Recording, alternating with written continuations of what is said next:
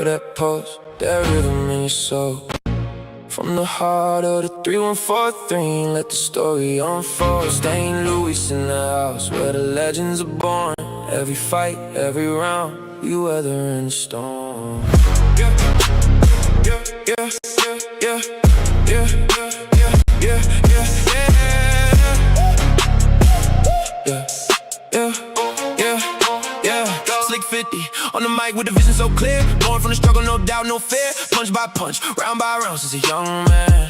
Studying the grace with a notebook in hand. From the Golden Gloves gyms to the big stage lights, analyzing every jab in those knockout nights. Now tune in close, let the real talk begin. It's the Judges Table Podcast, where the true champions win. We break it down, every angle, every hook, every sway. From the past to the present, we dissect the fray. The Judges Table Podcast, where the knowledge gets dropped. History in the making, truth can't be stopped. Yeah, the Judges Table Podcast, represent the 314 for the love of the sport.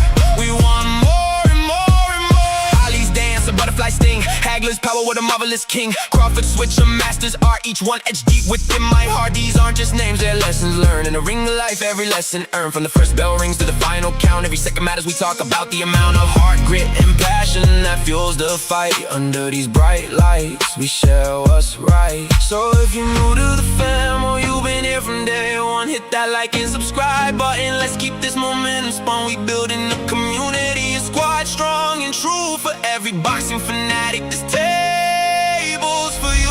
Yeah, yeah, yeah. This is more than just a show. Yeah. This is passion, this is life. Straight out the loot, 314 strong. Ending all the strife. Your host Slick 50, bringing you the realest talk. Salute to the fam. Let's go. Let's walk this walk.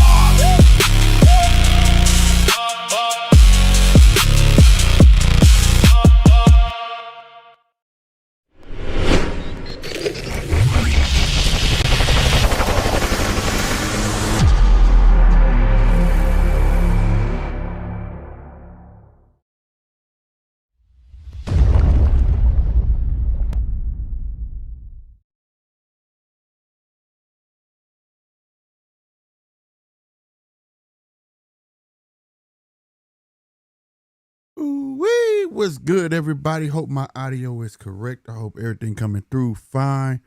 What's up, y'all? We are at the end of the week. What's going on, man? Mark Wynn said, damn, you're early. Yeah, man. Yeah, I decided to just jump on, man, to cover this fight. First, I wasn't going to do the JoJo Diaz Silva Diaz fight, but I was like, why not? You know what I'm saying? I do everything else. I felt myself getting lazy. It wasn't no excuses, so I was like, let's go on and call it a fight. Right now, they got Ingram and Cushion going at it. But the main thing I wanted to do was the main event. You know what I mean? So it is what it is, my friend. But salute to you, my guy. You early as well. Hello, motherfucker. Yes, sir. Yes, sir. But yeah, man. No doubt. How y'all doing this weekend, man? Happy Father's Day to all the fathers out there. I know I'm not going to see some people because of that. You know what I'm saying? Yes, sir. Yes, sir. And as you walk in this house, man, you know, wipe your feet. That means hit that like button, yo. Hit that like button, man. Help us get to the tippy top. You understand me? Pause. Yeah, man, we trying to reach that 3K, man. Without y'all, there's no us over here on the Judges Table Podcast. So make sure you hitting that like button. Definitely hit that subscribe button. You dig, man? A lot of stuff went on this week. And it's the biggest one, I think, was the Errol. I know everybody want to talk about, I do want to have something to say about the I want to say both is a form of manipulation, but at the same time, one ain't so much. One is within reason, and I'm talking about the Errol Spence and Andre Ward interview, and I'm seeing a lot of bits and pieces, you know, being clipped and things like that. That was a hell of an interview, bro. So clap it up for Andre Ward. I would definitely say that was a hell of an interview. Hell of an interview. Hell of an interview.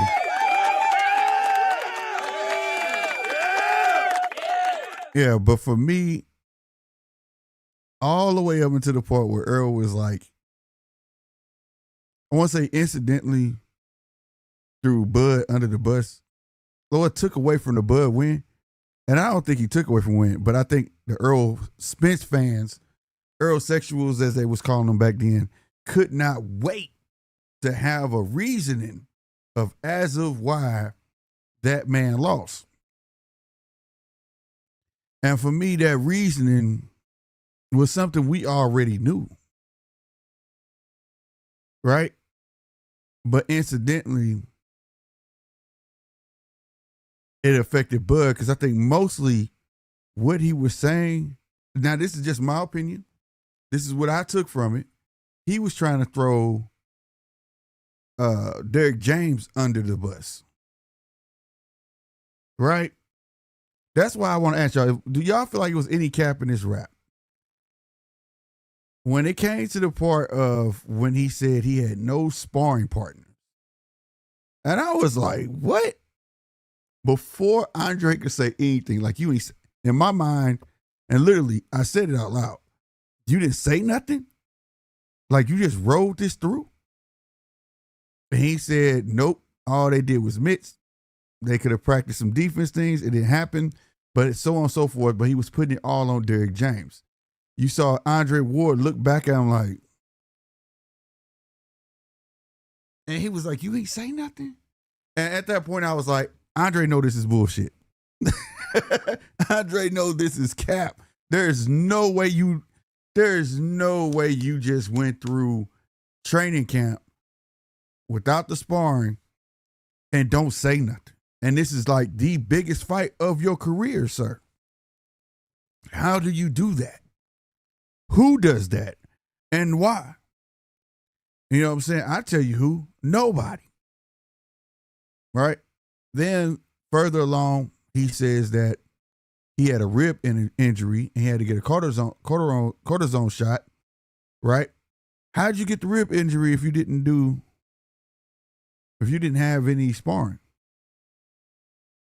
See, there wasn't no clarity on it. I'm not saying he had to spar to get it, but what were you doing, sir, to get that injury? That was just left in the air, right? My guess, you was sparring. And I know another publication out there confirmed it was sparring, right? So I don't think that was Derrick James' fault, but I think that, you know, he wanted to throw Derrick under the bus. He's mad at Derrick James for him being sued. Also, the videos out there where Derrick James was working the mitts, and we did see that, and he was switching turn southpaw, and it looked like Errol didn't know what he was doing. I'm just being honest, and I'm not ratting. I mean, the video was there. Everybody saw the videos. You know what I'm saying? So it was a lot going on in that video. So now everybody's trying to say, see, told you he wasn't 100%. Blase. Okay, he might have been medicated. So what? He was still drinking after the accident. I'm sorry. I don't know how I said it no other way, but his fault. That's not Bud's fault, bro. You know how many people smoke cigarettes, drink in between fights, eat wrong. You're not giving them the benefit of the doubt if they lose a fight.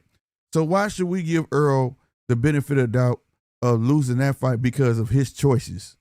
He said it himself. All credit to Bud because he lived discipline. That part I was happy he admitted to, but that seemed to go over a whole lot of y'all heads. A whole lot of y'all heads.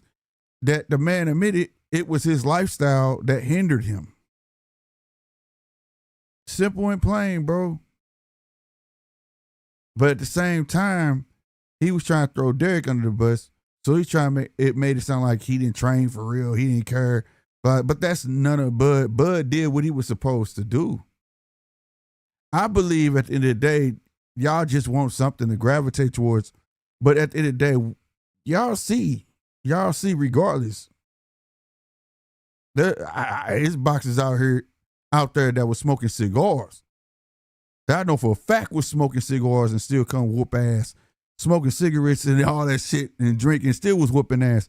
So a lot of that stuff he's saying, you know, I ain't buying, bro, because if you can handle it, you can handle it. If you can't, you can't. And that should be common sense. You know what I'm saying? That should be common sense. You know, whatever. Sister Blender boy, what's going on with you, man? Randy, what's up, Randy Senior, man? I see you, baby. What's up with you, my man? Hello, motherfucker. So,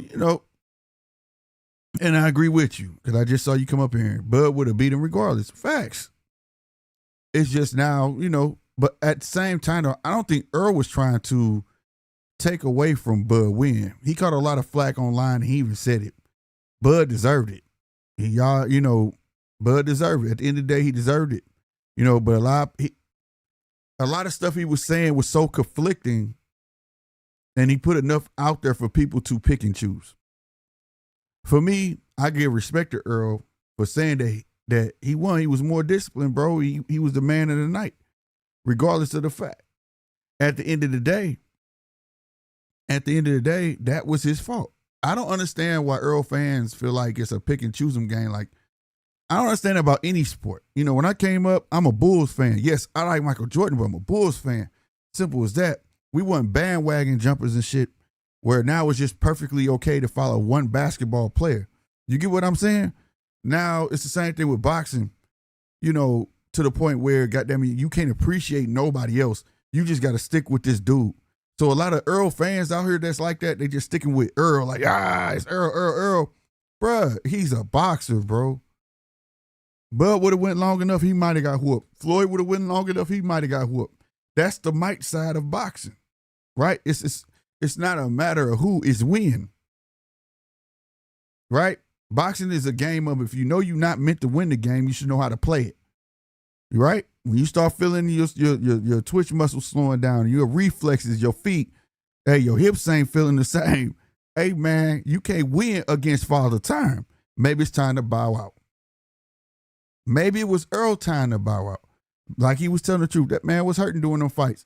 But he still beat Danny Garcia, the Cuban fella, I can't remember, Ugas. He was steamrolling. And he said, but this is what I'm saying. It was a lot of conflicting. He was still drinking and smoking. He said it himself. and that's perfectly fine. He won those. But he get the Bud, the drinking and smoking. Oh my God. See, told you he wasn't 100%. He wasn't even trying. He said he needed somebody to tell him how to parry a punch. This one I knew he was capping, bro. Like, you needed Derrick James to tell you to block a punch? Y'all not gonna see it the way I see it, because I know y'all think I'm just a Bud fan supreme, but it ain't nothing like that, bro. It's just that he could have been any boxer. This could have been anybody that would say some crazy shit to me like that. But to tell me that you needed somebody to tell you how to block, keep your hand right here going against the southpaw. After you get hit that first time, it's almost like common sense, bro. But y'all not gonna see it that way. Y'all just gonna see it for what it is, because y'all are blinded by being a fan. Or as they say, Errol sexual. Because I get it. This week, I synced it, bro. Y'all could not wait to come out the woodworks. I promise you, y'all was really. Y'all was on y'all call timers. Y'all was very, very.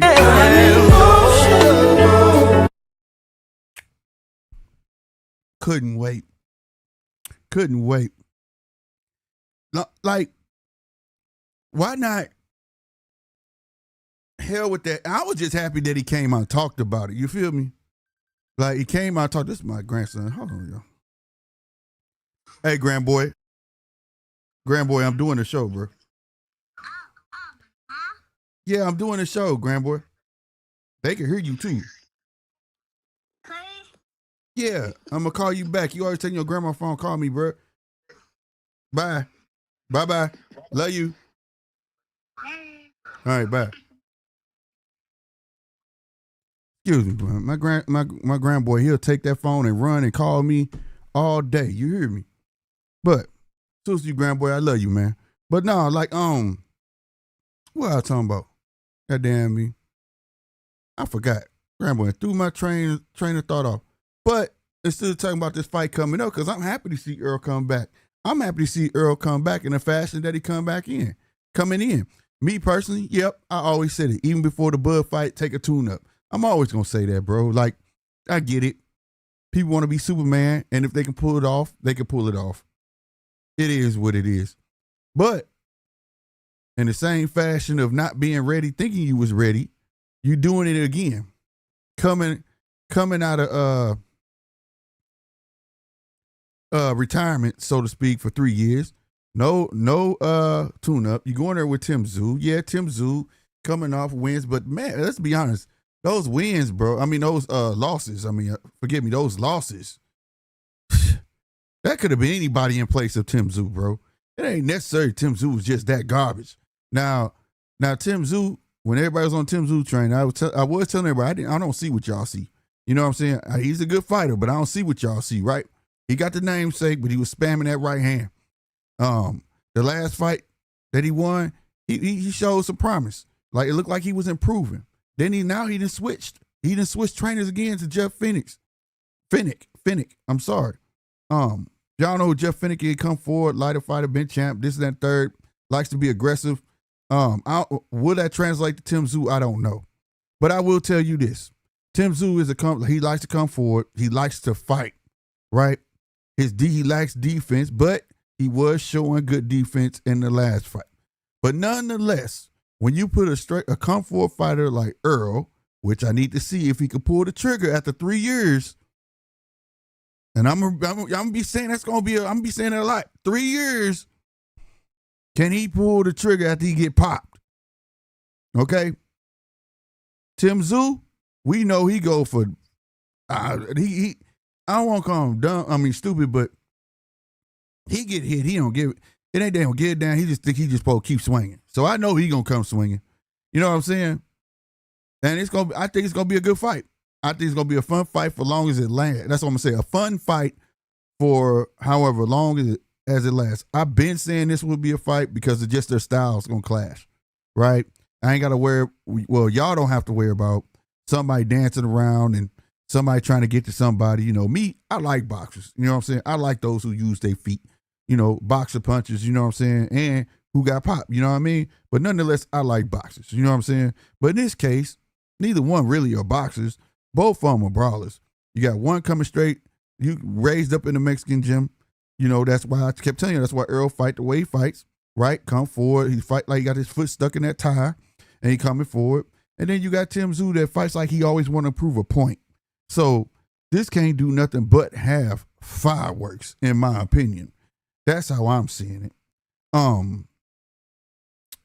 So, and then all of a sudden, now, what you saying? It's a lot going on, boy. You typing like you typing. Let me see. Let me go through these real fast before it get too long. Mark said, how was he even going to spar if he had a rib injury? I heard nothing but excuses. Yeah, I don't call them excuses. There was reasoning. It's a way you put shit for it to be excuses. If he was like, yeah, man, you know, I was hurt during that fight, man. So, you know, I would took it as that, right? He just said, man, I took a cortisone shot. Manny Pacquiao had was trying to get the same cortisone shot for his shoulder when he fought Mayweather. They just wouldn't let him because he put on the medical papers. So a lot of people, ain't no boxer coming in 100%. You know what I'm saying? No doubt. You know, it was some shit in there that was really capped. But my thing is, like I said, it had to come from somewhere. Where was where did he get the rib injury? If he wasn't sparring, where did he get the rib injury? That was my thing. They should have clarified that. I would have asked him, where'd you get it from? You know? But I felt like Andre was like, he capping, man. You could see when he laid back, was like, what? You ain't say nothing. You went, how long no sparring? What? Like, everybody had that dude in the hood, bro, that'd be like, man, I was just at the liquor store and I just whooped on like 3 dudes, man. I knocked all of them out. And everybody just like, what, for real? And you just playing along with it because you know he capping, bro. For real, bro. Man, I'm telling you, dog. They came up, man. They tried to get me, bro. And I was boop, boop, boop, boop. And you just like, what? Man, you did what? That's how I feel like Andre was doing Errol, bro. Like, keep going, bro. It's for TV. Keep going. 100%. That's how I felt. Yeah, I had picked him too, man. Yep, I picked him too. I said he was coming out southpaw. He was going to stay southpaw the whole fight. Because he had, at that time, earlier, he fought 2 southpaws, bro. I mean, said there ain't no great trainer. That's a fact. You did say that. But that ain't no excuse. He took the fight and chose fight a train wreck. Yeah, that's what I'm saying, bro, man. You knew what you was getting into, and can't nobody convince me otherwise that he didn't know what he was getting into. When they were supposed to initially fight, right? He was at the time where it really got serious. I think he was unified at the time, and everybody's like, "Oh, Bud," they talking that Bud stuff, and I'm on record, so everything I'm saying I know is facts. Y'all can go pull it up out the archive. I said, if the boy's smart, that's gonna be his last work. He is not gonna fight him next. Why? If I know I could beat the next dude, let me go get the next dude. Let me go get that belt, and I'll fight Bud last.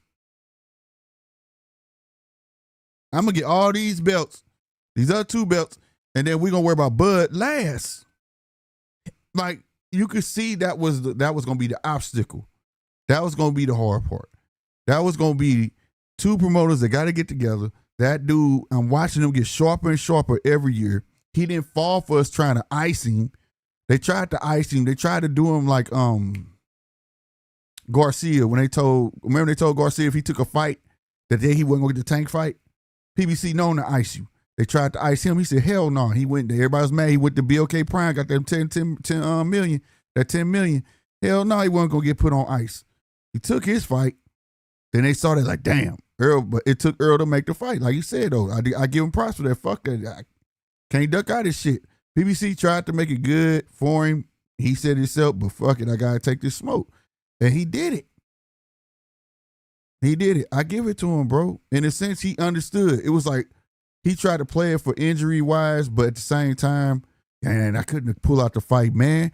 You know, they would have said I was a duck. Since when Errol gave a damn what other people said, I think he knew what he was up against. He knew walking into that fight, bruh, this might be that one. This might be the one I lose.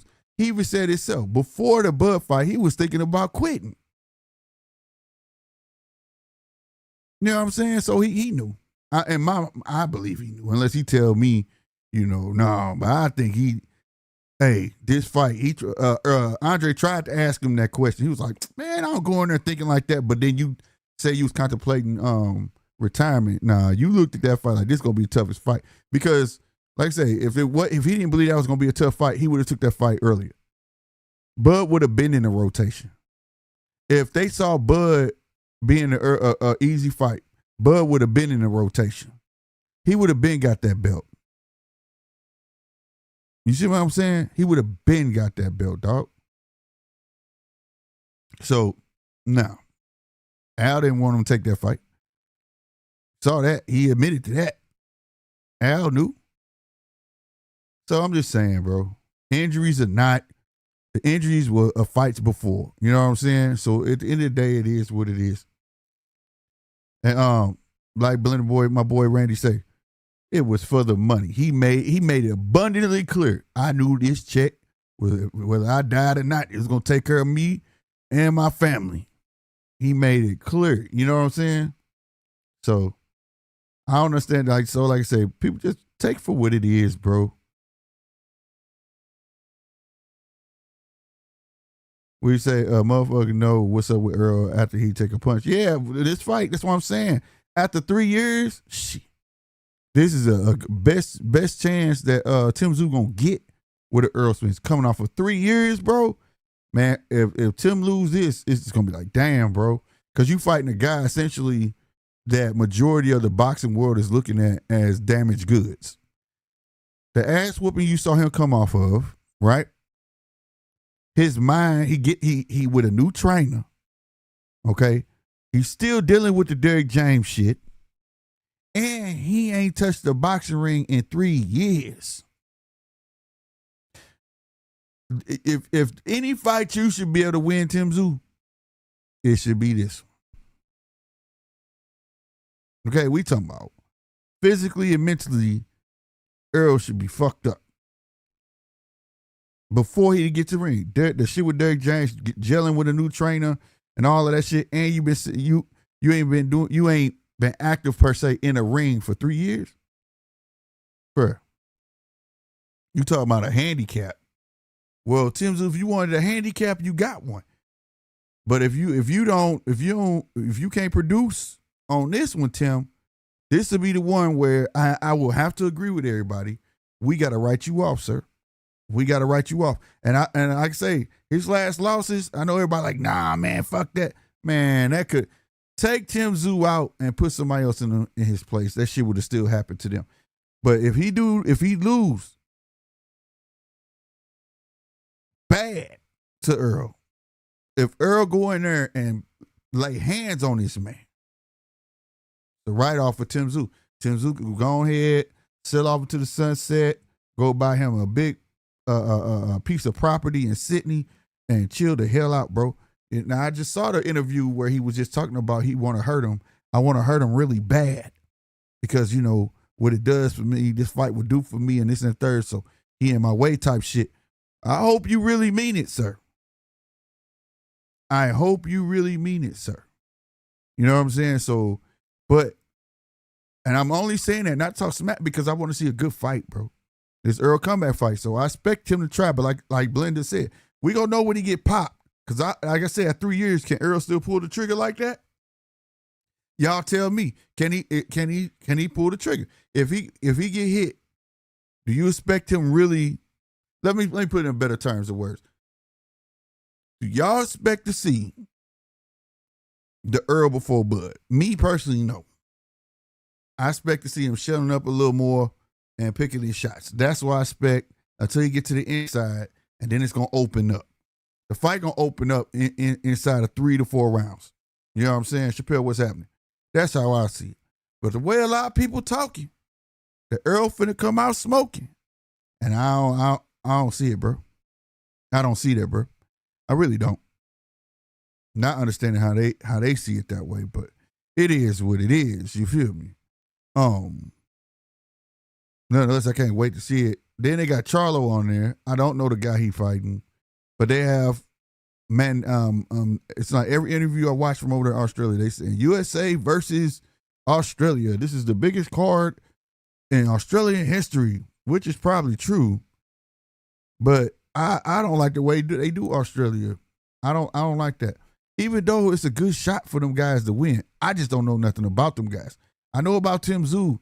You got Charlo coming off a layoff, right? The latest cup of Hennessy. You know what I'm saying? That he probably had in his hand. He finally put it down, said, let's get to it. Then you got Stephen. Y'all know how I feel about Fulton, man. That Fulton, I like him as a fighter, but it was another fighter that I didn't see what y'all saw. But he on the card nonetheless. So if these guys are any good, they got a good shot of winning, bro. They got a good shot of winning. But if they lose, this gonna be if Tszyu lose and Charlo win and Stephen Fulton win, boy, that's gonna be a tough night for Australia, bro. That's going, and I don't even know why they stacked that shit like that. Well, they stacked that shit like them guys that's finna fight Charlo and Stephen is the truth or something, and I don't know nothing about them. I really ain't had time to look them up. I might have seen old boy that took his shirt off and showed the Australian soccer team shirt, and they lost today too, by the way. Salute the USA soccer team, man. They got Australia up out of there 2-0. They control majority of the field, time on the field. They did a good job, man. That's a fast squad, but nonetheless, I think I've seen him on another Australian card. DJ, I see you in here. What's up with you, my man? Have I seen him? I know you'll know. Hello, motherfucker. Have I seen him, man? I'm not sure. But, you know, he got cocky with it. He went to the mic and took his shirt off. This Australia on mine. And had the whole, you know what I'm saying? But yeah, man, I don't know, bro.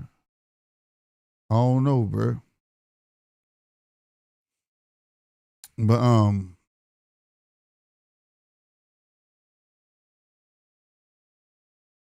what happened? Slick, what's good? We say don't mention the soccer DJ. Those hey Mark, you stitched me up overnight. Even Slick rubbed it in this morning. Oh, you saw it? Hold on, bro. Y'all some fools, bro. Yeah, salute to the soccer squad, bro. This GMT Sports, man. We watch everything. We watch everything, man. Even when I don't understand it, it might be on my TV. We watch everything over here, bro. But yeah, he said Charlo fighting Mountauser who got stopped by Nikita. Okay, so I did see him. I remember that fight. I think me and Punch was calling that fight 6 a.m. I hope he win, but hold on. Where we at? I hope he win, man, but Bud and a layoff, I hope he shine. But man, it could get ugly. Facts. That's what I'm saying, Randy. If any time Tim needed a handicap, this is it. But like I said, it's so much going on with Errol, bro. You know what I mean? It's so much going on with Errol. Like, bro, it's a lot. It's a lot. See, no, what's happening with you, baby? What's going on? Hello, motherfucker. Yes, sir. Yes, sir. But yeah, so I can't wait, bro. I can't wait. I've been saying that, though. And I've been saying this before this was a matchup, that would have been a matchup. Just because of styles. You know what I'm saying? Those two styles, those two type of styles, if somebody lay off somebody or change their game plan to boxing, it's like automatic intimidation. Like, you get what I'm saying? Because how they fight. If Errol come in there, let's say this before the Bud fight, and before the Bud fight, Errol and him went at it first. If somebody would have backed up and changed their game plan, bro, be like, oh shit, you scared. Because they don't fight that way. They come forward. You know what I'm saying? So, you know, that's why I always wanted to see that matchup. You know what I'm saying? Because just the styles, you know what I'm saying? Silva and Diaz is finna fight, by the way. JoJo 33, damn. 5'9" versus 5'6". Of course, JoJo is a smaller fighter. IBF welterweight title fight in 4 days over here in Australia. Who is that? Oh, yeah, I'm tripping. That is, boy, this shit around the corner, bro. Hold on. Where is it at? So, that was a big deal to me with that, man. People not calling it what it is, because the most I got out of the Errol interview was that he's an introvert, and that's why he drinks, right? And I'm not judging him on that, because in my younger years, bro, I used to always be at the spotlight. If you from the Lou, you know what a spotlight is. You know what I'm saying? I used to be in all everywhere, but I used to drink just because that loosened me up, bro. Because I'm a very serious person, and people, let's just put it this way, people would tell me, man, you are very nice. You nice when you drink. Like, I had people literally tell me that you different when you drink, bro. Like, you know what I'm saying? When I'm sober, I'm serious because I'm watching everything. You know what I'm saying? So I can understand that. You know what I'm saying? I wasn't too serious. When I'm drinking, I'm more of a fun person when I'm drinking. You get what you dig what I'm saying? So I understood that, but he let it go too far though. Like, oh man, dog, I had enough sense. You know what I'm saying? I wasn't getting perved like that. I still gotta watch my back, bro. You know what I'm saying? I can't be out here just doing whatever. That's right, Pearl versus Crockett. That's in 4 days. Oh, we own it. We own it. Oh, it's gonna be over there. It's gonna be early in the morning, ain't it? Hopefully we can get it. So that's what most, and he kept repeating that, you know. That's why he drank, because, you know, so he could be sociable. But part of me feel like he wanted to do that. That dude was having fun. You know what I'm saying? He was having fun, because he still was taking his ass out. You know, he wanted to go. You gotta want to go. You know what I mean? Because wasn't nobody making me go nowhere. But I knew, me being who I am, bruh, I gotta have me a shot. I was a shot man. Give me a couple shots before we get up in this motherfucker. That was me. You know what I mean? That was me.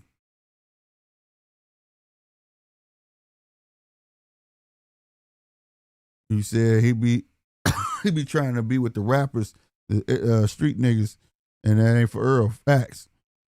With Oak Cliff dudes, Yellow Beezy in the crew drinking the shit. That's what I heard. I heard the whole lineup. I heard the whole, you know what I'm saying, reason why he left, speeding for the accident, you know what I'm saying? from several sources, close sources. You know what I mean? But, you know, I never really put it out there. I've talked this amongst guys in private, you know what I'm saying? They stuck Emilio Vargas and Jahai Tucker, Ben Whitaker on the card of Xander versus Boots next weekend. Yeah, it's going to be crazy. Is it me? Hey, man, Emiliano, where does Emiliano fight at, bro? Don't he fight at like 140? Somebody correct me, but that boy look like he putting on weight fast. You know what I'm saying? He said, I'm telling you, bro. No. I believe you. I'm telling you that, Randy, people out there that we know was telling the same thing. That's what I'm saying. I'm not, they're, that's what I'm saying. I just never said it on the show, though. You know what I'm saying? No, straight up. I'm not going to, I believe you because I know. Rick fought Emilio 3 times.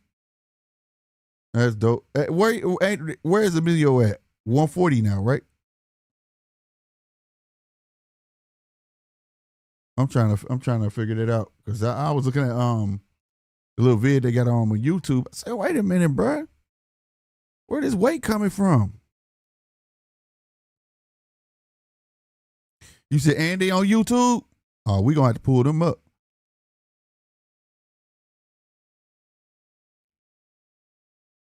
Yeah, so at 40. Yeah, that dude he putting on weight though. Do y'all see what I see? Like he getting, yeah, man, dude putting on weight. I'm like, is he gonna be at 140 long? Or are they gonna force him to be there? Cause, bruh, you can fool me, goddamn me, because that shit right there was crazy from what I saw. I'm like, it reminded me of when I first saw Shakur and Devin. Like, yeah, they ain't gonna be here too long, bro. If they do, they gonna make themselves be there. And then they was. This kid, yeah, he's a little chunky something, bro. You know what I mean? He probably fighting, like I say, where he comfortable at. But at the same time, he look like, I think he gonna end up going up. This will be his first fight at 40, I think, but it might be 135. Okay. Well, I know he don't look as small as he did the last time. That's all I'm saying. I'm trying to figure out if y'all see the same thing, because I was like, this kid looked like he done put on some pounds. He done put on some pounds. Real talk.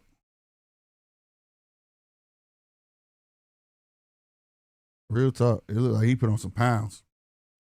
So I don't know. Maybe I should find a picture or something. Maybe I should find a picture or something. There we go. Do that like that. All right, I'm gonna call this main event H2O versus Diaz. There are a lot of other stuff went on too. What the WO president came out was basically said everything that Bill Haney was saying is cap. Keyshawn is definitely in the way. Keyshawn, they got to satisfy Keyshawn, pause. You know what I'm saying? Before they can even think about pursuing with that. All right, round 1 has started. Before they could pursue with Shakur. And I want to know what y'all opinion on that is. Me, I'm like, just fight Keyshawn, bro. Don't drop the belt, bro. You know what I'm saying? I wouldn't. Still coming out with these stab jabs to the body. JoJo look like he really in shape for this fight, though. Don't look all pudgy. Y'all know how JoJo look when he don't take a fight, so he look pudgy. Silver looked way bigger than H2O. These guys came up together.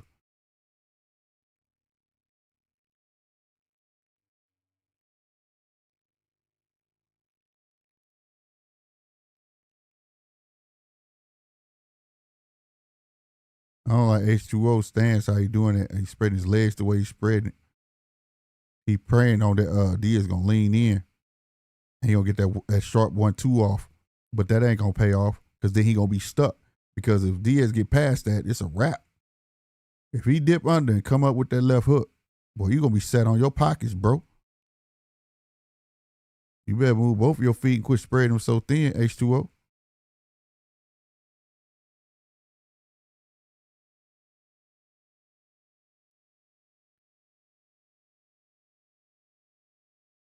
That was a nice left hook from H2. I mean right hook. H2O.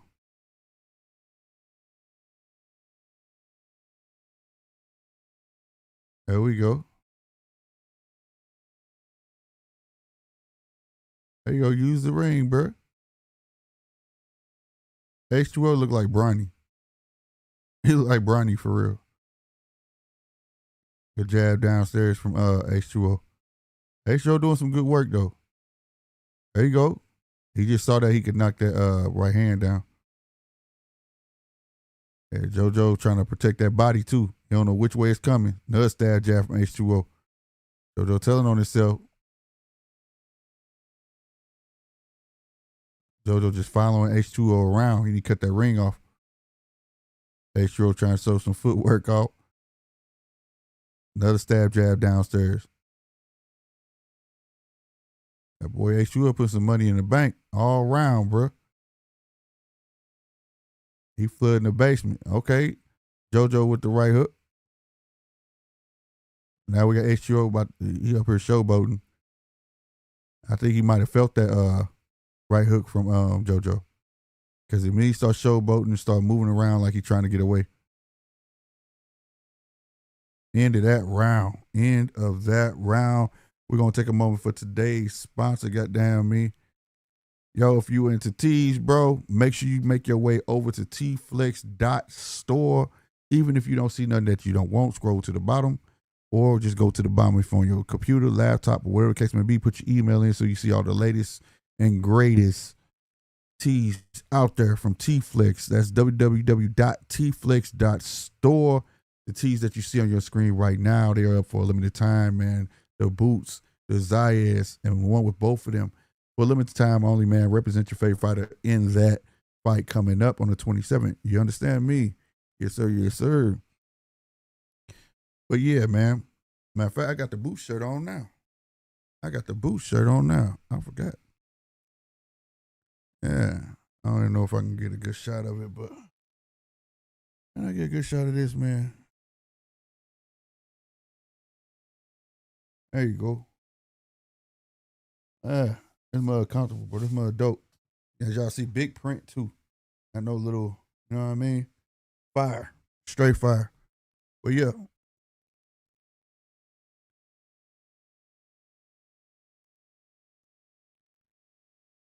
H2O came right back out sticking to that jab.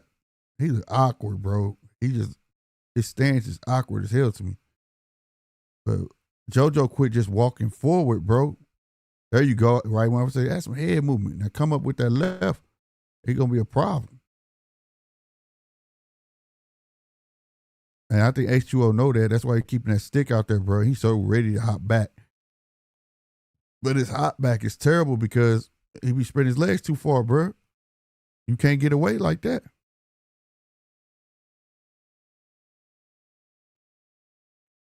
But he's trying to work the outside of this ring. He's working along the ropes. JoJo need to keep it. There you go. See, right there, JoJo got up to him, man. He should let his hands go. Study long, study wrong, bro. Ooh, nice two-piece downstairs from JoJo.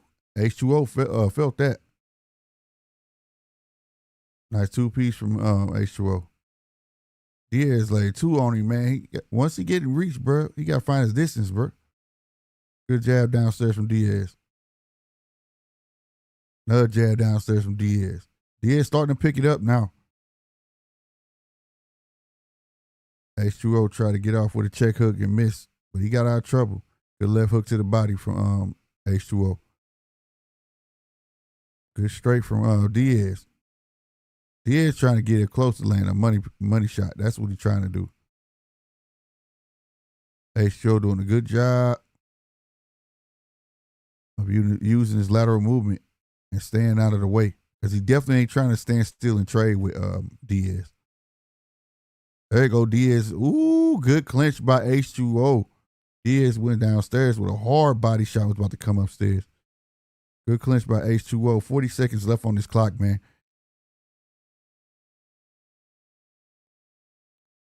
1-2 from H2O. Ooh, good head move by H2O. He almost got rocked.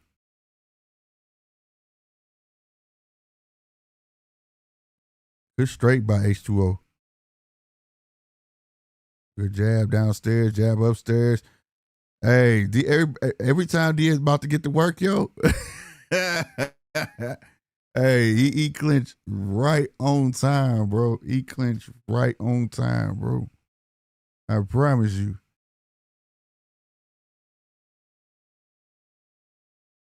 That's the end of that round, man. That is the end of that round.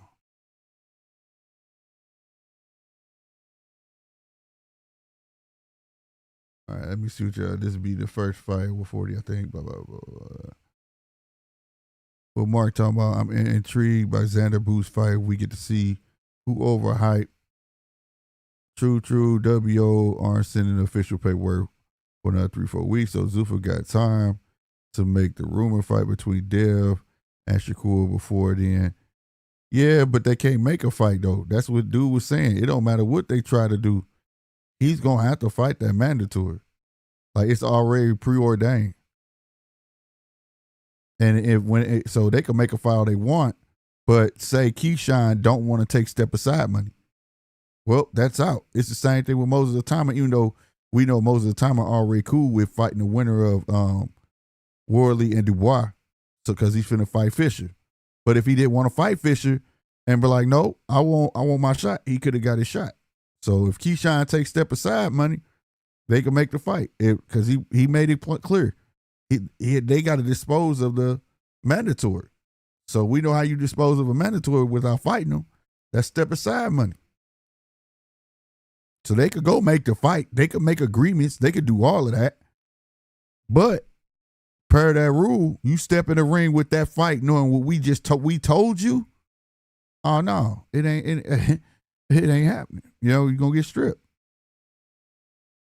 But we know this is boxing, so we'll see. We know what Boots can do. We get to see what Xander Zaya is about. Facts. That's what it's about for real. I don't think we're going to see nothing different than what we know about Boots. For real. I'm going to be honest with you. It's not like Boots is new. You know, Boots been around a while. Boots is showcase. I think we didn't see what showcase, what type of showcase is about. They keep saying another level. I ain't seen it yet. But I'm excited to see Xander Zayas. You know what I'm saying? Reason being, I want to see the adjustments. Every time Xander get in the ring, he has made adjustments. You know what I'm saying? I'm on record saying Barao was going to whoop his ass. He made the right adjustments to pull that fight out. He came out showing he could be light on his feet and box when he got to, stand in the fire when he got to. You know what I'm saying? So I think he really do got a set of balls, bro. Don't let the baby face fool you. I think he really do got a set of balls. I really do think Xander's with the smoke. Now, does that mean that's smart? I don't know. You know what I'm saying? But I can definitely say I don't think Xander is going to be scared whatsoever. You know what I'm saying? But I do think it's going to be based on the game plan of Xander. You know what I'm saying? More so than Boots, right? Boots is going to be, how can I say it? Batting on his natural talent. You know what I'm saying?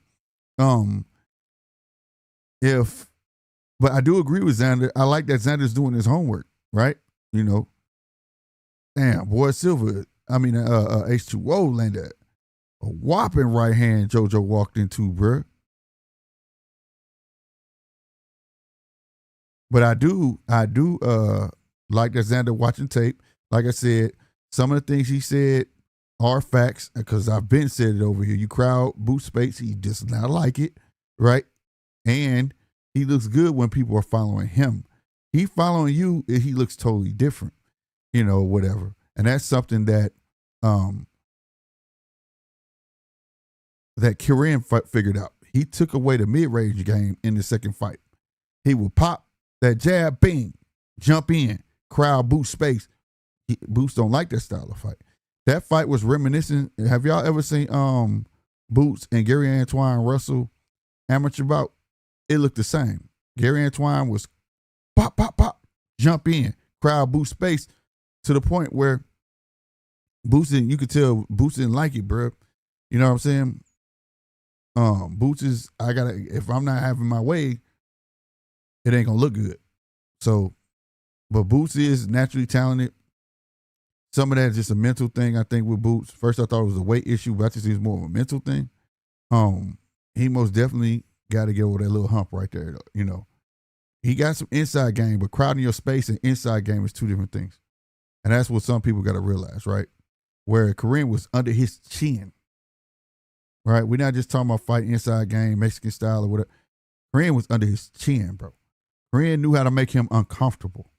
You know what I'm saying? And if Xander could pull off something similar, you know, it's going to be a wonder to see. And that boy big. Xander not small, bro. Xander's not small. So I can't wait. I just can't wait to see it. I can't. But I definitely agree. It's on what we got to see what Xander finna bring to the table, bro. But I'm not saying that in a way like Xander can't pull it off, because Xander hasn't, like I said, every time I've seen Xander and I be ready to write him off, he's definitely improving. You know what I'm saying? We know what Boots can do against petty, ordinary opponents. Can he do it at 154 against another hyped opponent? I don't know. That's to see. But if I had to say from the eye test, you would go Boots, because, like I said, he's the flashier fighter, more accurate fighter, right? He has the most highlight reels. I mean, this is what the fans are going to gravitate towards, right? He's throwing 5-piece uppercuts. You know what I'm saying? But like I said, to the fans, they're not going to do the math like that. You feel me, Mark? They're not going to do the math like that. Boxing fans won't give Boots or Xander credit for the win, just like they won't give Tim or Errol credit for the win. It's become predictable. Fuck that. No, we don't campaign for that type bullshit over here, DJ. If Tim Tszyu beat Errol, I don't give a fuck. He beat Errol, bro. Cause see, that brings back to something I did forget to talk about the Errol thing, but it pertains to what you're saying. What's good for the goose is good for the gander. Y'all done heard me say that many times over here. Errol went to the UK to beat on the chocolate brownie man himself, right? I forget his name. Took his goddamn belt, right?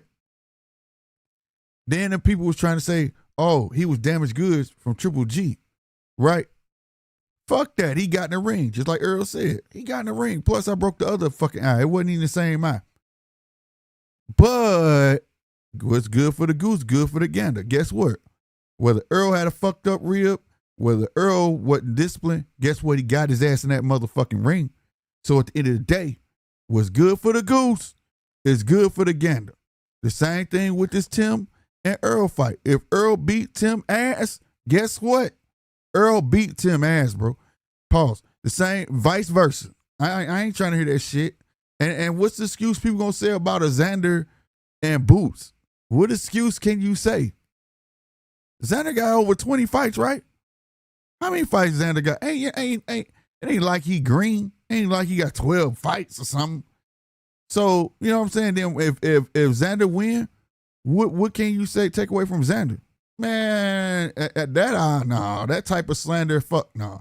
No, they can go in with that shit. Whoever win them fights win. Fair and square, bro. Fair and square, bro. Straight up. I don't believe in that. He said, I disagree. Slick boxers cannot negotiate under the rules while they're already contracted for a fight, which will void the WO mandate. Not according to the WO president. Not according to WO president.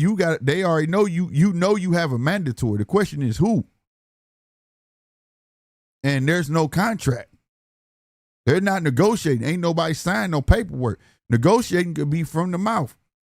Right? Right? And also, your fight has to be sanctioned. Right? The WBO, no matter, I don't care if you go out there and make your own fight.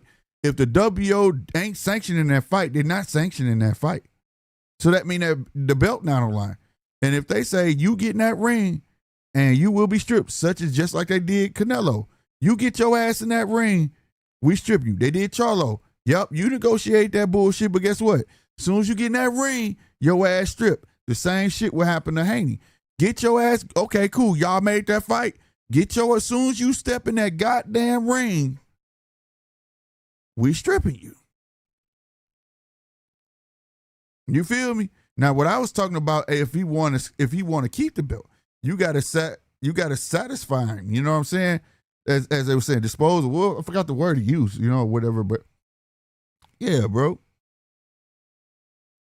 Step aside money wouldn't sort it, DJ. I don't think so neither. I don't think whatchamacall can't take that. Randy said Zayas can fight. Yeah, he can fight. Like I said, I've been impressed with him every time. I'll be ready to write him off, bro. Yo, Zaya, what's good, bro?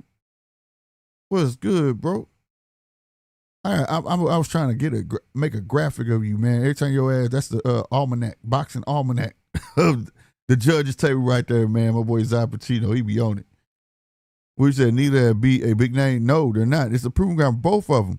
Boots have the better style. Yeah, he has the fan pleasing style. That he does. He has the slick style. Kel Brook, thank you, Randy. That's who I was talking about when Errol went over there. DJ said, Link, got you. Got you. There you go. But yeah, so like, yeah, that's what I mean by what's good for Goose for the Gander. But yeah, this is both of their breakout fight. I don't think nobody, man, somebody try to make an excuse. That's like I said, that's enough fanboy thing right there, bro. You just a hyped up fan for Boots or you're a hyped up fan for Xander. So you're going to find some way, somehow to make some type of excuse. But I don't see no reasoning for that. You know what I'm saying? This ain't no, oh, he picked him because he know he easy pickings or, you know what I'm saying? I don't see that. Me personally, I don't see that. You know what I mean? I don't see that for Errol neither, bro.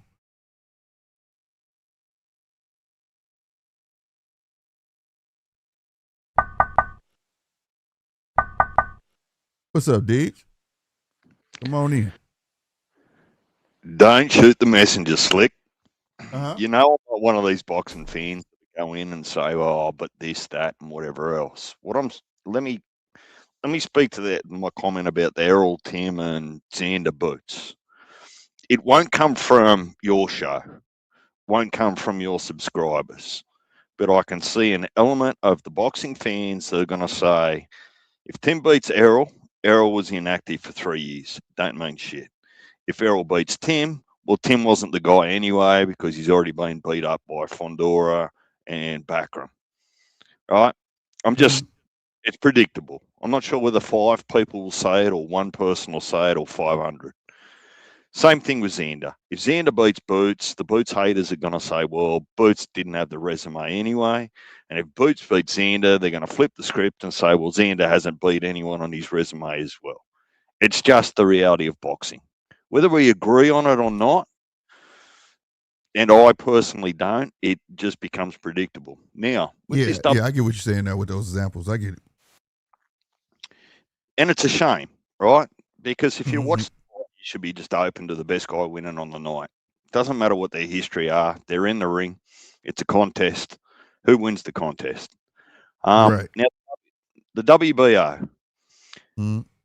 Let me explain my mindset here and my understanding. So I watched the part 1 and part 2 on Cigar Talk with the WBO president, Cigar Talk.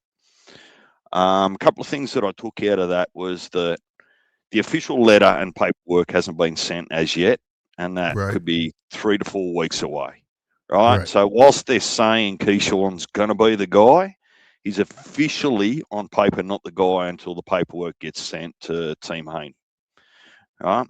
Now, also under the WBO rules, either Shakur as the WBO 140 or Devin as the WBO 147 under the WBO rules have the right to challenge the champ above or below under their rules. Mm-hmm. So in the event that fight was to be made before the official letter goes out, I think that trumps the official letter. Hold on, because DJ, let me stop you. It wouldn't be because it's a catch weight. It wouldn't be. It's not for the actual championship. It's not. It's the belt not on the line at a catch weight. But if you go up to fight the man, that's one thing. You fight him you going up to fight him, but to fight him at a catch weight is not on the line. But so we've you're had just taking titles. a step aside fight then.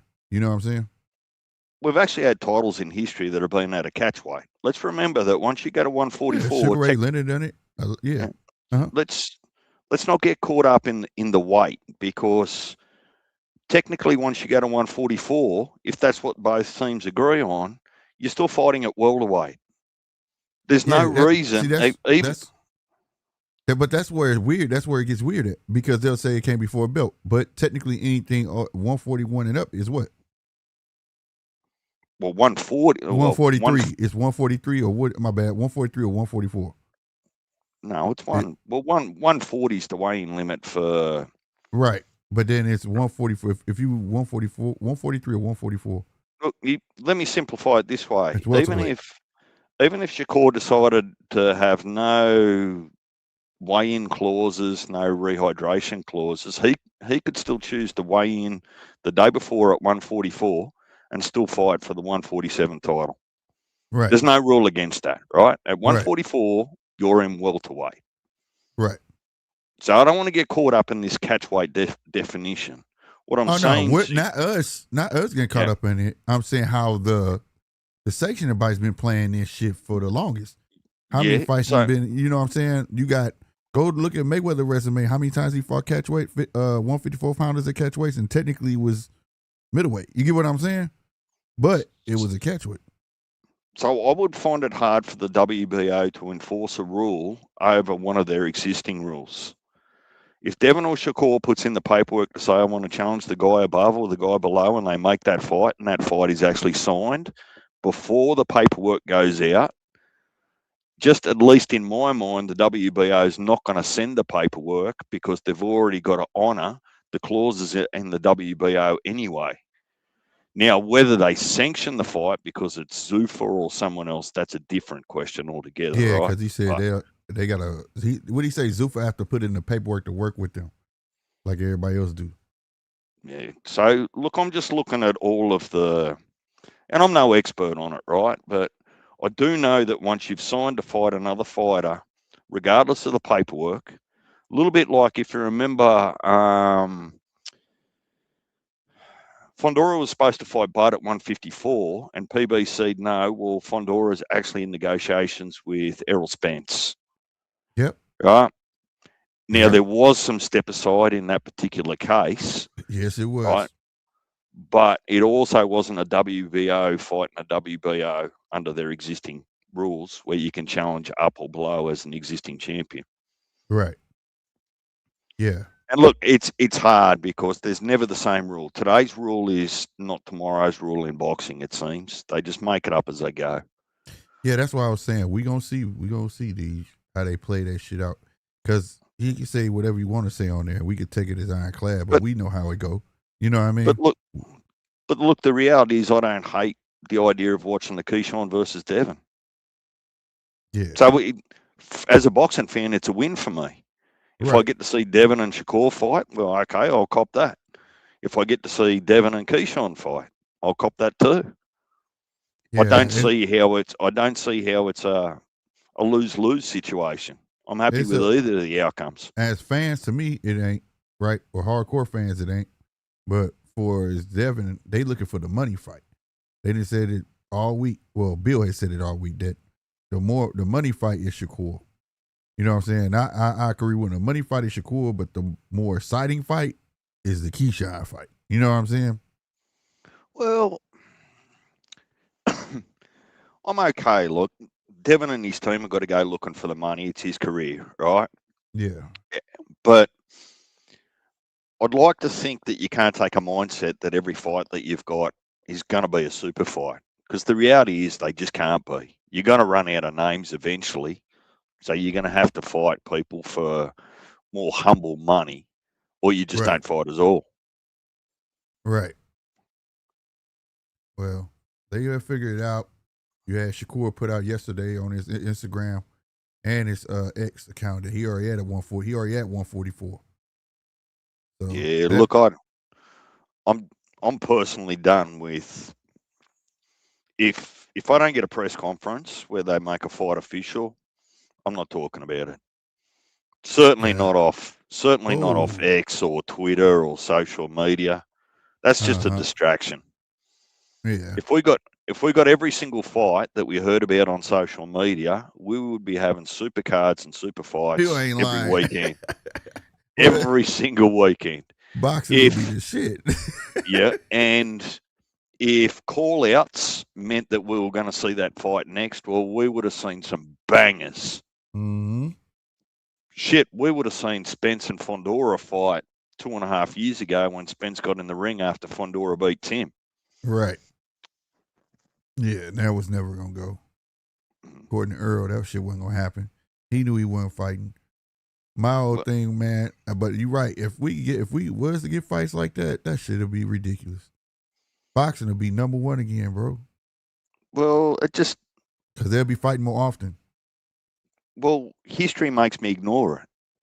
When I saw it the first time and the fight didn't happen, I was disappointed. Uh-huh. Then when I see another call out or someone gets in the ring and then that fight doesn't happen, well, now I'm disappointed.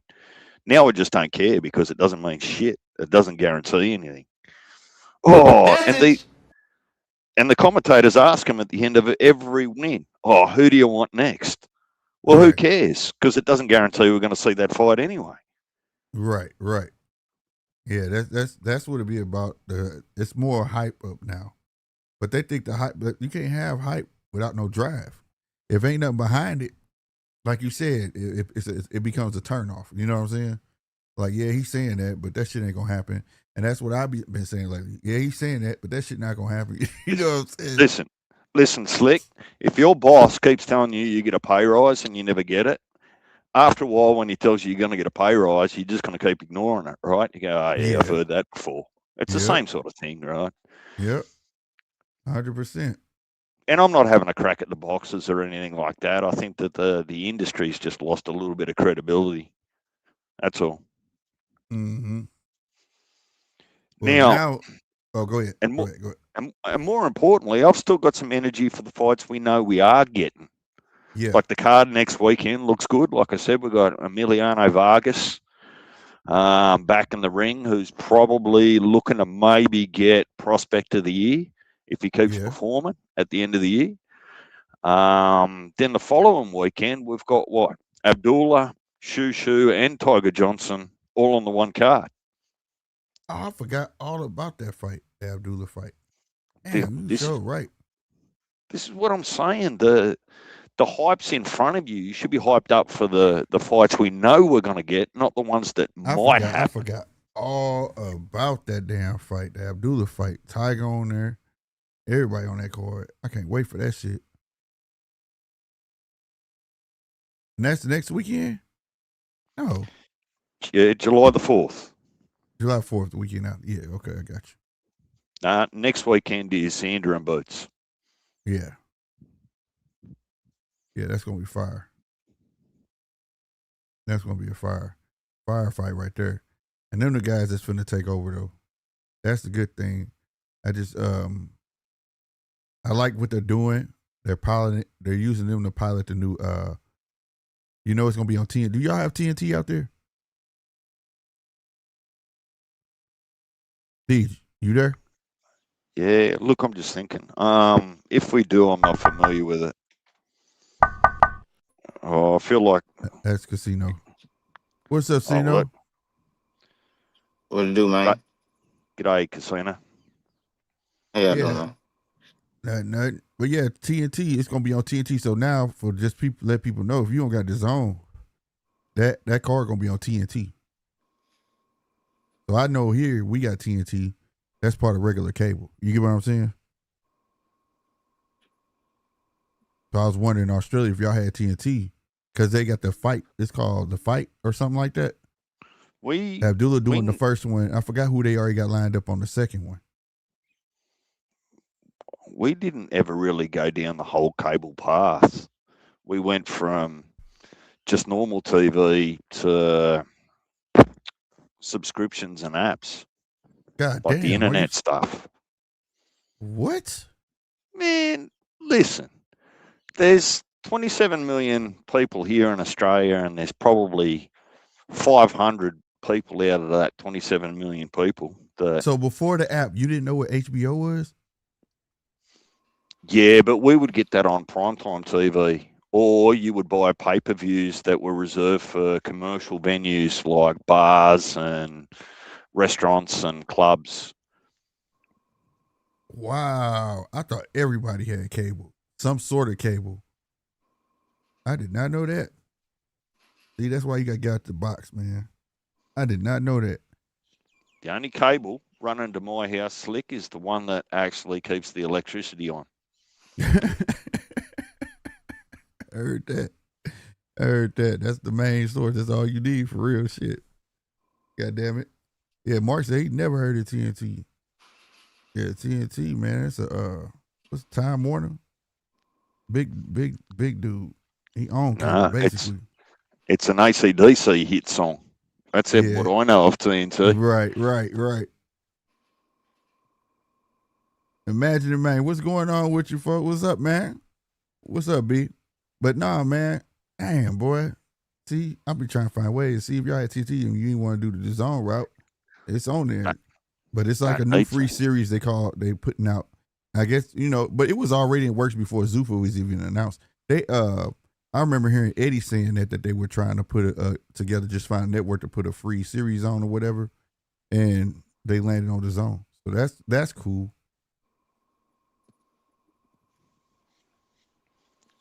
Casino, you still here?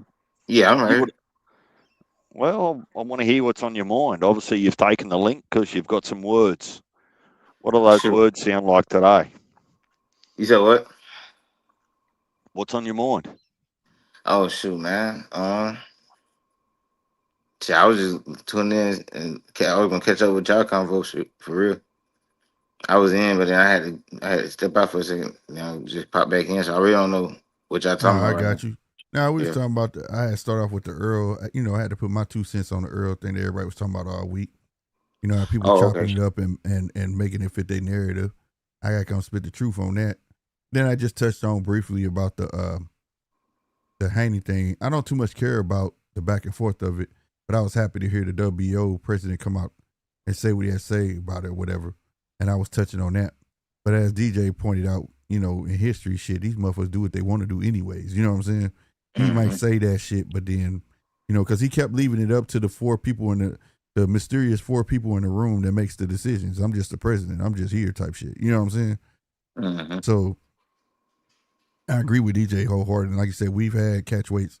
Like I say, Mayweather fought catch weights, and technically they were middleweight fights. You know what I'm saying? And the belt was on the line for that. But then they saying that if it's at a catch weight, the belt not gonna be on the line for the Devin and Shakur fight, and they gotta satisfy Keyshawn. He kept making it sound like they gotta satisfy Keyshawn before they move forward, and most likely if they move forward with the Shakur fight, he'll be stripped. But at the same time, just like what DJ say, in history, if a champion chooses the right to fight the champion in the next weight, he should be able to do so. And like he did, DJ did make sense. That technically 144, you welterweight. You know what I'm saying? So why wouldn't a belt be on the line? And there has been, like I say, Sugar Ray, a lot of people have fought catch weights and got belts. You know what I'm saying?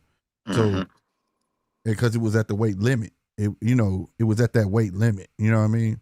Yeah. So at the end of the day, like I say, it could very much so go Devin Hanney way, but the way Gustavo was presenting it, he was presenting it like it was going to be in favor of Keyshawn. And it sounds like they want Keyshawn to have that shot. That's what it sounds like. Like, we get they want Shakur, but you know how sanctioning bodies be having a outlook on who they want that belt on.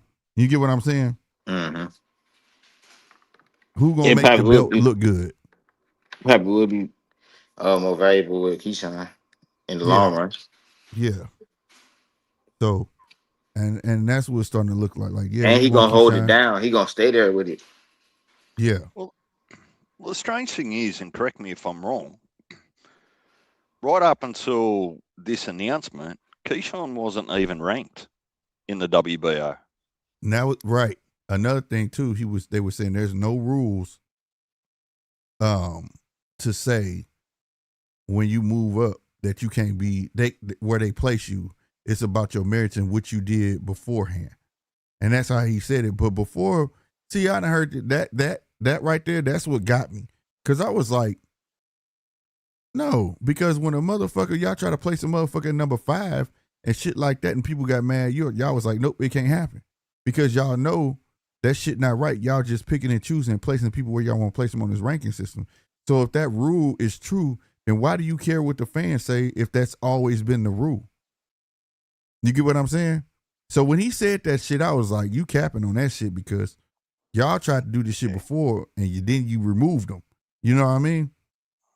And then So I think Paulie Malignaggi said something that I caught during the week. He said, look, it's only been in the last 10 years that you've seen boxers in one sanctioning body, particularly while the sanctioning bodies were trying to compete against each other, right? They were, head to head, that they wouldn't rank someone in somebody else's sanctioning body just for shits and giggles. Now they just do it out of convenience, like more recently over the last couple of years.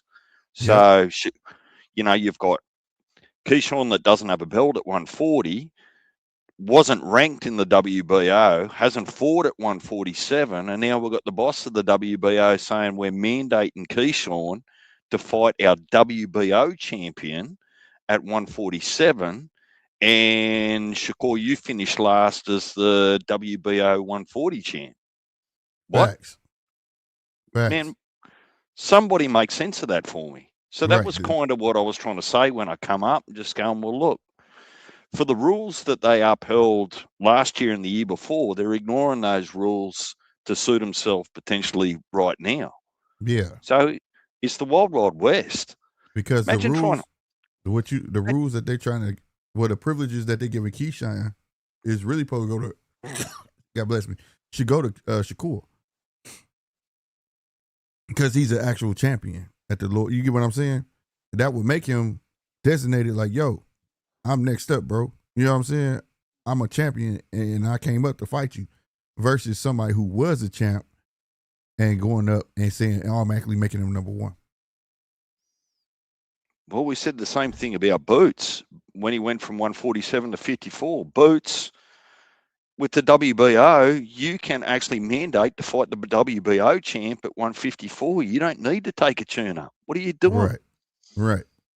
Well, actually, I think he was IBF, so I'm not sure that the IBF still has the same rules, but I know the WBO does. And that's another interesting factor because if you watch the interview, you heard him say, Gustavo say, him and the IBF, they teaming up. The WO and the IBF putting their conventions together and everything. Well, I'm not sure that's so good that's for the. Gonna be interesting. I'm not sure that's good for the WBO because the IBF just wake up each morning and find someone to strip for no good reason. Mm-hmm. Like Robert Garcia said that the WBA have already mandated Bam's fight 3 days after he won the title to face his challenger. Mm-hmm. And Bam's thinking about a unification. Like, what the hell's going on? Right. Hey, good luck to you or Casino trying to explain the rules to someone coming into boxing for their first day, first time. Explain how these rankings work. Explain how these titles work. Man, I keep that shit out of the conversation, bro, because people don't even, when people come into boxing, they don't ask about all that shit, so I ain't finna put it on them. This shit is irrelevant. Because I be like, shit, bro, this is so-and-so, and he knocks shit out. This is so-and-so, and he boring as fuck. This is so-and-so. I tried it. You know? You want to be able to explain it, but there's no simplifying it, bro. There's not, because the sanctioning bodies are all not on the same page. The only way that comes together is the sanctioning bodies have the same rules. There's one rule book for all sanctioning bodies. Now, how they rank people, that's a whole nother thing. But if they would at least have the same rule book that everybody can go with, then cool. But you can't. Delete. If I've got a super, man, you got to delete that. Mark's on some demon time. Boost is unified. Boost got the IBO belt. Yeah, right. That's what I was saying. Didn't he say he was unified? That's what I was thinking. Didn't he get an IBO? That don't count, nigga. That's what I was saying. I was like, wait a minute. He said I was unified at 147. And I was like, one of them belts to IBO though? And everybody claiming it now. But I remember when I was talking about the IBO. Do y'all remember when I was talking about the IBO when the first Better Beef and Bivol fight? Remember that? And I was like, well, people don't realize that really was for 5 belts. And everybody was like, man, the IBO don't mean shit. Well, now it means something though. No, it don't mean nothing. The only good thing about the IBO belt is that it doesn't have multiple tiers. You can't get an IBO interim, an IBO silver, an IBO regional, an IBO intercontinental. You know, Yeah, the IBO is famous outside of America, man. They uphold that shit. But here, I found out y'all taught me the hard way. Like, hell no. You know what I'm saying? The IBO don't be shit here, goddamn it. Because I was like, this was the first 5-belt champion. You know what I'm saying? Technically, first 5-belt, that's a real motherfucking that's an ultra, goddamn. He beyond fucking undisputed. 7. He got all 5 belts. It's 7, Slick. You got to get the Zuffa, the ring, the IBO, the IBF, and the W's. So you got to get 7 now. That's crazy. That's crazy, bro. But I did. But you know what though? I did like what he said though. All Zuffa got to do is put paperwork in to work with a promoter. Put the proper paperwork in. So hopefully that go. Did y'all hear that shit, man? About the statement that Turkey put out today? About him losing his memory. Yeah, man. Yeah, I seen that. Man, prayers go up to him, man, because I did a whole, I know DJ probably remember when I was doing my research on him and found out he came over because he had a brain tumor or whatever, and he came here and had surgery or whatever. Then after that was during the time they were doing that live golf shit, and then now he in boxing. Then he lost all that weight because he used to be real big, and then he lost all that weight. Then now he in boxing and stuff. So I thought he was all healed up. Obviously not. That man counting his days. That's really sad, but if he can get that all that shit on the court, like make Zuffa play ball, because that's the only way that's gonna work. He's talking about get Eddie and all of them. It ain't Eddie and them. It's Dana and them. It's TKO. Well, they don't want to play ball. Well, hang on. I've got and kind of always had a slightly different version of opinion on some of this stuff. H2O, by the way, y'all. H2O just won. All right, go ahead, y'all. My bad. It's fights on? Yeah, this is the last one. Oh, damn. So, and no, I don't want to be insensitive, but Turkey Al-Sheikh is replaceable as the head of entertainment over there with the PIF. Oh, yeah. Yeah. They'll get someone else in there. It'll be a different person with a different personality and might look at things different. But just like every major company around the world, if the CEO resigns or gets fired or something like that, they replace him. Mm-hmm. Now, with Dana is just the face of an organization called UFC and Zuffa. He ain't the boss, particularly of Zuffa. Right? The boss of Zuffa is the public investment fund. It doesn't matter which way you flip or turn it, whether it's Turkey Al-Sheikh, whether it's another guy, whether it's Seller, right? Dana is just the front man for a product called Zuffa Boxing. No different to Tom Brown with Tom Brown Promotions, kind of being a subsidiary to PBC. Get what I mean? Mm-hmm. So everyone wants to blame Dana, but Dana's just a spokesman for Zuffa Boxing. He's not the guy in the boardroom making all the decisions. Right. No, he ain't.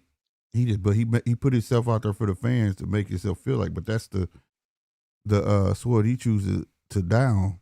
You know, he wants to look like he's the man. But I mean, like I say, common sense tell you he's not, because the way he speaks. He doesn't speak as freely as he does when it comes to UFC. You know what I'm saying? When it comes to Zuffa, he always say, "We'll see, y'all will see, y'all this, y'all this." You know, now it's all that. But the difference is he was the president of the UFC, right? So he did have more, does have more skin in the game over there. Right. But listen, it's tomatoes. I just think that at some point, begrudgingly or otherwise, as long as the sanctioning bodies are getting their cut, getting their 3%, they're invited, you know, their belts are up front, I think there'll be a time where Zuffa invites the sanctioning bodies to be part of their part of their organization. I think they have to. Yeah. It's a way. WBC did it with OTX. You know what I'm saying? They found the way in where they had just created a version of a belt for Zuffa. They'll eventually find their way in order to work it out, right? It's just a matter of, does Zuffa become a primetime talent section of boxing, or does Zuffa become the graveyard of boxing? Well, and that's what time is really going to tell.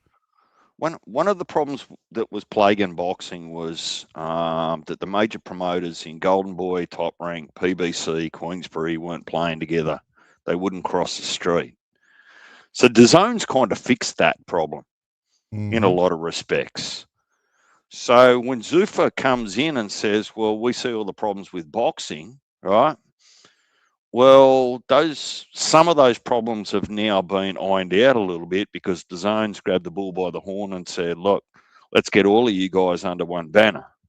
Now, PBC's not officially signed to DAZN, but we see for the right dollar amount, they're happy for them to cross the street and fight on DAZN. Whether it's on a ring card or a Riyadh season or something else, right? PBC fighters have actually been on DAZN. Right. So that crossing the street thing that was plaguing the industry for so long is not as big now, while the majority of the promoters are signed to DAZN, in my opinion. So now the real question to you and Casino or anyone else in the chat, what is it that Zuffa have to actually fix? Or are they on the outer because the major problem has been fixed with the promotions? Well, they're on the outer because the only reason they're on the outer is because nobody else on the out with them. So they always gonna look like they on defense, right? So they just need to play well with somebody. That's all. They can still do them. And then, like, at certain times, like you say, play with the sanctioning bodies and this and the third. They just have to find their balance. That's all it is with Zuffa. Zuffa just needs to find a fair balance where we want our identity, but we also want to be included with the rest of the boxing world, right? You got Jake Paul, who got MVP, but they also got misfits. They found the lane. These little dudes can't be boxers, but we'll find a lane for y'all. So they got to find a lane for Zuffa. And they got to find a lane for the version of Zuffa who is willing to play well with others. This is why I said either time will tell, will they be the future of boxing or the graveyard of boxing? You get what I'm saying? It looks good now that you go get who they just went and got Richard Hitchens and what's the other boy? Berlanga, right? And they're young and they're current names, but these guys aren't really relevant in the sport as such, right? So on the tail end of things, if it was the flip side, that would be considered graveyard fights. If these guys were older, them guys will be looked at, they're at the tail end of their fucking career. So therefore, that will be where I would go if I'm done with championships and all that stuff. I'm gonna go to Zuffa and get a big bag because they'll use my name to boost Zuffa. So in time will tell if they're gonna find a lane for the future of boxing or they're going to end up just a graveyard of boxing where if you can't get fights in regular boxing, come here and we can use your name to make money. You get what I'm saying? They just have to find that fair balance. You get what I mean? Like everybody else has figured it out. You got, okay, for instance, Mason Cordina, right? That's going to be on the fight July 4th on TNT and DAZN, right? But these are young and upcoming boxers, right? Young and upcoming boxers, something that Top Rank been figured out. We'll give you these cards that are going to be exciting because they're going to be all young up-and-comers. But then they had the other lane where you got your Keyshines, the champions, and all of that stuff. You get what I mean? We ain't got to mix it all up. Zuffa has to find that lane.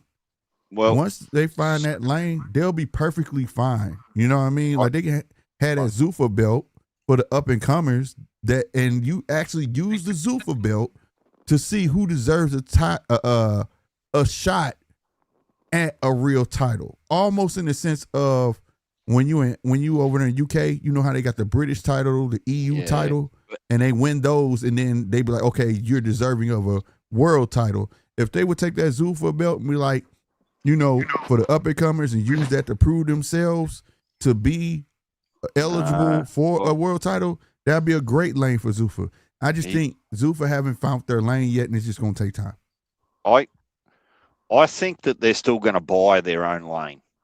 Like, we've already seen examples where top line boxers are happy to be stripped to get the big dollar super fight. They don't care, right? They don't care if they get stripped by the sanctioning body, if they're going to get paid overs by Turkey Al-Sheikh or Netflix or whoever. Like, they're just going to go where the money is. So if Zuffa's got the money, the risk that the sanctioning bodies have is that they're going to try and hold some level of value, because let's remember, or at least in my view, the belt doesn't make the man makes the belt. Thanks. So if they bring some superstars over to Zuffa and put that Zuffa belt around them, it's the same principle. But here's the thing, in a sense though, that's why I made why I was making the example of, you're taking beat up names, right?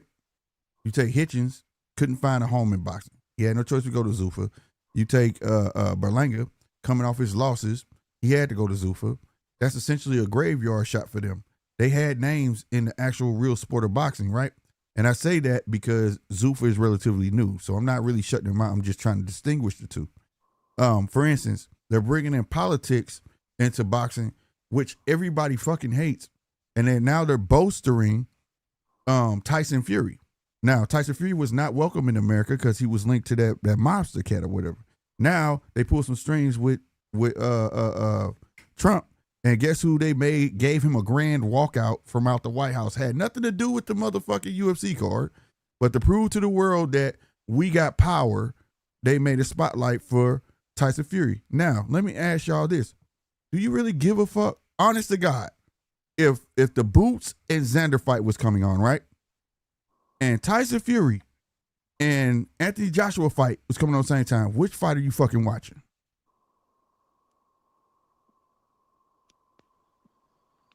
Boots and Xander. Exactly, because for me, but and everybody, man, Tyson Fury, you're saying that you guys are gonna have a fight. Who gives a fuck? You know why? Those are graveyard fighters going to Zuffa. Cool. That's where, and you don't want to put yourself in that lane of being known as, we're gonna be the graveyard for boxers. You guys, if they keep doing that, they're gonna be the Las Vegas Raiders of the NFL. Everybody go to the Raiders to get a fucking payday at the end of their career. That's what I'm saying. So they got to find a lane to not be that. And I want them to find that lane. You get what I'm saying? I want them to be competitive. I want them, but what they're giving the fans is a level of arrogance. You get what I'm saying? And as a fan, I don't care about the arrogance. Give us the fights, bro. Thanks. Shit, I think Zuffa can blend in. They just gotta work with everybody. Facts. Hold on real quick. Salutes to my boy Johnny came up in this thing, man. I appreciate that, bro. Real spit, man. That's my guy, man. Came with the $2 dono. I really appreciate that, man. That's my boy Johnny at the Hangout Spot, man. One of the realest channels on YouTube, bro. Yeah, that's my boy. That's my guy. Yeah. And who you got in Errol Spence versus Tszyu-I? I think Errol gonna pull it out, but like I say, if anything, Tszyu got a hell of a handicap, bro. So I wouldn't be shocked if Tszyu win. What you mean handicap? You got a guy that's dealing with a lot of mental shit and coming off a 3-year layoff, bro. Oh, okay. Like literally, you still dealing with the case with your ex-coach. You just got a new trainer, so you trying to jail with him, and then you ain't been in the ring in 3 years. You get what I'm saying? The man just said at the beginning of this year he went on 5 different vacations out the fucking country. So that tell you how much what he been doing. You get what I'm saying? So the court thing's over. They squashed Derek's accusations in favour of Spence. Spence won that. Well, but the way I'm looking at it is that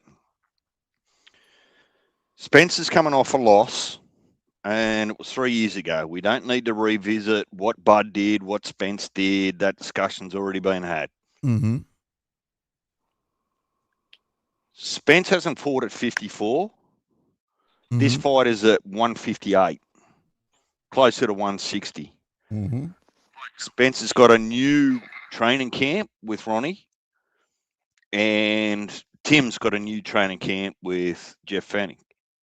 Mm-hmm. I kind of think that there's just as many question marks over both of them that you could nearly say it's a 50-50 fight. Yeah. Yeah, that's what I'm saying.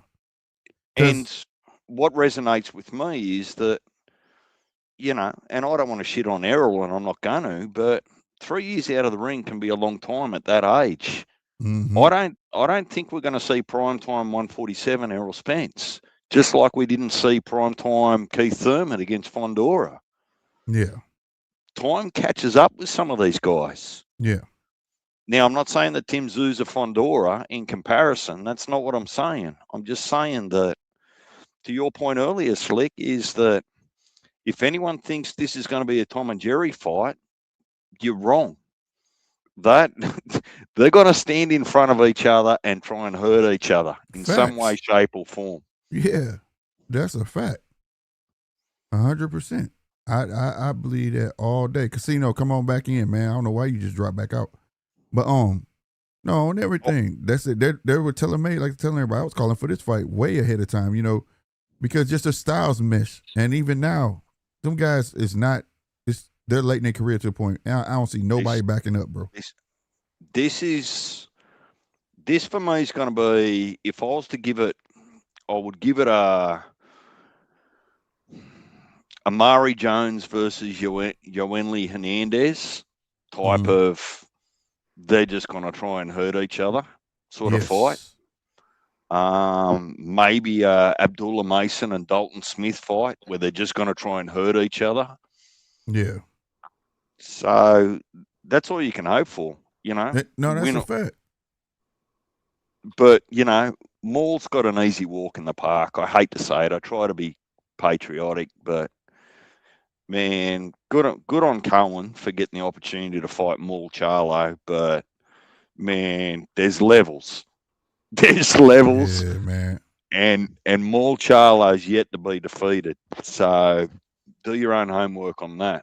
They put a good card up in the last minute. I tell you that. On paper, it looked good, you know what I mean, or whatever. But I was like, damn. I just felt like they had it out for Australia, though. Like, why? What the fuck?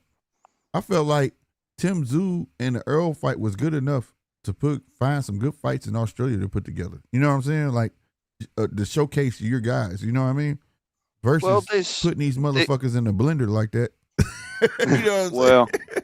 Look, I think that as long as Steph Fulton doesn't have the same out he did against Tszyu, I think that Liam Wilson will give him a good fight. I don't think that's a done deal. And there's a couple of people also on the undercard that aren't really well advertised. Callum Peters, he looks like he could be someone in the future. There's a female title fight happening on there as well. So I'm not sure if they're on the prelims or the main card. And there's a couple of Aussie fights that are going on that should be bangers as well, just with unknown guys. Right. But you know, we tasted defeat last night or early this morning. I don't want to have the same conversation with you all on the 27th of July. Yeah, you did. We were so close. We were so close. Yeah, USA, we did it. We were so close.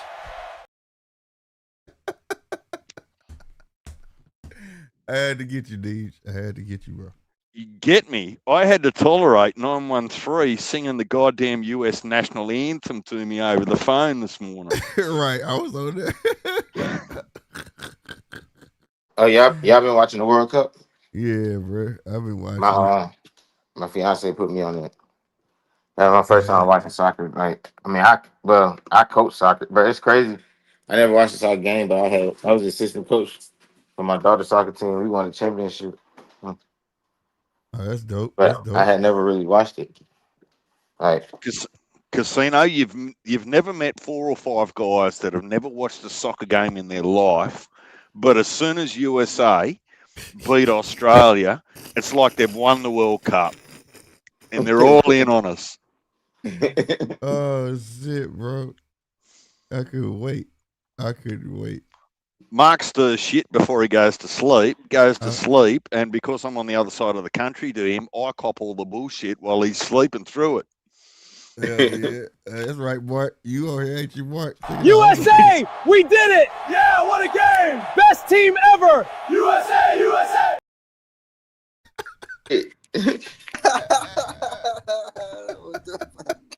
Hold on, wait. That was your ass. Yeah. USA, we did it! Yeah, what a game! Best team ever! USA! Wait, they beat them, right? Yeah. Don't you fucking cool. get started round one. Now that's how you use AI, man. That's People be overdoing the AI shit. To troll like that. Can we take a moment to talk about how niggas be overdoing the AI?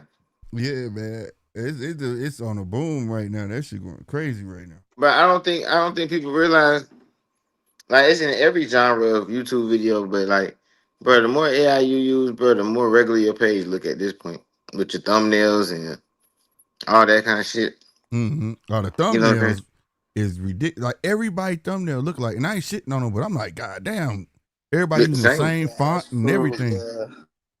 Mm-hmm. I'm like, where the individuality at, bro? It's crazy, bro. Gotta copy somebody. Somebody makes something that somebody be like, all right, I'm inspired, but I'm gonna take what it is, and make it my own. Fuck all but that. They just I've been through that bullshit. The same shit, Nah, man, that inspired shit. It's just niggas just lazy, bro. Niggas lazy. Yeah, bro. That's why I do what I do, man. I got a whole nother layout. Cause soon as somebody take this, I got a whole nother layout. Every time I talk about inspired. Boy, I can't tell you how many times somebody sent me something like, dude, look at this. I thought this was your channel. What the fuck? But that's how it usually goes, though. You just gotta stay on the curve. Mike, you can't use that one, unfortunately. Yeah, we had the CIA infiltrate the Socceroos and the dude kicking own goals. The ref can't do anything about our guys fucking kicking own goals. Like, fuck me. Yeah, that shit was crazy, man. I hope that dude misses his flight back home to Australia. Fucking own goals. I think they were just too fast, bro. They was fast. USA was they couldn't keep up. The speed level was different. And that's not me taking a shot. It just really was. It was apparent. Oh, so you're going to display some control and manners now? No, because you didn't. Because you didn't about 5 hours ago, Slick. USA. USA. Shit. Hey, yo, Slick. So you heard that the pay-per-view is stacked now. We got Charlo. We got Fulton. We were just talking about it. And now I'm hearing it's a pay-per-view. Is that prime time on their time over there or our time over here? I don't know. I'm about to look at it. DJ, my God, you're from the great country of Australia. What do they say out there? Is it prime time over there or not? Did you say great? Did you dare say great? I'm just playing. Casino, don't rob me of my moment. It's been a rough night already. All right. Look, normally, what I'll say to you is that it's normally mid-afternoon when the main event comes on over here.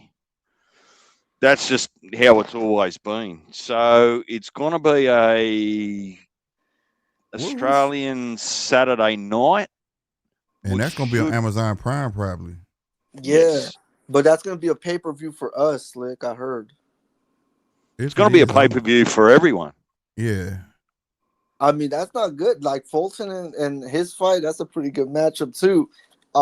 I thought Jamal Charlo was gonna get someone like Brock Jarvis, but they put someone else. So I was like, oh shit. I guess I was wrong, you know. And Mandowser. you know, Tim and Spence, they're all right. That's good. You know, we'll see if Tim knocks out Spence or not. If Spence is the same, you know, we don't know. Tim is like a tomato can sometimes, and Spence might look like a tuna can. You know, so we just gotta see. Did you call him a tuna can, bro? Yeah. This dude crazy, bro. This dude crazy, bro. Hell no. He called Man, him a tuna the disrespect, can. For the real, disrespect bro. will not be tolerated. Damn. That's a new Like I word. said, He man, a tuna Bud can. Crawford turned the big fish into Finding Nemo, bro. We've been finding him, trying to find him for 3 years, put him in the ring, and here we go. Well, shit, we found him, nigga. All right, Mark says it's going to be We back. Saturday night in the U.S., Sunday morning in Australia. Okay, all right. That's cool. All right, that's cool. Because I know you guys, when you guys get it, Because usually that have shit's cars, that early should in be the morning. early. Like, Yeah, it'd be early. Like they're And I putting start them at covering them 6 because o'clock. boy, Shit like they be that, on me. you know? I'm still stuck on the tuna can analogy. Do you know how bad tuna stinks? Like, Man, it stinks. Right, bro. How long it take you to come up with that, bro? This dude called him It just came up in my head. not a I tuna- don't know. not a tomato can. He called him a tuna can. God damn. We gotta see though. You know, this is a good fight though. Not It's gonna be a good fight, man. Because like I say, both of them got kung fu styles. I just Yeah. gotta see how when Errol get hit, is he gonna be quick to pull the trigger? You know what I'm saying? Yeah, that's the one I'm thinking. Like He has a lot on him, bro. He has a I lot think on Charlo's him. gonna do okay. He got someone easy. He's gonna win.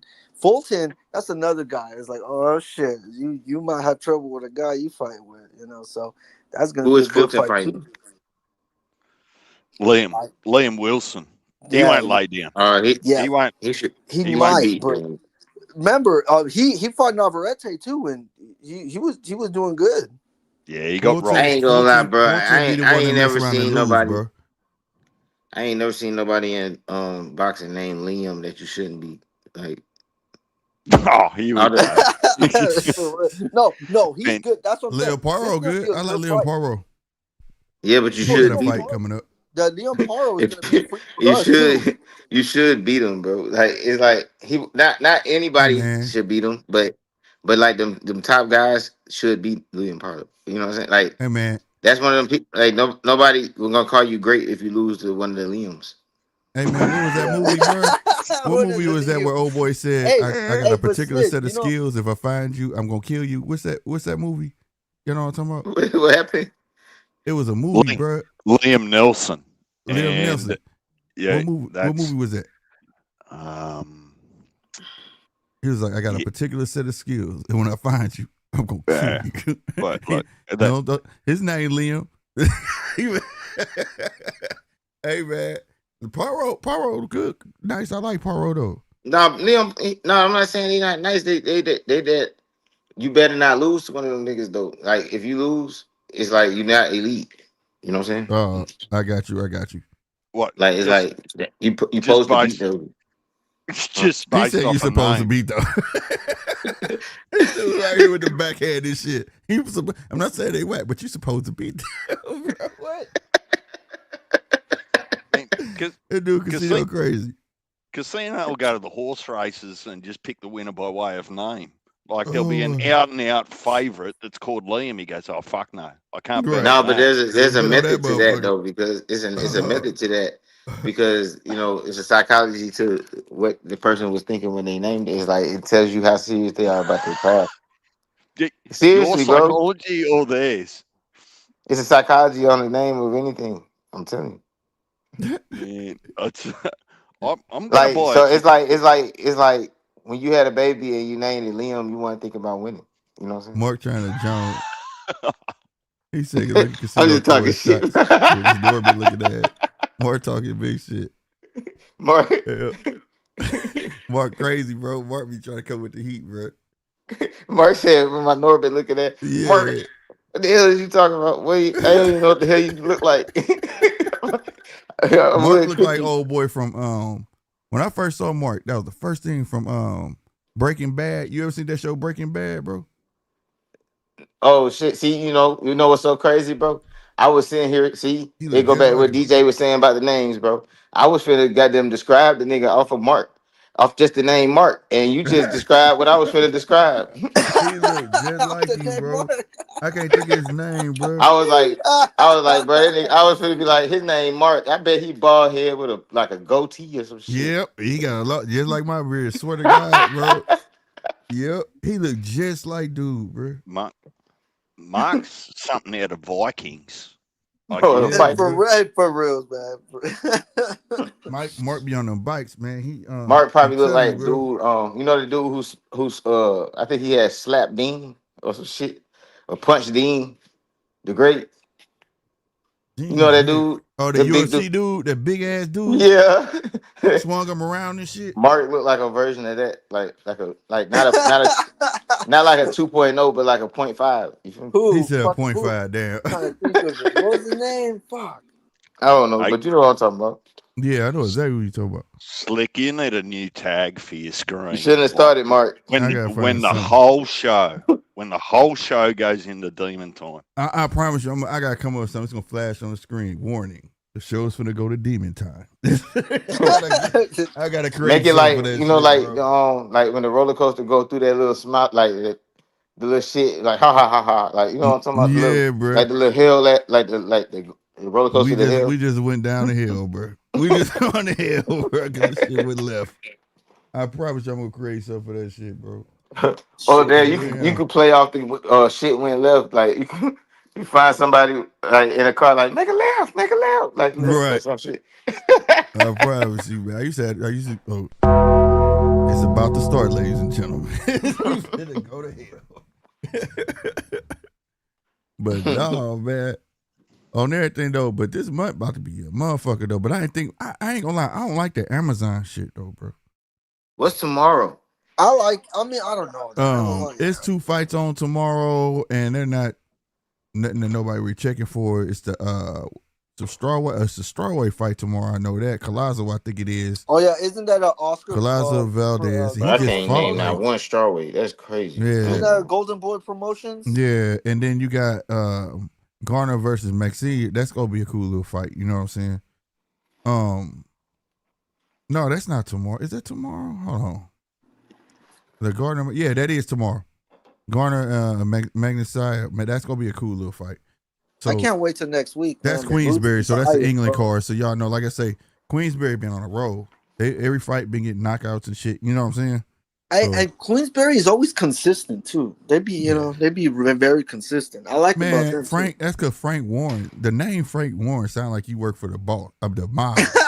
Like, and Frank be out there looking like he the mob, bro. Like he like, you better get out here and perform. I'm gonna let your ass go, motherfucker. These motherfuckers go out there perform for him. Yeah, look, I got to say that some of the judging on the last couple of Queensberry fights have been questionable at best. Yeah. He said the mob's involved. The mob. Yeah. Frank running it, bro. Frank, like, man. Frank, look, I mean, shit, he got the name for it, like you said, shit. I'm telling you, bro. These motherfuckers He go out sound there like one of the ones fuck that go down in history, like, Listen, you know, look how he running, and then he running the Frank Warren. game. You just heard the WO say some shit, but it didn't make no sense of what the WO was saying. Talking about Moses Thomas got his choice right now between Ward and Dubois, and he could take Ward. I mean, he could take the Dubois fight, but now fight's made. No, Moses, that's why I'm getting to. But now it was announced Moses fighting Fisher, right? But here's the thing. Who he fighting? Herkovich, my bad. Yeah, my bad. August. Herkovich. I think it's August. Yeah, he fight Herkovich, right? So with the WO did say matters, you know why? Because all them fighters was Queensberry. They gonna do what Frank say. It didn't matter if he had a choice. You think Frank was like, who do you want to do it? Fuck, now Frank like, we finna make some money. We finna run that back with Ward and Dubois. And you gonna get the winner, so you go ahead and fight Herkovich. And then we get the winner. Frank running that side of boxing, man. He running the heavyweights right now, bro. Listen, Frank ain't no Liam.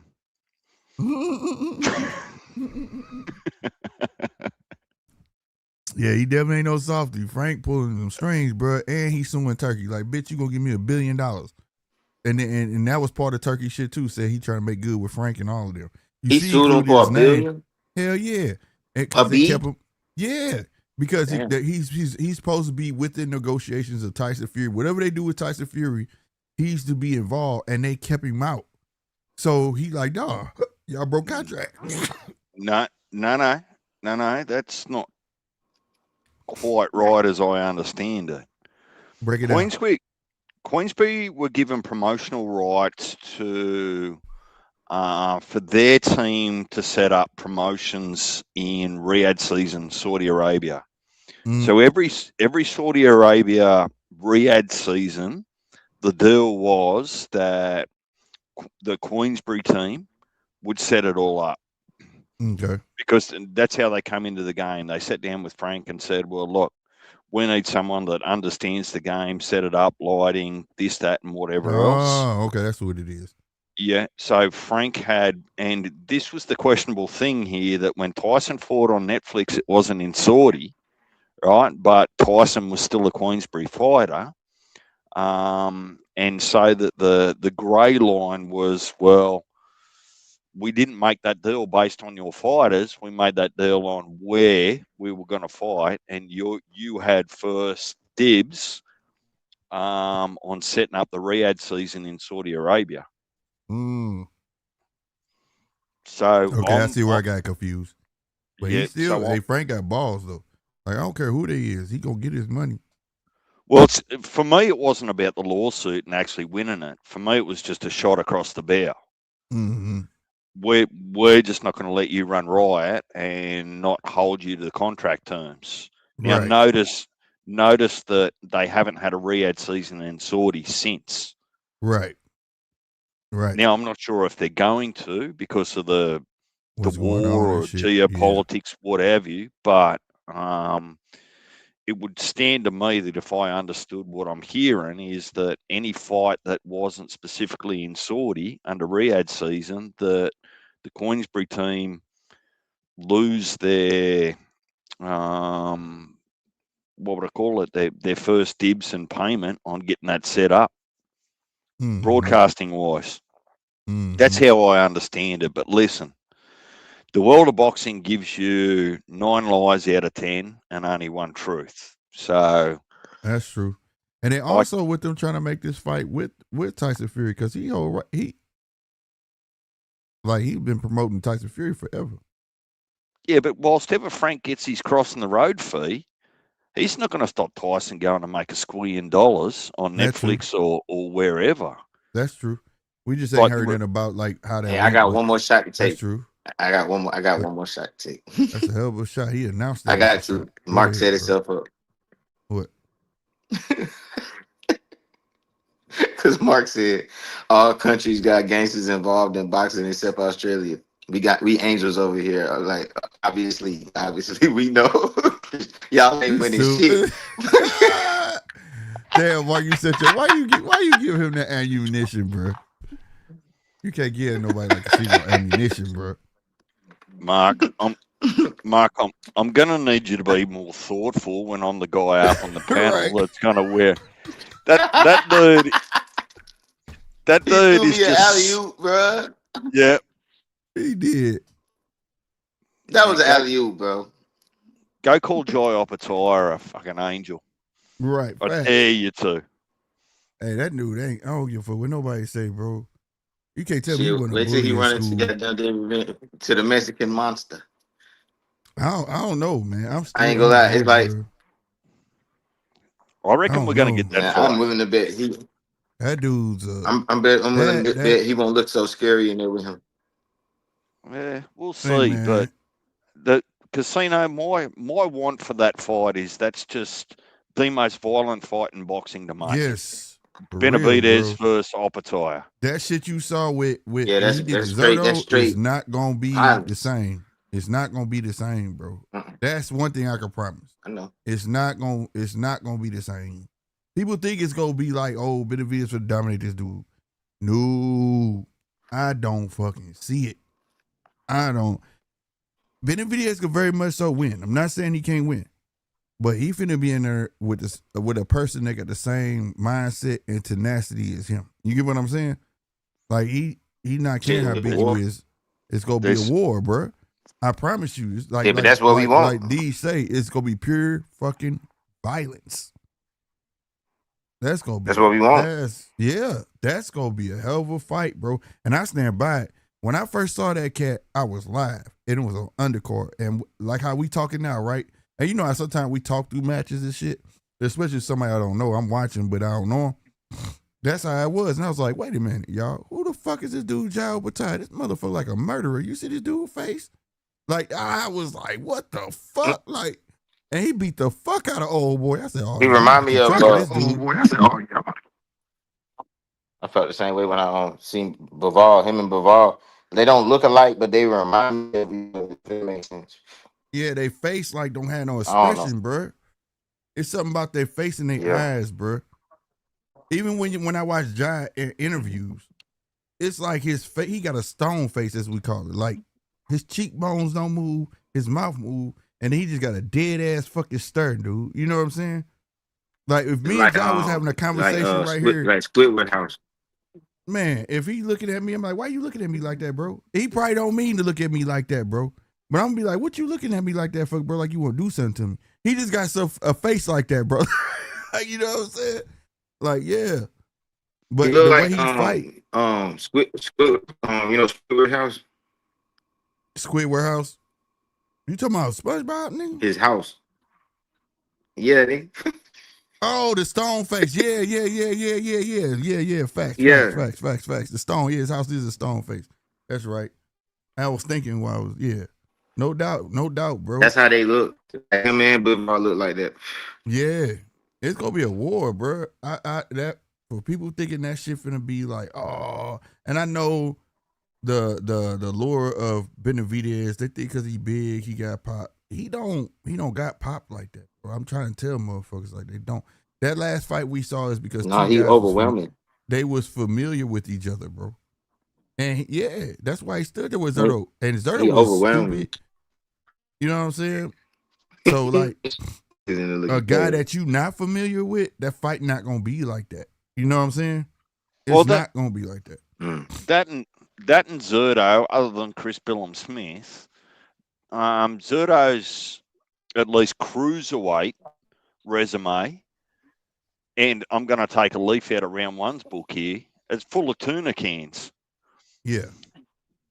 And Benavidez ain't no tuna can, and he got found out. So look, it's we'll wait and see. Look, I'm not going to go in on who wins that fight and who should. I just want to see the fight because I reckon it's just going to be one of those barn burners that you're going to want to say, shit. When those two boys get out of hospital, I want to see them run it back. Facts. That's how I predict it's going to be one of them ones. Like, I'll watch this shit again. I promise you, bro. I can't wait to that fight. And to be fair, I paint Benavidez in the same picture that I had painted Errol. He has sense. I'm gonna take care of these other dudes, and then I'll get Jai. He look at Jai like Jai is the smoke. You get what I'm saying? Jai is the problem. Yeah. But I'll take these other fights first, and I'll get Jai last. The same way when it came to Errol and Bud. When I kept saying, y'all think he go fight Bud next, he should not fight him Bud next. I kept telling him he's not fighting Bud next because he's the smoke. I'm gonna go get these other belts first, and I'm gonna get that Bud gonna be last. You get what I'm saying? And it went exactly that way. This is how I feel, and I'm not one to use the word duck lightly, but if Benavidez cleans up all the belts at cruiserweight and goes to heavyweight without seeing Jai, I'm going to just say that's an out-and-out duck. Yeah, that's a duck. That's a duck. You can't make your bread and you can't make your bed at cruiserweight. Go get all the belts and not see call it the second best guy if you need to, and go to heavyweight and miss him. For one, you get that belt that Jai got stripped for. That's a paper championship. You gotta go beat the man.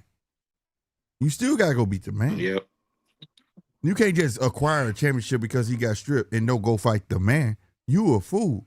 If you think you fighting somebody for that fucking belt and get the fucking belt and didn't fight the motherfucker they took it from, oh nah, bro. You ducked. You 100%. And I'll be the first to say this shit. You 100% fucking duck, nigga. Now I understand if you want to fuck with him last, because I'm on record, I will stand by it. When people was calling Errol a duck, I said he ain't a duck. He's smart. And this before I knew casino, I would have used this term. That's productive ducking. He's doing the right thing. He's going to get the other belts, and then he'll double back. You know what I'm saying? He gonna fight him. He gonna fight him. But right now we're gonna get the easy shit. You know what I'm saying? Shit. Same as Gary Antoine Russell said, I'll go for all the other belts and Shakur last. Exactly. At least he admitted the shit, right? Well, Gary Antoine is the shoe shine messiah. I'll challenge anyone to go and find a Gary Antoine Russell fight where he doesn't try and shoe shine the fuck out of his opponent. Yeah, to get it stopped. Yeah, facts. And that's another guy that's trying to live up to his older brother now. You know what I mean? Because the older brother is the stepper. We saw when he came out of retirement and they put him in a match what he could do still. You know what I mean? Gary Antoine trying to live up to that level, and I get it. He do try to shoe shine his way out of a goddamn fight. But at the end of the day, I respect honesty. The only other person I knew that had that level of honesty was Lennox Lewis. When they said, "You want to fight Mike Tyson?" He said, "No, I'm not ready for him. He's a monster." He said, "No, I'll fight him later on. I'm going to fight him later on." And Mike Tyson had to make him fight him when he said, "I'll eat your kids," and all that shit. He made Lennox fight him. You know what I'm saying? Mm-hmm. But at least Lennox was fucking honest. But at least Lennox was honest, though. He said, "No, he's a monster. I'm good. Nah, I ain't ready for him." And when they asked Gary Antoine that shit, said, "Nah, not Shakur right now. Maybe somebody." I respected that shit because something in that fight told him I'm not ready for it. You know what I'm saying? I respect that shit. At least he sit there and pretend. You know what I mean? I'm going to need to pay the water bill in a minute, but I've got a question for Casino because I've heard you're slick. He said that in a minute. Okay. Nah, I'm just laughing because he's finna hold it. Go ahead, bro. Man, are you done today? Man, Casino's on one today. Listen. Go ahead, bro. I can't go. Fuck it. I'm gonna go pay the water bill. I'll be back. Yeah, bro. Just go use the bathroom.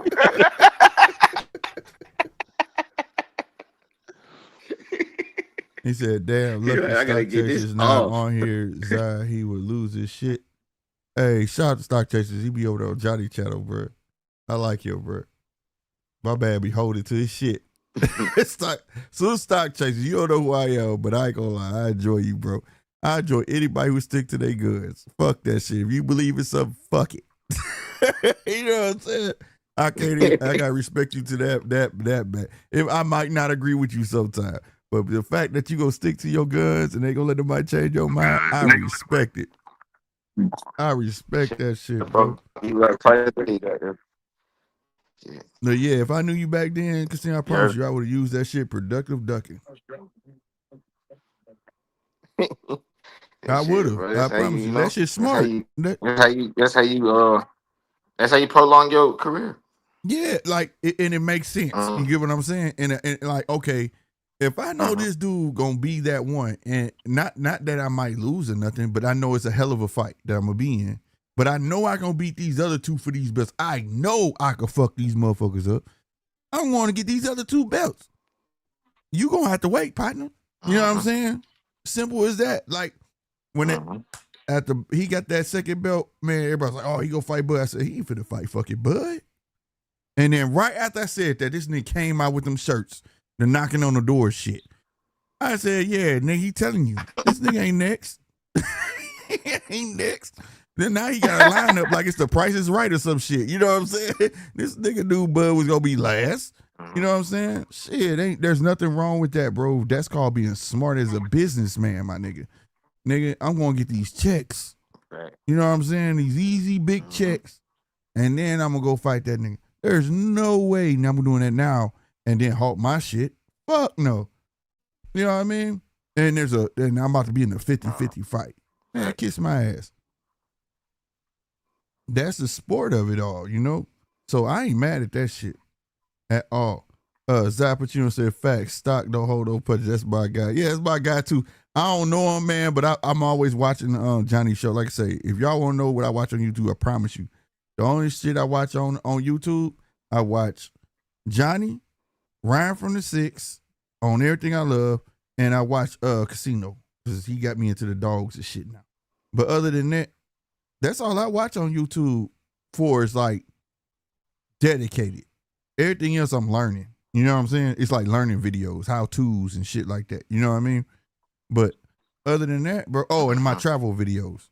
So I watch my travel videos. Like I watch a lot of Australia videos, Thailand and shit like that. The real shit, not no made up shit where motherfuckers walk around that bitch and I can see their hoods and shit.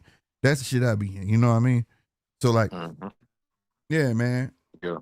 I don't be on here watching box like that. But Johnny cool as fuck.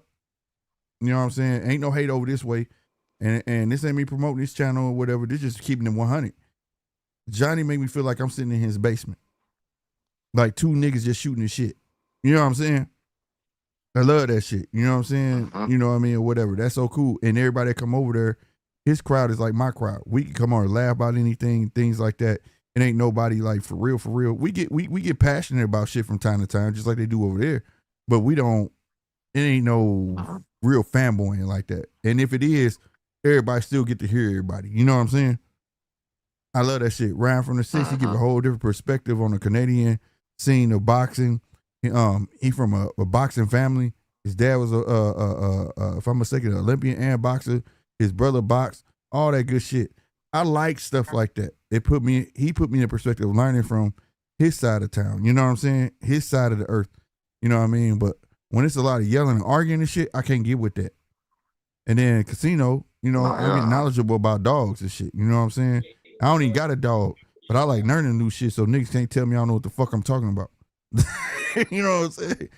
Shit. All right, man. What's going on, man? What's up with your Mark? I ain't even played the knock sound. There you go. What's good, Mark? How are you all? We good, man. That's the guy. How many hobbits you had this week? Eh? I said, how many hobbits you had this week? No hobbits this week. No hobbits. No hobbits. Okay. Haven't been any hobbits for about 12 months. He said about 12 months.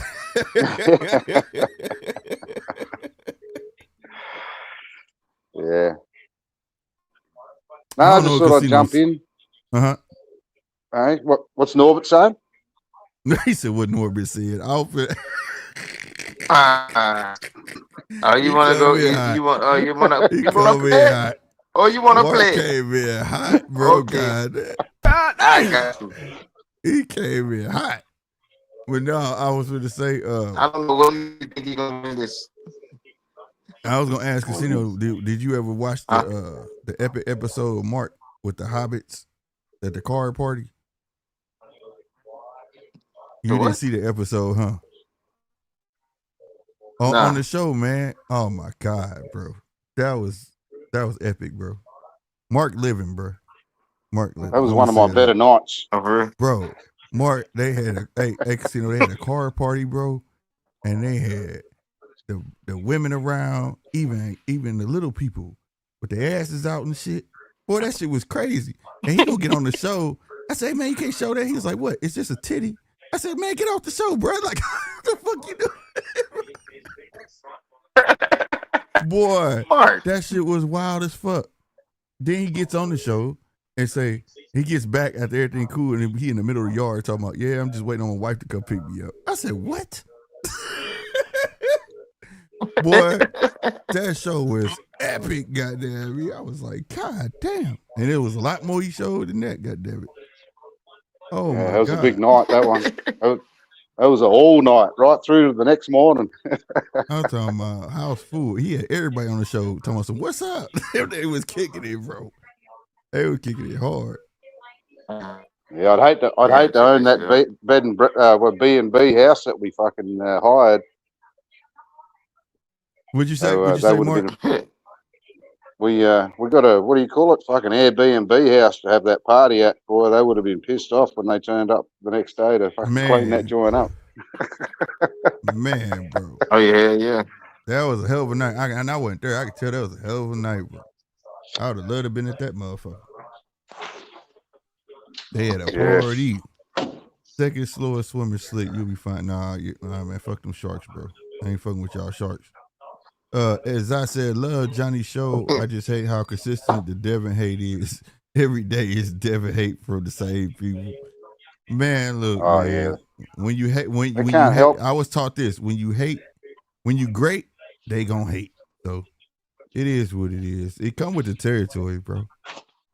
Yeah, but old Stock Chaser, he got to bring that. He got to bring Devin up every fucking time. Every time he gets on there, he can't help himself. Every show, he got to bring up Devin. I like it because, like I say, if you consistent, I ain't mad at you, bro. Stand on your two. You know what I'm saying? Like I said, I ain't never got on there. Yeah, I ain't gonna lie. If you consistent, I can't be mad at you because he really believe it. Fuck it. You know what I'm saying? You can't change his mind. I didn't grow on some kind of respect for the kid. I ain't gonna lie. Yeah, I like some kind of Jevon. respect. You know what I mean? I like Jevon. He don't back down either, boy. He just starts screaming and yelling. Fucking yeah, man. Like my thing is like, if you people might not like the way you move, but if you judge boxers on what their wins, you just gotta give them their respect. What they accomplish, you gotta give them their respect. You know what I'm saying? I give them respect based on their merit. Yeah. Oh yeah, I suggested on Johnny's show yesterday. Yeah, he got some solid.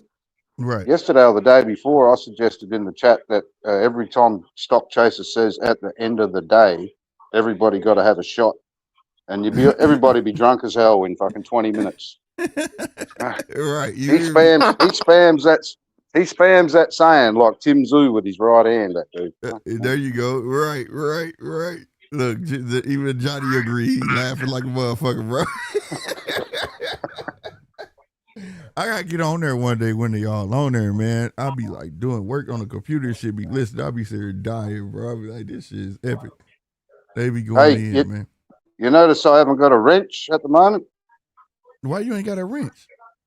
Nah, because to get back into Johnny's chat, I had to create another fucking account so I could get in the chat. No, I still got my wrench on the other thing, on the other account. Oh, okay. But I had to create this account so I could fucking get in the chat because the other day it was driving me insane. They were talking about Tszyu-I and Benavidez, and it was doing my head in. And I thought, fuck this, and so I just called in. Like, I just went in on the panel for about 15 minutes and just got blown away. I had to get out. It was too hot. Oh, no, don't do that. But to get in the chat, I had to create another account. You off the block? Yeah, someone put a block on me, yeah. Oh, damn, I don't know who it crazy. was. But well, we ain't blocking no way over here. You gotta talk some crazy ass shit to get blocked over here. Well, that's all good. I just created another account. Just use the same name. There you go. Well, this one, I just gave you a wrench on this one, too. Because you an OG. You've been over here. And for people to be like, oh, I don't hand out wrenches like that. You got to be OG over here to get a wrench, bro. Or sign up for a membership. If you get a membership, you automatically get the wrench. But that wrench protect you, talk as much shit as you want to talk. So we call it a strap over here. If you got a strap, you can shoot motherfuckers down with my permission, though, of course.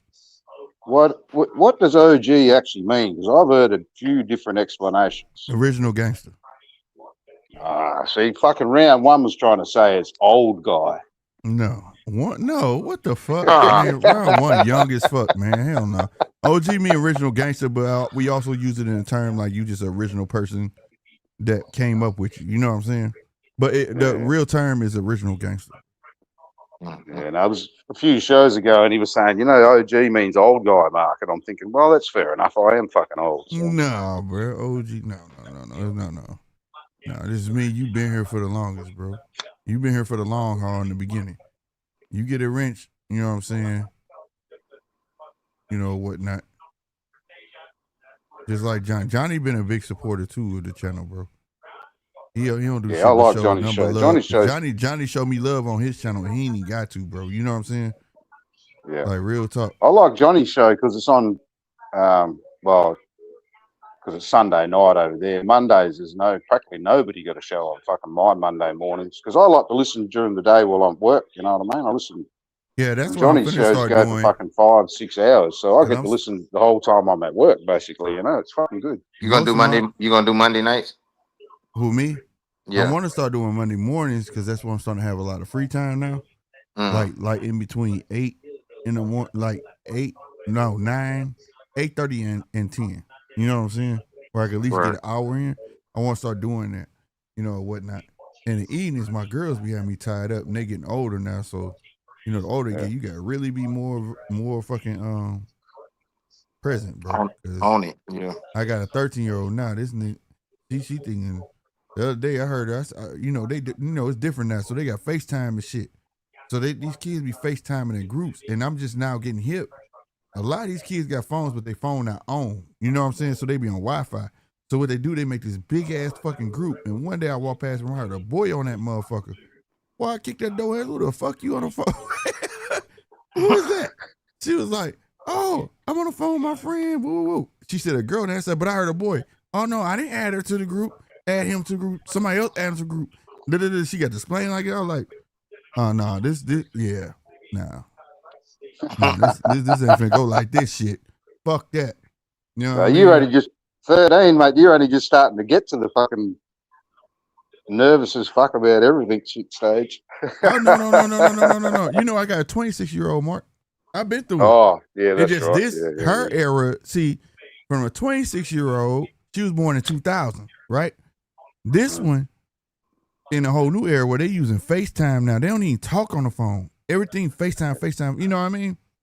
Yeah. My 26-year-old, she came up in the texting era.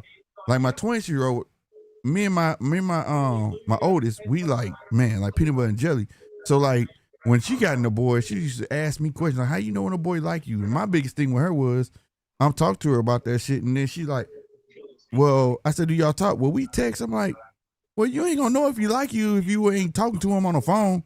How you gonna hear the sincerity in his voice? You fucking reading. You know what I'm saying? That shit was weird to me. So that's what I went through with her. But I never had a problem with her. You know what I'm saying? Like I said, I just got my first grandson from her, and she's 26. You feel me?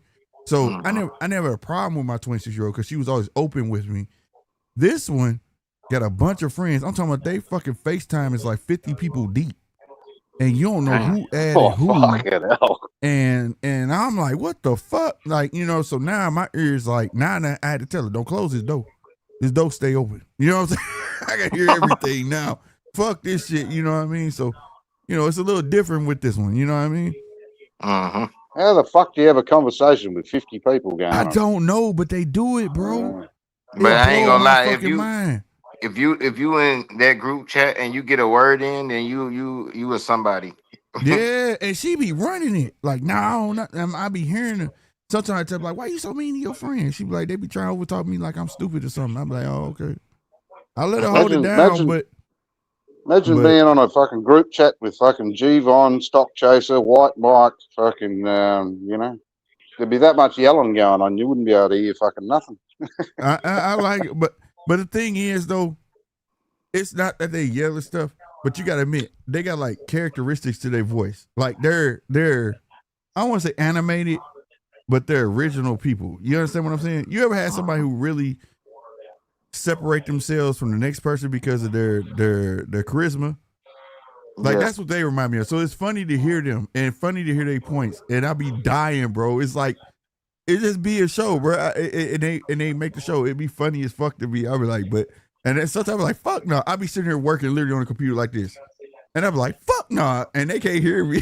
But the thing is, though, I just respect it because they stand on their shit. They don't waver, bro. They don't waver for their shit. And they know their shit too. That's 100%, bro.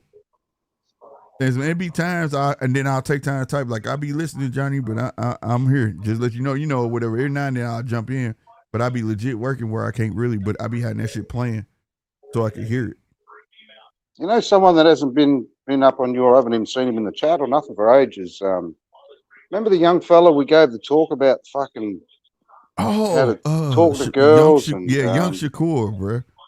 Shakur fan, Yeah, he popped up on him once before, but he in college and shit, so maybe that shit caught up with him. I don't know. But that one night was come epic. All the time, but that one night was epic. He said what he said. Mark and Slick giving you fucking life advice. What could For go real, wrong, bro? He was like, what the fuck? Right on, Johnny. I appreciate it, bro. But yeah, so like it was, but I like the Shakur because Shakur standing on his shit too. You know what I'm saying? Like, but that was him. He was young. He was, Yeah. These young cats now, you gotta like really like with us. We was told shit, and that's what it was, and you understood it. You know what I'm saying? These cats today don't understand it, so like you gotta explain it to them for them to get it. You know what I'm saying? Like you gotta have a whole spreadsheet for these motherfuckers for them to understand. You know what I mean? It's different. I'm learning that. You know, whatnot. Now, my girls ain't like that. They know, like, hey, dad said that shit. Don't you challenge that shit. It's going to be a problem. It's going to be a problem. But I be looking at other kids, and I watch their moms explain so much, and I'll be like, why are you explaining to that motherfucker like he got a job? He ain't got no bill. He ain't paying no bills. What the fuck? Mom, why can't I do this? It's my room. It ain't your fucking room. I will take this door off the hinge. She's like, what the fuck? Like, you know what I mean? I see this shit, you know what I mean, or whatever. And you know, my girls, they'll tell you, no, my dad, I actually heard my 13-year-old tell her friends try to influence her, you know what I'm saying? And she be like, no, my dad crazy. What's wrong with you? Like, no. No, I'm not doing that. My dad's not going to be happy about that. Right. She tell him, man, my dad hear everything that go around, even when he sleep. He hear everything. And that's a fact. I don't play them games.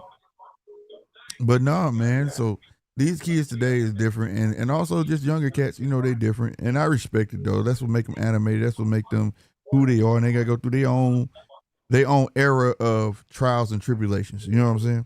So I'm not It's mad definitely at it. it's a lot different to when we grew up, that's for sure. My generation is like that prime, like, bro, I ain't gonna lie, like my generation, it was like peak niggatry. Like Yeah. like Yeah. nobody has even replaced the rappers from my era. No, your era is different, and it's only select few. I've told you that I fuck with you because you different than your era is something else, bro. Your era is a level of arrogance out this world. And then when they don't know, your era is when you prove them wrong. They be like, oh, okay, you got it. You know what I'm saying? But I just went through all this arguing, motherfucker, with your ass just to get you got it. You know what I'm saying? Yeah. Now, but we had outside and the computer. Like we no, had that's why both. I said me and you. I've told you I don't waste my breath on people I don't think that's. You know what I'm saying? Right. And Casino different. He's an anomaly in his era. If for people who don't know Casino, y'all hear him on here, but he's brilliant at what he does. Trust me. You know what I'm saying? But no, your era was that era. Your era is that era. Oh, you got it, OG. Now I had to for a whole hour. I had to yell at your ass just to get. You know what I'm saying? Like god damn. You know what I'm saying? Like we had the era. My era was fuck around and find out. And if you were smart, you didn't fuck around to find out. Your era is willing to fuck around and find out. Like the fuck wrong with y'all, bro? Like you know what I'm saying? I'm telling you what's finna fucking happen, and you still gonna do it. You know? You know? I'm done with all the yelling. Yeah. I'm done with all the yelling shit. I don't do no yelling anymore, boy. I tell you, if you're not gonna listen, then fuck you. Fuck off. Yeah, fact. Ain't that what I told you, Casino? If I don't like you, I don't waste my breath. I don't waste my breath. I'll let your ass jump off a cliff. I don't like you anyways. Go and jump off. I don't waste my breath on no motherfucking body, bro. Fuck that shit. If y'all think you worth it, I will. You know what I'm saying? And I've told him and showed him that, bro, you worth it. You know, certain ones, you know, like, but my era was, like I say, we didn't get that choice. The reasons like that now, we didn't get that choice. You feel me? We didn't get it. Me and Mark didn't get that choice. Motherfucker, this is what it is. You know why? Because I pay the bills. All right, I pay the cost to be the boss in this motherfucking house. When you get your house, you do what the fuck you want. You know what I'm saying? Like, but this is how it's gonna go, motherfucker. This is how we had it, and we fought, and we did what we had to do, and this and that. Our daddies didn't coddle us. We motherfucking fought, and we got beat up. Our daddy look at us like, damn, did you get a hit in? The fuck? What you gonna do about it? You know what I'm saying? They didn't hold us in. Oh, it's okay, baby, it's good. You didn't do that shit. You know what I'm saying? They're like, no, it's not good. Get the fuck back out there. Get the fuck back out there. That's right. Shit. The fuck you come on crying for? What you crying for? If we scraped our knee, our daddy looked at us and said, you dead? Then shut the fuck up. Simple as that. Quit crying, motherfucker. You know what I'm saying? We didn't get that shit. You know what I'm saying? Now it's like, no, I got to hold the door for him. And, oh, no, man, get the fuck out of here. You know what I mean? Mm-hmm. So it's just a little different. So that's and I know y'all like this is boxing, but this shit tie into boxing. That's why a lot of fans are the way they are, bro. Y'all gravitate towards the purse wearing motherfucker and shit like that, and I take that shit in toll, believe it or not, when I hear motherfuckers say shit. But it's been like that ever. It's been like that though, bro. Because niggas gravitated towards Prince. Niggas gravitated towards them weird ass niggas. No, correction. When I was a kid, and I'm gonna be real with y'all. When I was a kid, people thought Prince was gay. I mean, how could you not think that? The man had his ass out. Man had his ass out in some jeans, bro. Like motherfuckers wasn't on that. Like we appreciated the music, right? But I'm gonna tell you why we appreciated the music. Because if you liked it women, you played Prince. See, when I came up, it was no shame for a man to like R&B, but we primarily had it for the women. Women didn't like rap. Women didn't care about breakdance music, rap, none of that shit. Them motherfuckers wanted to hear Luther Vandross, Monica, Brandy, all that type of shit. You get what I'm saying? So if you in your Regal coasting, nigga, guess what was playing when my old lady was in the passenger side? Luther, Usher, you know, shit like that. You know what I'm saying? Tevin Campbell. I've never even heard of any of them. Well, these American artists, but I'm just saying but you get what I'm saying, Mark. You had female. Damn, you never heard none of that shit? It be like that? Yeah. Fuck that. You're in a whole other country. I don't give a fuck if you're a woman or not. You're in my car, you listen to my music. That's as simple as that. Or you can get out and walk. I'm saying if you trying to get in them pants, Mark. I'm gonna get in them pants. I ain't gonna lie, we was trying to get in them pants, Mark. In your era, though, was the beginning of the butch bitch. That's why I call it. Because when women start Nuck If We Buck and shit like that, and they was on the same music me and this too, man, goddamn. Well, I don't really necessarily fuck with women who be on the same music I be on, but it's like I fuck with women who are so far from my culture that it's like they be like fascinated anyway. So it's like, you know what I mean? Yeah. I always fuck with book readers. That's what I call them. I ain't never not had a book reader. Yeah. I like women that's different than me. I can't have somebody like me because we gonna butt heads, bro. But like, for sure. But like at the end of the day, like we as men, also, even if a woman wasn't around, it was all right for me to play Troop. It was all right for me to play Usher without somebody calling me gay and had to say pause. You get what I'm saying? So like, you know, now it ain't like that. Motherfucker be like, why you got that playing in your house, dog? Ain't no girls in here and shit like that. Man, shut the fuck up. It's music, bro. You know what I'm saying? But we kept the shit primarily for women though, nigga, because you wanted to be up on it, nigga, because the women was on it. You know, now it ain't like that, bro. You got a whole broad that know the whole Jeezy album.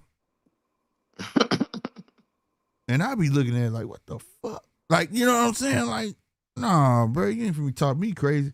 And that tell me what type of time you on, you know, shit like that. So like times just has changed. It just didn't change, bro. And you just gotta try to adapt with the eras and things like that. But that's how I try to adapt with the fans as well, because the fans go with it. Like, for instance, I blame Usher. I know you from Atlanta, Casino. Not primary Atlanta, but a part of the, you know, I know y'all got sections, but you get what I'm saying? But Usher came out with that song, Trading Places. She wanna get on top, I'm on the bottom. Ooh, we. No, fuck all that. And after that, guy is fuck. Thank you. And motherfucking dudes start wearing purses and switching that shit up. And I was like, oh, it's over. Man, it's that song didn't pop that shit off, man. Bullshit. But that shit, that song, I can't pinpoint that, but I ain't never heard that. Like, I ain't never heard nobody say that song popped it off. Like, that shit popped all that shit. Motherfuckers start wearing furs outside in 90-degree weather. Motherfuckers start wearing these damn satchels at first. We called them satchels, right? When I was a kid, you had a backpack or you had a satchel. And a satchel was a side like backpack you put your books in, but it was like a one strap motherfucking thing. And then all of a sudden, that fucking satchel got smaller and smaller. And it started turning into like a fucking purse. And it was like, what the fuck is that? And they start calling it a man bag. This is what they do in France. No, nigga. In France, they got a camera bag. That's a fucking purse. What the fuck is that? And then like everything starts shifting. I promise you, bro. Dude, everything. Then they start like trying to combat us, talking about y'all wore skinny jeans. No, we wore straight legs. You know why we wore straight legs? There was nothing else to fucking wear, motherfucker. If we had something else to wear, we would have fucking wore it. We would have wore it. But we ain't had nothing else after that until the mid-90s. You know what I'm saying? But I'm just saying, though, y'all give me, I'm not trying to get off topic, but at the end of the day, that shit, when that song came out, I said, oh, shit. That man and put that shit out and made me feel comfortable. Like, yeah, I like that. No. I don't like that. No. They don't trade it plays over here, motherfucker. You crazy. That shit was weird to me. But now it's okay to do them things, paint your nails, and it's a different era, and you got to go with it. So when I hear fans say certain shit, I'm like, oh, okay, you one of those. You know, you're my era is not so tapped into their sensitivity. And I know that for a fact because my wife told me that, and my last baby mama told me, you're not sensitive at all. Fuck no, I know I'm not. I'm not, and I got girls. And they know I'm not. And I have to work on that shit. Bro. Hey, DJ want the link, man. Yeah, that's him knocking. Oh, okay. There you go, DJ. Is Mark still here? Yeah, he's still in this Mark. What? Get fucked. You stitch. I'll have to speak to the missus, but. Oh, shit. Man, whatever trash talking you were doing before that soccer game started, I wear the full brunt of it while you slept through it. So, yeah, you did. I had a video call with Punch last night. So it was morning time for Punch. I was drunk as hell too. Oh, we gonna get more. Then I got up at 1. Close. We were so close. Yeah, USA, we did it. We were so close. That'll do. There you go, Mark. And then I got up at 1. I got up 1 o'clock in the morning my time and thought, I'll have a cigarette and come out. And 9 was messaging me, so I let rip at him about Australia going to kick their asses, blah blah blah. So, USA, we did it! Yeah, what a game! Best team ever! USA! I've got 913 singing or attempting to sing the United Nations. Like, man, it was painful. So, anyway, we move on. I ain't gonna lie, you got him when you said, it's one thing you try to sing that shit, but you don't even know the words. Fuck me up. Oh, shit. So, 9 singing is as ugly as his head. That's exactly what he said. Mark. That's what he said. You're singing just like this your ass. So while I got you for these boys, Mark, there's a couple of smokies that are happening on the Tszyu-I and Errol Spence undercard with a couple of Aussie fighters. I'm pretty sure I didn't catch it, but the opponent for Callum Peters was announced today. I didn't see who I haven't seen his opponent. No. Right, but he's been performing pretty well. I'm not sure he's elite yet, but you know, yeah, he's been doing all right. But he's been fighting, hand-picked opponents. So he should be looking pretty good. Well, because Casino's going to actually look down that list and call them all Liam by first name, right? Yeah, that's right. Every Australian's name is Liam. Liam, right? You supposed to be. No. I wasn't saying every Australian's name. Damn, all the Liams are. Hold on.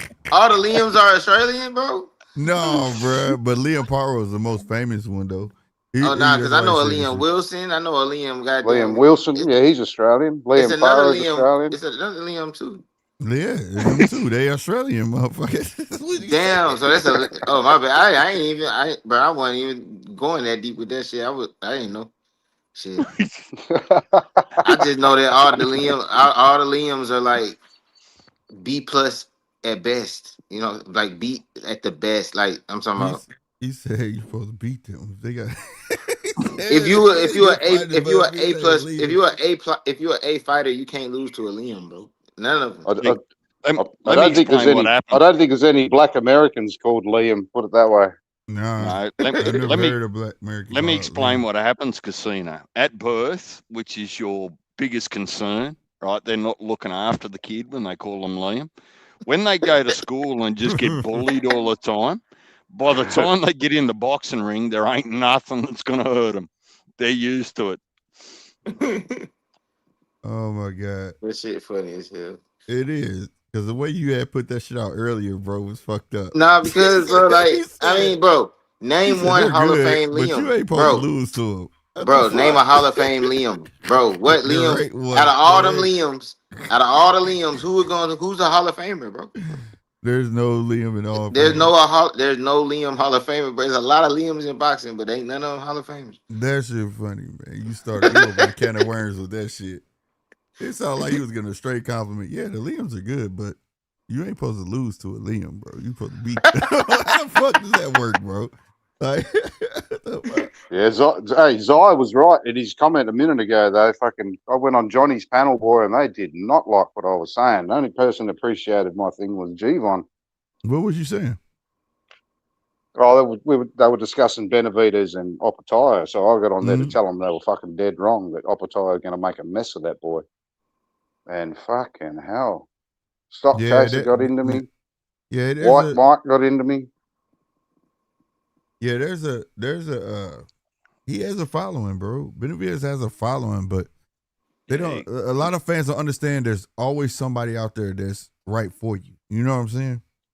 There is, and they don't want to accept that. It's just like you can go back to Mayweather when Mayweather fought Miguel Cotto, right?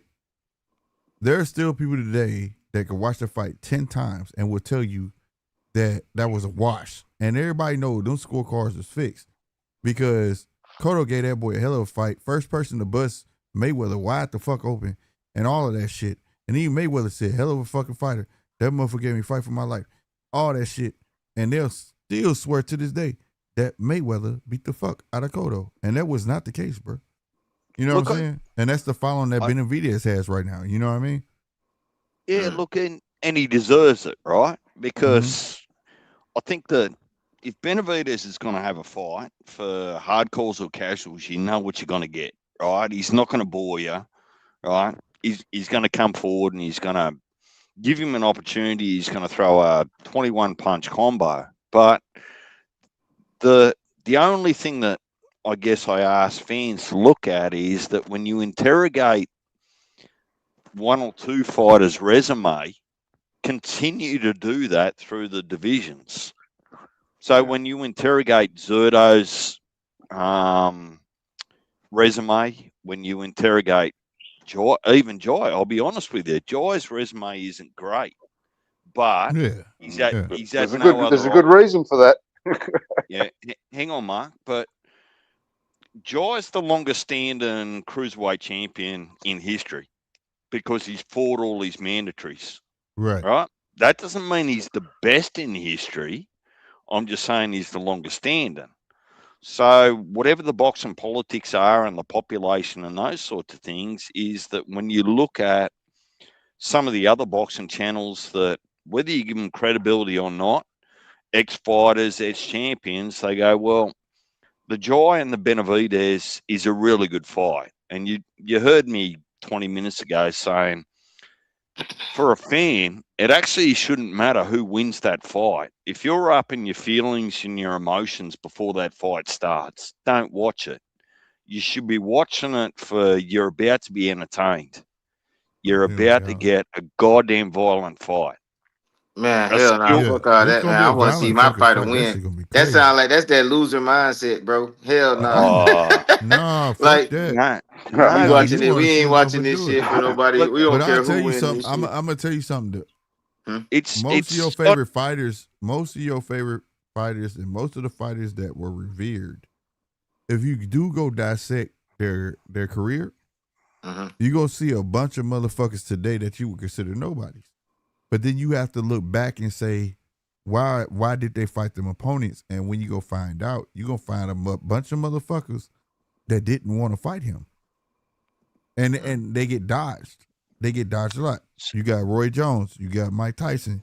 A bunch of these fights that they had to fight was because the main motherfuckers didn't want to fight them at that time. And back then they were busy. So a Tszyu-I, right? You take a Tszyu-I that was fighting the best of the best that was in his division, right? And fighting all his mandatories. You could put him up against Bernard Hopkins, fought all his mandatories. And when he wanted to fight the big names, they didn't want him at that fucking time until it wasn't no choice. You get what I'm saying? Because sometimes you could see something in a person and you know that motherfucker is one of them guys. Because even though as fans, we may say, who is this motherfucker he fighting? Another boxer going to be like, well, he knocked his ass out. A boxer is a boxer at the end of the day to another boxer. You get what I'm saying? And if he doing him dirty, it's potential to be able to do me dirty. You get what I'm saying? And let me respond there to Casino saying that's a loser mindset.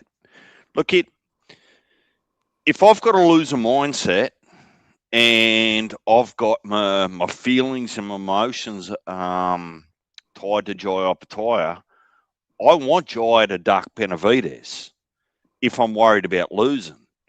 The fact that I want to see the fight says that I'm not a loser. The difference is that if he's not the best guy on the night, I'm not going to cry myself to sleep, suck my thumb, and try to find some excuse. Yeah. You want to see that fight, but I want to see the fight regardless. But I know who I'm with, and I give a fuck if he wins. That's what I'm saying. Oh, I get what you okay. But I watched replays of Benavidez Zerto yesterday. Yeah. And Zerto is nothing like Jai. He just stood there in front of that man, did not fucking move, and Benavidez was too fast for him. Jai's got far better feet, and he's probably not as fast to hands as Benavidez, but his hands are fucking a lot faster than Zerto's. He's a lot heavier puncher. He's not a blown up fucking super welterweight like Zerto either. And he sets up, and he's good at setting up shit. He's good at making adjustments. Jai got a lot of qualities, bro. A lot of qualities. Yeah. He could take your He's best a big punch boy and switch his whole game up on your ass real quick. And he know how to set shit up. That's what I'm saying. It's gonna be a war, you know. But if Zerto would have fought Benavidez like how he fought Christian Billion Smith, it'd have been different. He boxed the shit out of fucking Christian Billion Smith. He was on his feet. He was on his toes. He didn't stand there in front of Christian Billion Smith and fight him. That was the dumbest shit ever. Now to go from that fight, you know what it was? to fight Benavidez that way, I was like, "What the fuck?" You know what I'm saying? You know why he did that though? Zerto though. I said the fight was gonna be a Zerto because I knew how Benavidez was gonna come. You know what I'm saying? You know why he did that? Because Cinco de Mayo. Yeah, to put on a show. But, but fuck all that shit. Because they both Mexican, and it's like you got an expectation. No disrespect to Mexicans, but fuck Mexican pride when you're in the sport of getting your head bashed in. You get what I'm saying? Yeah. Now I'm trying to fucking win. And a lot of people did that on that card. That first fucking fight, it was like that. Dude had no reason to lose that fucking fight, but he kept darting in and wanted to fucking fight that dude. And I was like, what the fuck he doing? That whole card was exactly what you saying, Casino. Mm-hmm. I just think there's a fundamental failure if your favoritism and your wants and your needs for your favorite fighter prevents you actually getting the best fight that the division can throw at you. And I think that the best fight at the cruiserweight division is Benavidez versus Jai. Yeah, it is.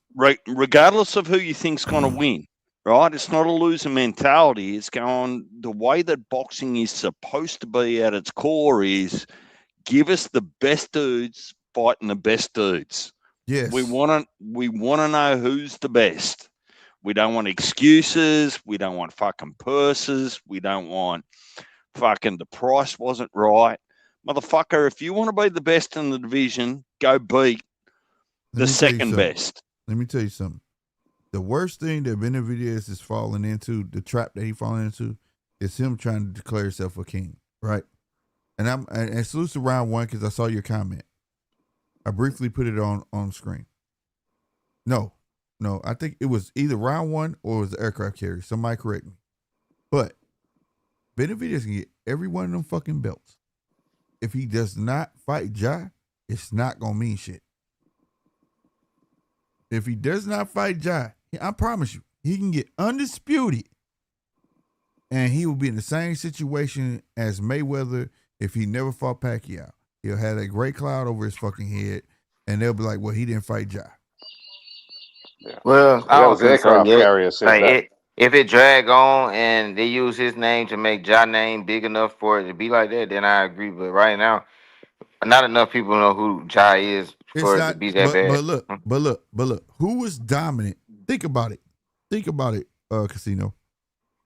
Who was the dominant force at cruiserweight before Benavidez?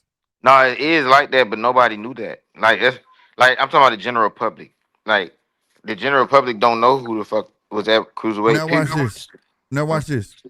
Benavidez could leave that motherfucker, be undisputed, and then Jai fuck around, become undisputed, he leaves, and then what? He's still gonna have to fucking see him, bro. Mm-hmm. You still gotta see him. It don't. No, I ain't saying he ain't gotta see him. I'm just saying I don't think right now. I just don't think right now. No, it's smart. It's smart. Go get your money and because you see him in smoke. I stand by that. You get what I'm saying? You see him as true smoke. Go get the other fights, and then that's gonna be a bigger fight down the line. They give him time to build his name up, and then as long as you gonna fight him, it's cool. You get what I'm saying?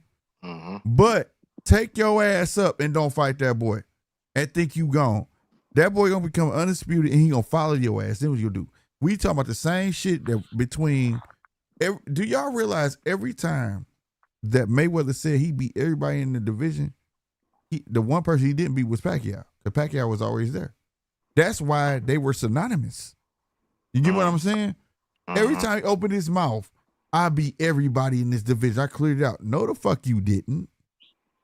You get what I mean? So you had to fight Pacquiao. And the crazy part that you had to fight Pacquiao 6 years later when y'all was old because the public was never going to let you have that. That's the beautiful part about boxing. You can have all these crazy stats, but that's why I named it the judges table. We are the court of opinion. Motherfucker, yeah, you beat them, but you did not fight who. And that trumps everything you fucking ever accomplished or whatever you did. Because if you didn't go fight the other guy, you may have been what they call it, 1A, but there was a 1B. And you didn't go take 1B out. What the fuck you do it for then? And I'm of the opinion that your stocks even rise. Like if you're a Benavidez fan, and say you should be, he's an exciting fighter to watch. I'm a Benavidez fan. Yeah, right? Facts. Don't get it fucked up. I'm a Benavidez fan, right?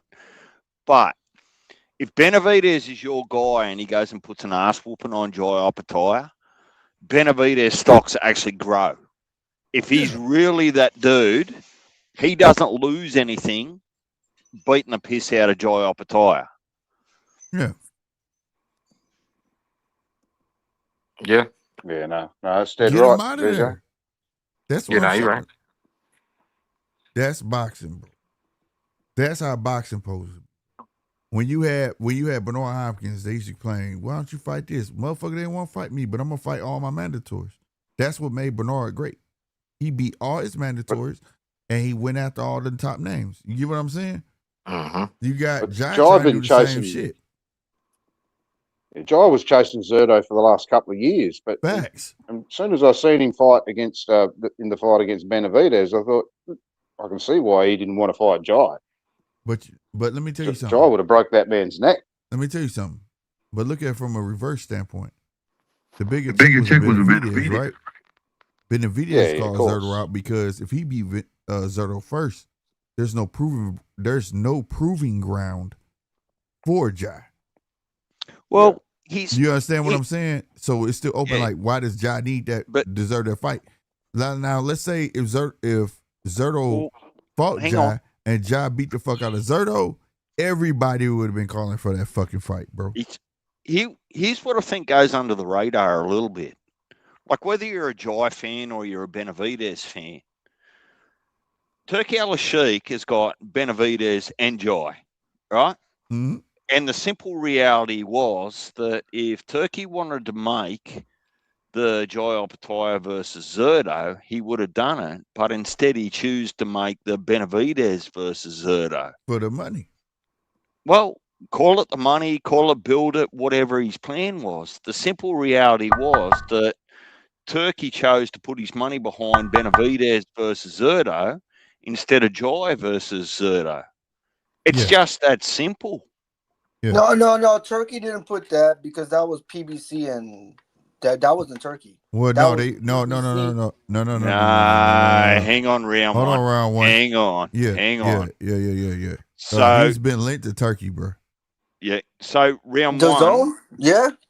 Hang on. No. Benavidez was on his last of his he contract was with on his PBC, last and card, he's with Zerto. So he's with This Zerto. wasn't a ring card. Remember, guys, it was a PBC and the Zone from Golden Boy and them. So it wasn't no ring card. It wasn't. He wasn't getting. Turkey didn't pay for him and Zerto. Hang on. Let me explain the chain of events to you. So the fight was actually made before the US went into Iran. Turkey made the Benavidez and Zerto fight before that. And then let's not get into politics, but politics actually influenced and said, well, we can't have this in Saudi Arabia. So Turkey actually gifted that promotion back to Golden Boy and PBC because he couldn't hold it while that shit was going on overseas. Right, the war shit. So the decision was made before all of that happened, and it gifted Golden Boy and PBC an opportunity to get, I suppose, get their check and not destroy the fight and call it off. There you go. Cause I was going to say, because who financed it? He still financed it. Well, yeah, that's true. I forgot he did that last Zerto fight. He still financed it. Latino night and shit, yeah. So, like, I pray that he get a shot, but I do understand Benavidez want to clean house otherwise and go after Ja last. Yeah, I don't know. Ja was supposed to fight. I'm not gonna call him a duck right now. If he don't fight Ja next, I'm not calling him duck. No, well, it's just Ja he recognize smoke, and now if he never fight him, this is gonna be a problem. I'm calling him a duck. Until he does fight him. Look, Ja was supposed to fight. Was supposed to fight Mikhailian, but then the WBC president put some bullshit out, like, oh yeah, no, he's got to fight Amanda with David. David's not a WBC guy, just a weight division below, but still, he just said that. And look, the thing about the David and Mikhailian fight, he's not going to get a lot of money that he was going to get with Jari, Right. And the thing about the David and Mikhailian, that's going to be a pay-per-view. That's going to be a PBC pay-per-view. So it's like, yeah, man, that would have been better if Jari would have fought Mikhailian, because that would have been a Paramount Plus, like nothing for us to like pay for or nothing, so it kind of like answer this. Eric right here said, why would Turkey make Benavidez versus Zerto over Ja? And I can answer that. Okay, go ahead. I'll let you answer. Aircraft. Turkey's got Jai on a rolling contract. Anytime he wants it. He made Jai an ambassador. He borrowed Benavidez from PBC on a 2-fight deal, to the best of my memory. So he had to make the best of what he could while he had Benavidez actually there. And the reality was, if you remember at the time, that Turkey was dealing with DAZN and those sorts of things, and the Golden Boy broadcasting deal with DAZN fell over from the end of December last year, 23rd or 25th of December or something like that. So Jai has and always will be, now that he's over at Zuffa, at Turkey's disposal. David Benavidez wasn't. So he actually chose to make the fight against Zerto under those broadcasting deals, at least to the best of my understanding, and Jai missed out. And Zerto and Benavidez on Cinco de Mayo does way more numbers than Tszyu-I versus Benavidez in any forum, anywhere. That's just a simple reality. Yeah, but remember, Benavidez was supposed to. They was trying to make I think it was Beterbiev or something like that at first, and then it shifted to Zerto. Benavidez duck. That's what I'm saying. Benavidez eating duck tacos, man. That motherfucker's not eating asada. Like he ordering duck. But the thing is, though, I'm not mad that he fought Zerto. It was this is a sport, right? So it's a strategic move to buy yourself time. You know, if I fight Zerto, that takes the legitimacy fight away from Jai, right? So you technically, like, you still got the argument of why does Jai deserve that fight, right? Other than if he get that belt, then now you gotta fight him, right? But other than that, why does Jai deserve it? Like I said, if Zerto was still out there hanging in the wind and Jai had got Zerto and Jai would have beat the fuck out of Zerto, the world would have been talking about Benavidez and Jai. Well, the other thing is that if you look at it from Oscar De La Hoya's point of view, is that don't take it from me, let history be your teacher. If Oscar's got to sell your potential first L, he's going to sell it for the highest price. Yeah, so he's going to get paid more taking an L from Benavidez than what he is off Jai Opetaia. Because what do? You got the whole of the Mexican country behind Zerto and Benavidez, and you've only got Australia behind Jai Opetaia. Like the maths just makes simple sense. Well, it makes sense to a standpoint. Look at it from a promoter standpoint, right? The way I look at it is like this. Certain promoters know how to manipulate certain realms. So if this was De La Hoya, like you're speaking, right? That makes sense, right? If it was Bob would be like, get Jai that fight. Bob monopolized his country. Top Rank has survived off of entire countries, not just America. So if you got Jai that fight and he beats Benavidez, he got all of fucking Australia. Australia gonna turn up for fucking Jai. And he's gonna make sure of it. He's gonna make sure Jai is such a star in fucking Australia, it's gonna be crazy. Yeah, that's okay. But say you've got 1 million Australian boxing fans compared to 10 million Mexican boxing fans. Like it's at some point it just comes down to business. No, yeah, but a new market is business. Yeah, I mean the thing about the Jai and David fight, I wish it would be David would just go to make a deal with Paramount, because that's what it should be. That's what it is. I don't want it a pay-per-view. Jai and David is not a pay-per-view. My bad, my phone died. Wait a minute. What's up? Wait. Round one. What'd you say was not a pay-per-view? I think Jai and David is not a pay-per-view. I think David should just go and take a deal with Paramount and Zuffa and make the fight like that. That would be even more eyeballs. No, David. David doesn't sell. No, that's bullshit. I don't agree with that. David can fight anybody right now, and people are going to tune in. All David has to do is fight. Pass tank numbers. He don't pass the tank numbers. Look, who gets tank numbers today, bro? We are in the internet age to the point where you just see everybody bend the knee and go to one fucking network, which is, it's not even a network, it's an app. So we're not even talking about network numbers. It's so hard to find pay-per-view numbers now. It's ridiculous because nobody are making them numbers. If you hit 100,000, 200,000, that's great now. You get what I'm saying? Yeah, that's David don't great now. That's what I'm saying. It's like, but at the same time, you build off of what you have. Okay, this is why I say it, because I got a brother who's a casual, right? He don't even know who Jai is, and he barely know who David is. I remember when I told him, like, yo, David's fighting, and then I'm like, yeah, later on Inoue's fight, because he kind of know Inoue, and he seen me watch Inoue, so he liked him. And then he's, oh shit, He was like, he bought the zone for the Inoue fight, but he didn't really know David like that. Like, he knows who he is, but I understand really that. But him, think, if you keep letting Benavidez fight, the more people know who he is. You get Ja his fights, the more people know. I ain't gonna lie. It's going to be a great fucking fight. I kind of agree. It's not. It's. I mean, I get what he said. I'm not disagreeing with him. No, I'm saying I don't think it's a pay-per-view. Nah, fuck that shit.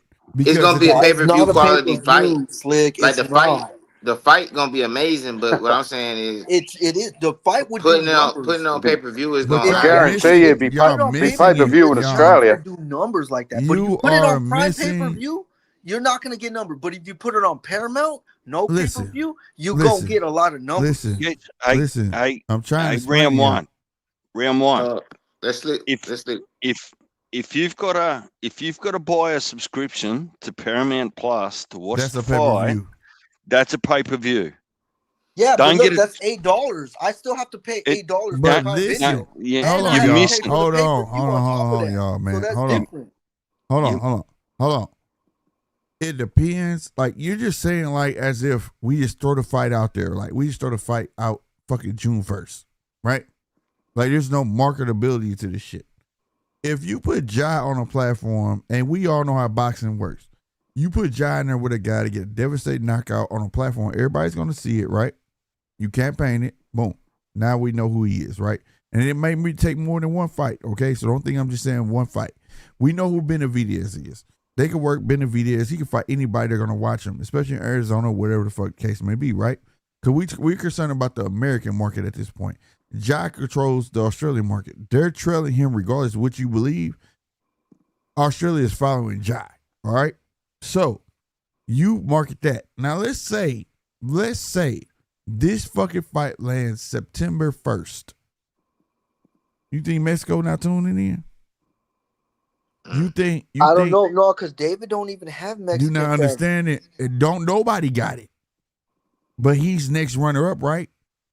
Not really. I think it's someone else. It's not. What the fuck? Are you fucking serious? No, if you have Julio Cesar Chavez Sr. saying, yeah, a lot of people out here don't know who David is, and he don't sell like he don't. That's even the point. You know? Do you hear that day? Is not that day sacred to fucking Mexicans? I mean, look, so is May 5th, and still it's sacred to Mexicans, right? I mean, yeah, Mexican. Okay, now, to go back to your last point, there was a black guy that took over May, and he wasn't as popular. But they dropped the days. numbers. Hold on. Listen. There was another guy that was black that tried to take over both of them days, and he wasn't as popular on the days, but over time he took over them days. His name was Mayweather, right? True. If you do the same thing with David Diaz, his numbers were decent. Give him September, they're gonna get even greater over time. They're gonna get greater. I mean, put him and Ja on there. But you got two countries, bro. Australia's gonna tune in for that fucking fight, bro. So you got that country, and they're starving for an up and coming star. We're not just talking fuck Benavidez. David is not even. You're not listening. They have no stars in Australia. The most legitimate star at this point in Australia, and I'll be honest, is Ja, bro. Their stars are bigger than ours. Their stars are no.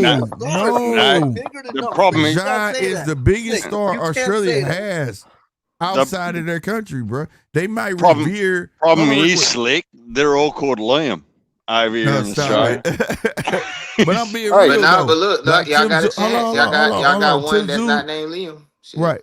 We got the fucking Socceroos. Tszyu might have the namesake, right? But they know who the killer is. It's Ja. Australia is riding with Ja. Dude, you could have Benavidez questionable with a question mark with Mexico, but he still got America, and he still got all of fucking Arizona. You combine that with all of Australia following behind fucking Ja to beat fucking Benavidez, because Ja beat Benavidez. Guess what that do for Australia? Put them motherfuckers on a map. And to say that's not a huge fight, shit, I beg the fucking it's huge for us fans. Us, no, we're not casuals. We're like big boxing. No, I'm talking about as promoters. Even for the promoter. But this is why I say it's better to have it on Paramount. I'm a casual. For us, I'm absolutely a casual. I know nothing. Exactly. I'm a fucking casual as fuck too. Yeah. I'm no boxing expert, man. I like fuck a slugfest, bro. It's gonna be a slugfest. If Jai beats Benavidez, he just put all Australia on fucking notice. He just gave inspiration to fucking Australia. You're gonna see new motherfucking fighters you ain't known about from Australia. Motherfucker come out the woodwork. Benavidez wins. He solidifies himself as the Mexican star because he beat a dominant guy. Like, you need that. Canelo went through that. When he took over them dates, Canelo didn't want to sell out like that. Canelo had to prove himself to get them, like, y'all need to tune into me on these dates. That's why I'm here. Because we know Mexico don't just get behind anybody. Even if they're Mexican, they don't get behind anybody. No, they don't. I mean, they could. But look, the thing about David is, like, I don't see the Mexicans behind him. I mean, look, man, like, Mexicans always get behind him. I remember Merab Dvalishvili, some Georgian dude from Georgia out there in the fucking Caucasus regions, was throwing in Mexico, and every Mexican was screaming for him. We seen a WWE guy who's German put a Mexican mask on, and the Mexicans goes crazy. But David don't have that Mexican familiarity, I guess. Like, David don't have, like, he's known from us Mexican Americans, but not from the other side of the border. And I know how that goes. I know how that goes. I just want to let me jump in there. Read some of Zai's comments there in the chat, and he's dead right. You got the Samoans, you got half of New Zealand would pick up. If Jai beat the shit out of Benavidez, and the British.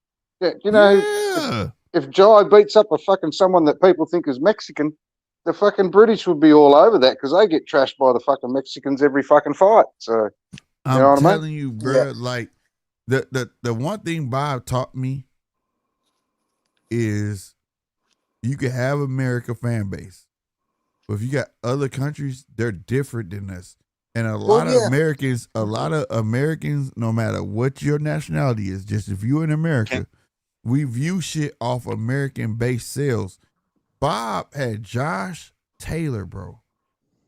And he could have dropped that motherfucker after his loss. Even the other loss. But you know why he didn't do that? Because he had all of Scotland. He had all of England behind fucking that boy. That's true. Can I just come in from a completely different angle? Oh, facts. That's what we want. All right. Statement. In inverted commas. Why does the fucking money matter? Closed caption. Because everybody wants the money. No. As boxing fans, don't we just want to see the best fight the best? Why are we getting all up in on how much a country produces and pay-per-views? Hang on. Okay, let him finish. Now I want to say something. Go ahead. You're about to go in on me, but the reality is that only the boxers and the managers started introducing fucking purses and percentages because they were inactive. If we look at the core of, I guess, a competition and say we just want the best fight and the best, why do we actually fucking care how much they earn? Okay. My thing is not about how much they earn. My thing is the viewership produces the fights.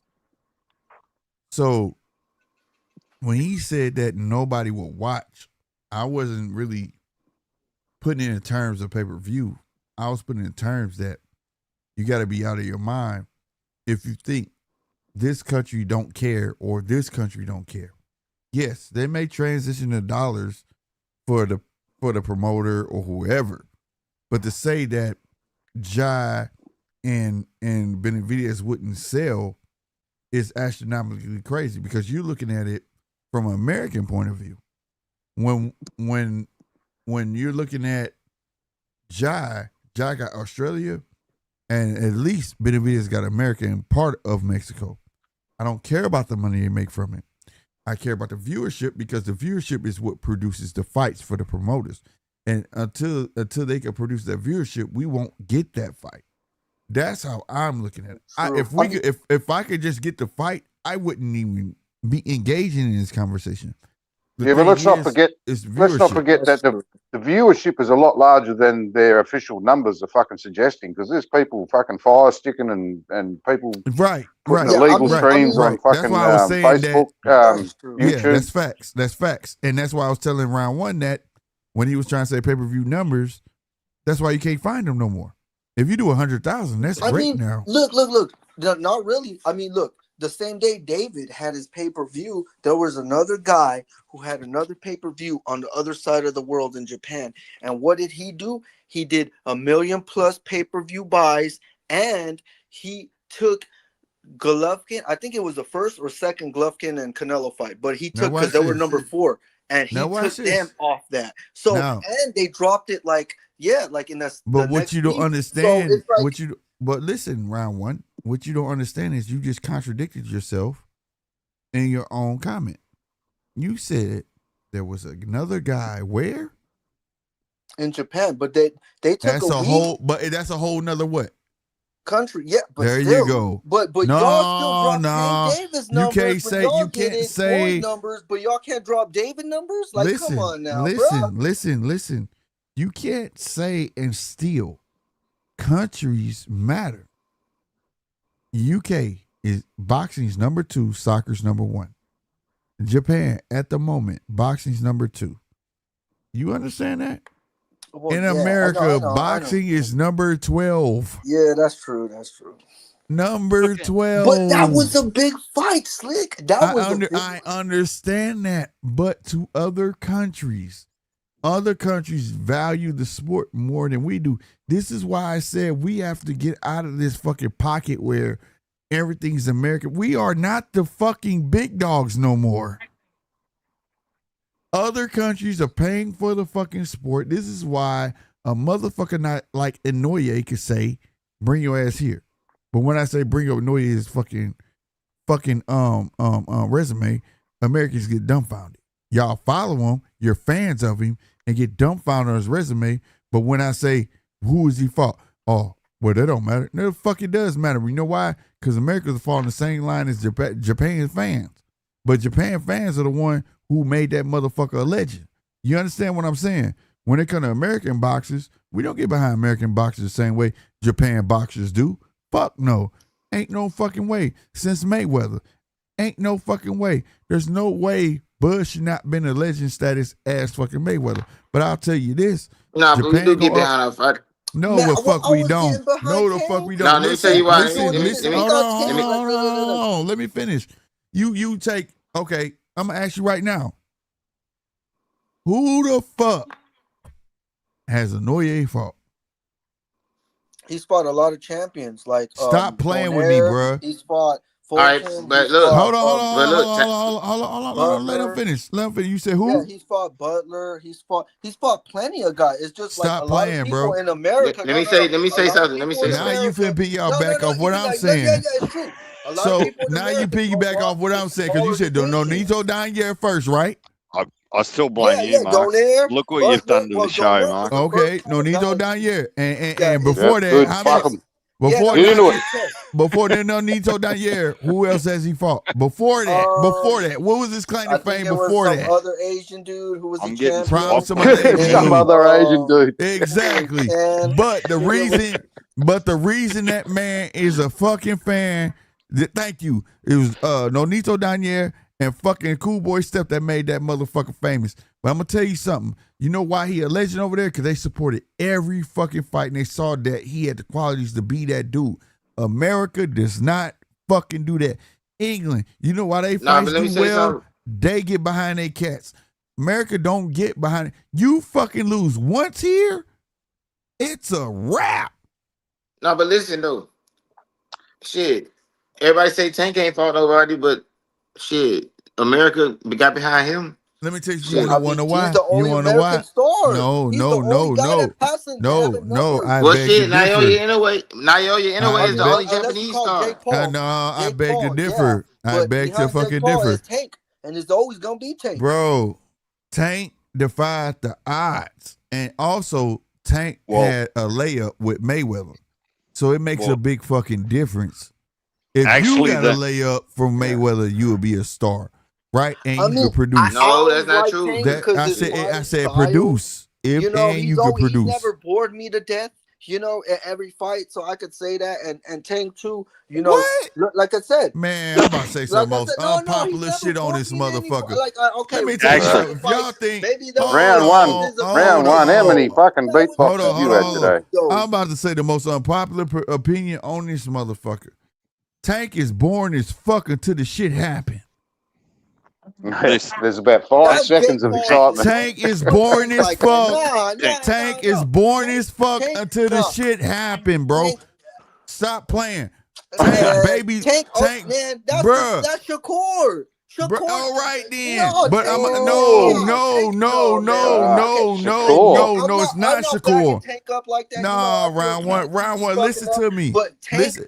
Lisa, listen to me. Lisa, like the damn name. Look, goddamn it. Tank babysit punches till he see that right one coming. You saw it. You saw it. And that's what make him what make him fucking exciting, bro. Because you know it's gonna come. You just don't know when. But he's boring till it comes, bro. But that's why every time he tells you, I have to agree with that. Don't get some popcorn. Don't fucking leave. You're gonna miss it. And when you do, you're gonna be like, God damn, I fucking missed it. And that's what happens. But a motherfucker whooping ass every round ain't better. But this is what I'm saying. So when you go to other countries, they don't value the same shit we value like that, bro. You tell me you want to watch a motherfucker 11 rounds, babysit punches, and then when he finally get a knockout, it's the shit. He still get more money than he get more views than the money. Like this, bro. He still get round one. When he eat, don't make you shit. Listen, I'd rather watch a goddamn like a jaguar stalk his prey and then ambush and destroy that motherfucker. That's what Tank does. That's what Tank does. Listen, where the fuck they get you with Roach though? Where the fuck they get you with Roach though? Where the fuck did they get you with Roach though? It was a good Where fight. was the elevation? He didn't take it round. Where was the elevation? Man, hey man, let me tell you. See exactly, bro. But listen, let me tell you what I was gonna say, bro. It's gonna be the same way. That's why they call it Roach. You know why they call it I'd rather Roach? watch a We gotta be calling this spade a spade, bro. We gotta be calling this spade a spade. Nah, bro, but he's not boring, bro. Let me tell you.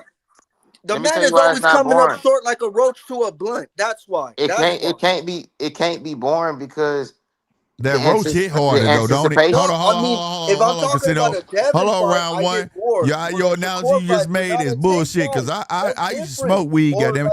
Hey, that roach hit harder. When you go back to that fucking ashtray and like that roach hit harder, don't it?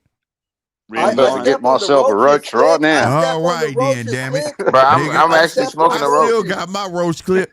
That motherfucker is way harder than he blunt. I ain't trying to hear that shit. You want to put the camera on the roach? Can we have being real, bro? Can we have one at a time? Casino, you go. I was saying, I'd rather see a jaguar like stalk his prey because the anticipation is more exciting than the whole cheetah chase across the fucking shit. Like, I'd rather watch. Thank you. Listen, I'd rather watch. Listen. I get more excitement out of watching a predator stalk his prey due to the fact that it's a predator and I know it's a predator, bro. Yeah. And one time, look, listen. And if that one time the predator don't catch his prey, I still was just excited the whole time because I knew that was a predator. Casino. And it's just like it'd be just disappointing. Hey, thank you, Casino. I got that, but his reference was different to yours.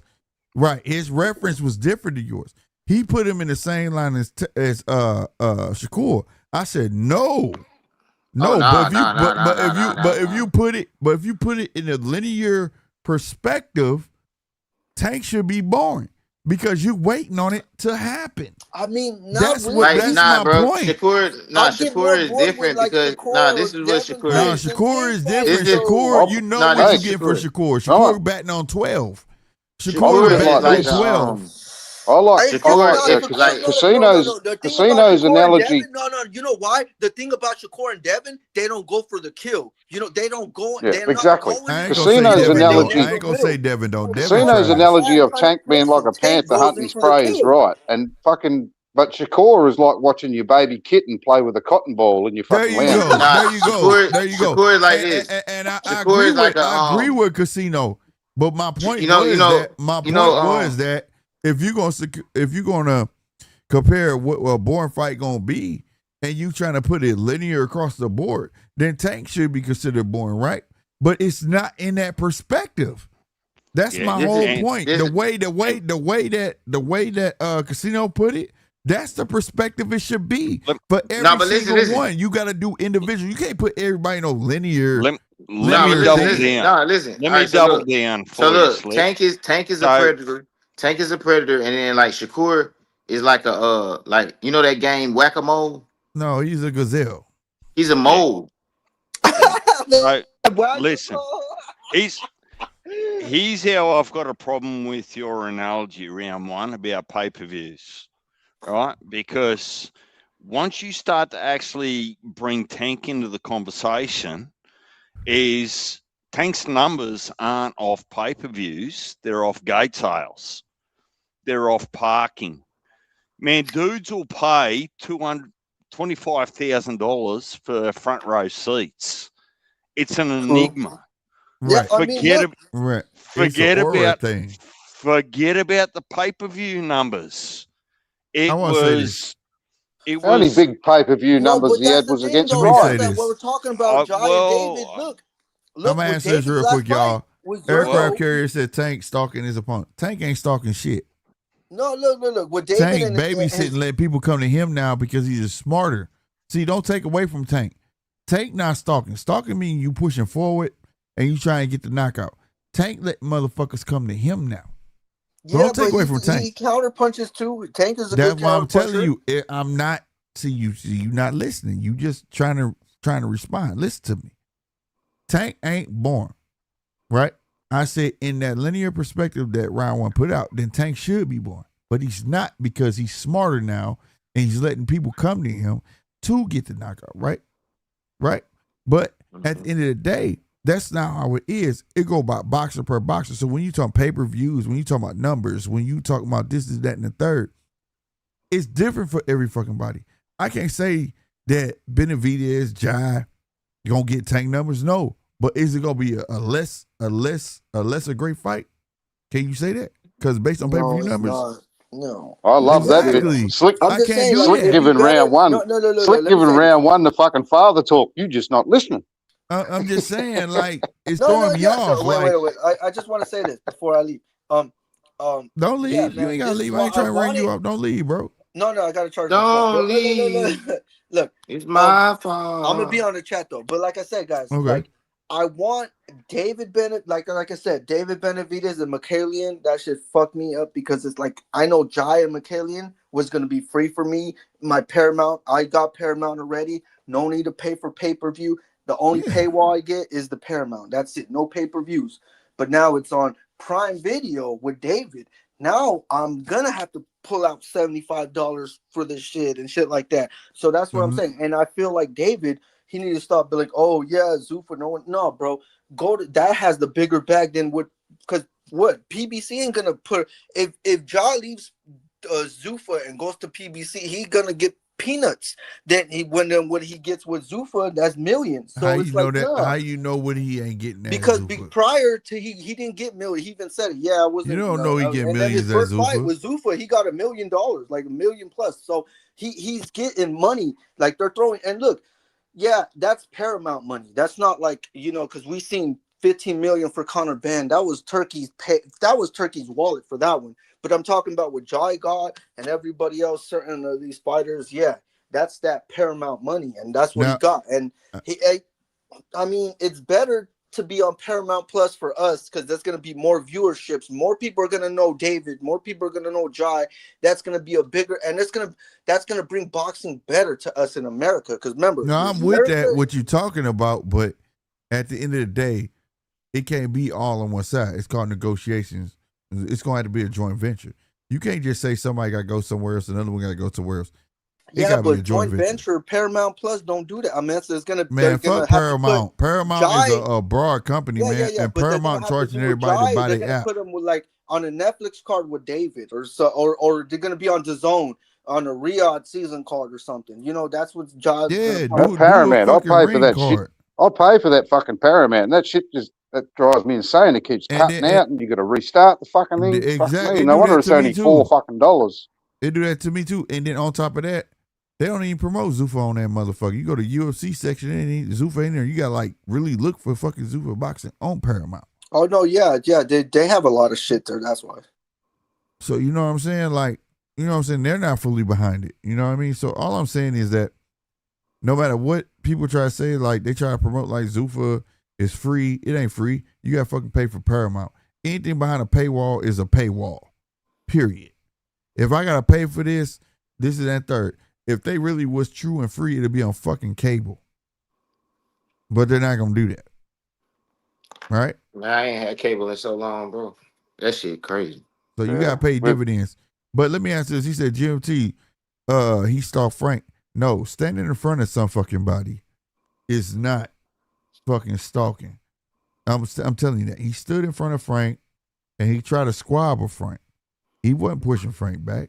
Frank was right there being slick and worried about this. Come on, man. I just got my hair done 2 days ago. Frank, the remix gone. I just got my hair done 2 days ago. I just got my hair done. And she put grease in my shit. I just got my hair done 2 days ago. I just got my hair done. I just got my hair done. I just got my hair done 2 days ago. I just got my hair done. And she put grease in my shit. I just got my hair done. I just got my hair done. I just got. That's what he was worried about. Bro, why would you do that, bro? That mother was standing in front of him worried about his fucking hair. Pushing somebody back is stalking them. Using lateral movement, cornering them, and stalking them. When you stand in front of some fucking body and trotting back, nigga, that is not stalking them. I gotta be honest. It is what it is. He had a bad night. But I'm being real with you. Bruh, don't ever say he was stalking Frank. No. You wasn't stalking Frank. He stood in front of Frank, babysitted, tried back and forth, got that 1-2 off, dropped him. When he got the fucking roach, he stood in front of him, thought he was going to get that same shit off, and what the fuck happened? What the fuck happened when he got the roach? He tried the same approach, and it didn't work. You talking who? No, listen what I'm telling you. When he was with Frank, right? He knocked Frank out, but he stood in front of Frank. He wasn't stalking Frank. He was trying back and forth. Wasn't using lateral moment. He took the opportunity when Frank gave him that fucking opportunity and got his ass out of there. He tried the same fucking motion with Roach, and it didn't work. It didn't work. That's a sign of a motherfucker getting on his high horse and he just got knocked off. Now, I predict if Tank comes back, he's going to be way more vicious because he got knocked off the high horse. Like, he's not back to reality. Like, you get what I'm saying? Niggas not scared of me like that. You get what I mean? So now I got to show them why you probably scared of me. I really do. I believe he comes back more fucking vicious. But to say, stop playing, you got to go all the way back to fucking Frank. Like, nigga, if you watch the Frank fight, he didn't stop fucking Frank. Nigga, like, nigga, Frank's a boxer. The movement that Frank was using is what Frank does. He didn't make Frank do that. Yeah. I'm being honest with you, bro. Like, if you watch boxing and then you watch the same fight and then go watch the Roach fight, he did the same shit. It's just that Roach was not willing to fucking budge. Yeah. So I'm saying, if you watching, man, let me know you watching, bro. Don't just be a fanboy, Aircraft. You know I got love for you, boy. But I'm telling you. And then come with that fucking excuse. I just got my hair done. And then he said 2 days ago. Nigga, you done slept on that shit. Ain't no grease in your shit. We know how greasy your pillow is, Tank. Nigga, the fuck? 2 days ago? Stop it. I ain't trying to hear it. Just come back and do better, nigga. That's all I want you to do. That's all I want you to do. And y'all think he's gonna fight Floyd Schofield? If he do, that's a good fight. You know why? He gonna knock that motherfucker out.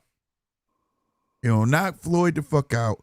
And it's gonna be a hell of 5 fucking knockout. And Tank gonna be right back on top. You know why? Because them motherfuckers talk so much shit. And I like Floyd Schofield. I like him. His father put so much preservatives and additives in the fucking jelly to the point you think fucking Floyd Schofield God. And he doing too fucking much. He do more than fucking Bill Haney, bruh. Yeah. Yeah. And now if Tank knock him out, it's gonna be like, oh my God, the fans gonna be like, man, he knocked Floyd Schofield the fuck out. His daddy said he was. Never mind, we ain't never seen them produce that. And I like the kid because I seen the potential. I mean, fuck that word. Anyway, you know what I'm drinking. But anyway, potential. Yeah, the potential. Because when he was at that conference, not the conference, the Ring Magazine Awards, the way the kid could talk, the way he moved, he could talk shit. I'm like, this kid could be something if he get away from his daddy. If his daddy shut the fuck up. And let him build himself along with De La Hoya. I know De La Hoya like, I got a crown right here, bro. But this dude, his daddy want to wear the crown. You know what I'm saying? I like Schofield. The way he talking, he can smile. He got a $1 million smile I wish I had. This motherfucker, and he fights. He's fan fucking friendly. It's not hard to build a fighter up like that. It's not. It's not just what the old man says either. It's the way he says it. Man, that dude, he's a purse swinging fucking motherfucker. He is. Man, I can't stand it. I can't listen to him, eh? That's what you call zesty. Yeah, zesty. That's the word. Yeah. Zappuccino say he baked them into getting comfortable enough to open up. He always look for one shot. Facts. That's what I'm saying. But if you put him on a linear scale, how round one was trying to do, technically, he should be boring, right? Because he's waiting on the one shot. But no, like Zai said, no, because I know what he's looking for. You get what I'm saying? I know his mindset because I've watched boxing. You know what I mean? That's what makes Tank fucking exciting, bro. It's not what he's gonna do, is when it's gonna happen. You know what I mean? You just have that feeling. He has that aura. And it's rightfully earned. You feel me? So, but if you put boxers on, but did that aura just get broken a little bit by Lamont Roach? Yeah, but that's what I said. Because sometimes boxers get on the high horse. You get what I'm saying? And they have to be knocked down. And that was one of those situations. I don't think a lot of people can do that like Roach, because Roach know that nigga and they like look at each other like, you know what I'm saying? Like when you familiar with somebody, you don't fear them or respect them the same way as everybody else do, and you familiar with their style and everything too. So you got a different type of confidence, and they're from the same area and shit. Yeah. So it's kind of like, you know what I'm saying? Yeah, like, that's true, I guess. That play a part. Like a lot of people not gonna be able to do that shit that Roach did. Like I hope people don't have that shit fucked up. Like, so I man, when I watch boxing, bro, I tell y'all, I don't look for what they get. I look for ticks. That's like my favorite hobby in boxing, how a motherfucker can be beat. You know what I'm saying? And also what deflates you can see when a fighter's what do you call that? Their confidence get deflated. You know what I'm saying? I look for things like that. And Tank is one of them guys where he got so high on the horse where they kept feeding him fish. Like they was mixing it up and then they start feeding him fish. You get what I'm saying? Giving him what he wants. You know what I'm saying? When it should have been, no, this is what you're going to fight. You know what I mean? And it got to a point where he got to a guy that he was familiar with, he sparred with, and a guy that know all his tricks. He had nothing for him. You get what I'm saying? That's what when it came to Roach and him and Roach and sparred so many times, he like, nigga, I know all your shit. There's nothing. Roach kept telling everybody, but we wasn't hearing him. You get what I'm saying? Yeah, we want to try to hear that shit. You're right. He kept saying, I know what he's gonna do. I know everything he's gonna do. And he proved it. Right? And he got gifted, the draw. So now I look for Tank to come with something better. You get what I'm saying? I think Tank's gonna be more vicious. I think Tank's not gonna wait to babysit on them punches. Like Zai said, He wait for motherfucker come to him. Like I said, he said, Roach and Rolly. No, I'm not waiting on that shit. I'm coming out the gate on your ass because that would devastate fucking Roach because Roach was betting on him because he knew how he fight. Like I said, I can't put every fighter on a linear scale because every fight is different. Every fight's different. But sometimes fighters get on a fucking high horse and they think they can get that shit off, and that shit don't work like that. Boxing is not a fearful sport because everybody takes a chance getting in that fucking ring. You get what I'm saying? So if you think somebody's scared of you when they get in that ring, you's a fool. Like if that's your mentality, it might even be true that he's scared of you. But if you're thinking it, you just put yourself behind an 8-ball. Yeah. Hey, that remix thing you put up, did you make that? No, that was some it's this dude called Remix God.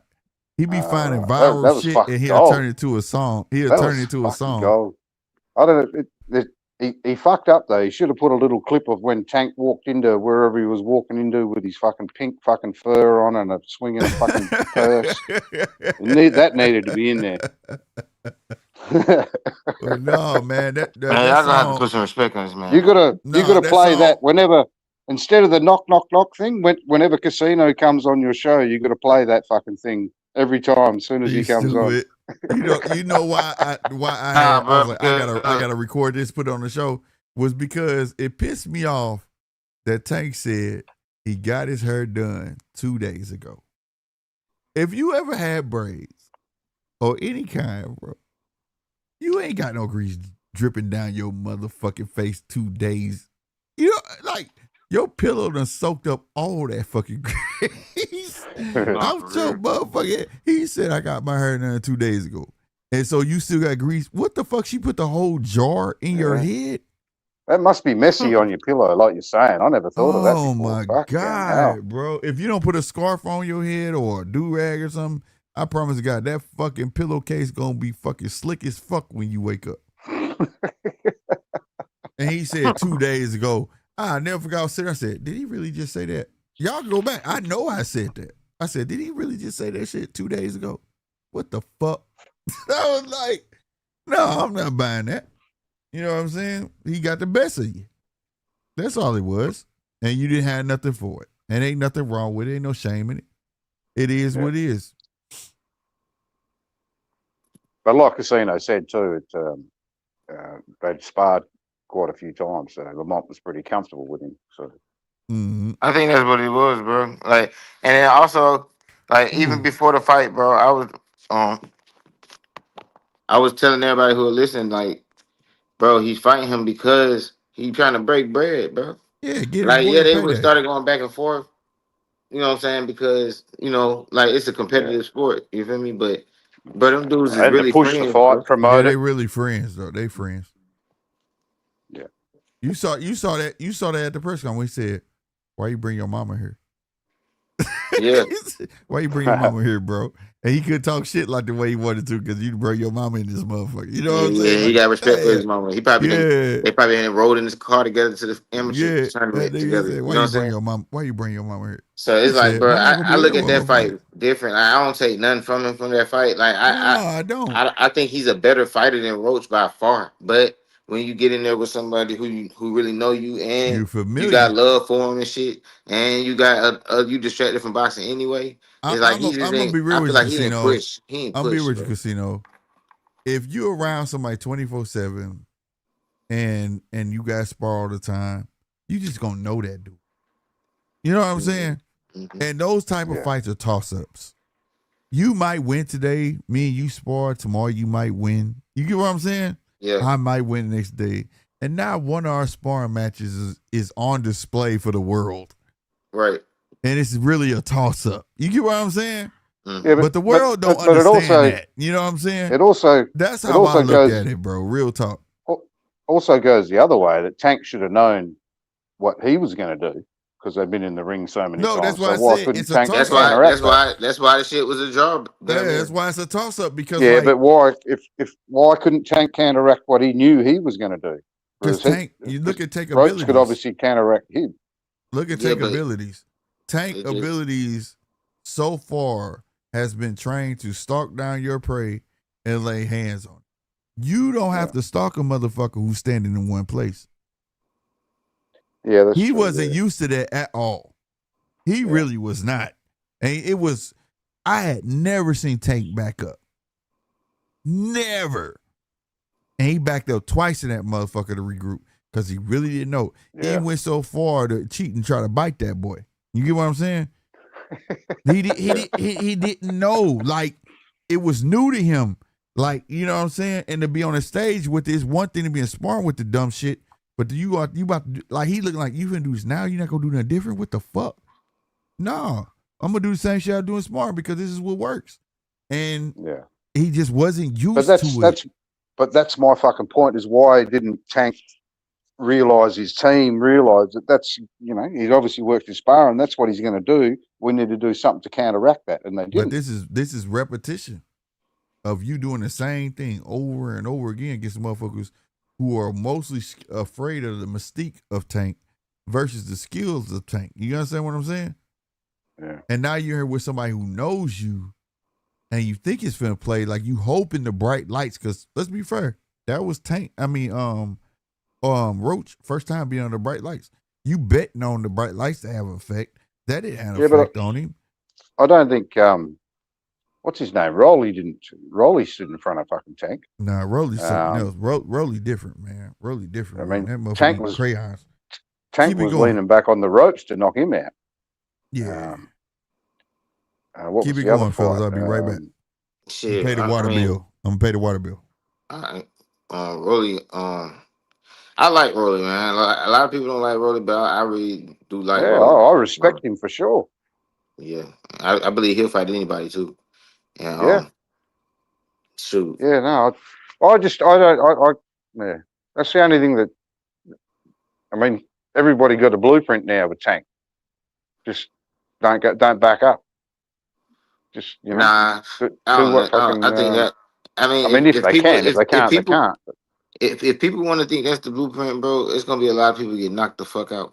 I ain't gonna lie, to be honest. Yeah, that's what I'm saying. If you're good enough to do it, Tank one of them people, like, bro, I'm telling you, bro, people can't do what Lamont Roach did. I'm telling you, like, that shit wasn't, bro. That shit was high speed chess for real. Like, that was really, like, only person who could probably do something like that is probably like Shakur.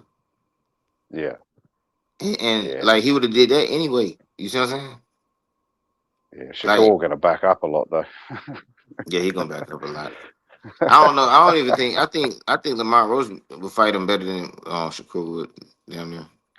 Because I still don't think Shakur can beat Tank for real. But I think if anybody could beat him, it would beat him. That's my thing. He's the only one I reckon I'll give any sort of chance to, and he's not going to knock Tank out, but he's going to outbox him. Yeah, if he wins, but I don't think he can outbox him for 12 rounds. But he could. He might could though. He might could. Oh well, he's the only. Like I said, he's the only one I can think of that's even half a chance of outboxing him for 12 rounds. I think something would hurt him and make him play himself out of the fight. Like, he would run himself out of the win. Like, because you're not gonna run. Yeah, if you run too much, you're not gonna win either, I suppose. Yeah, especially not against Tank.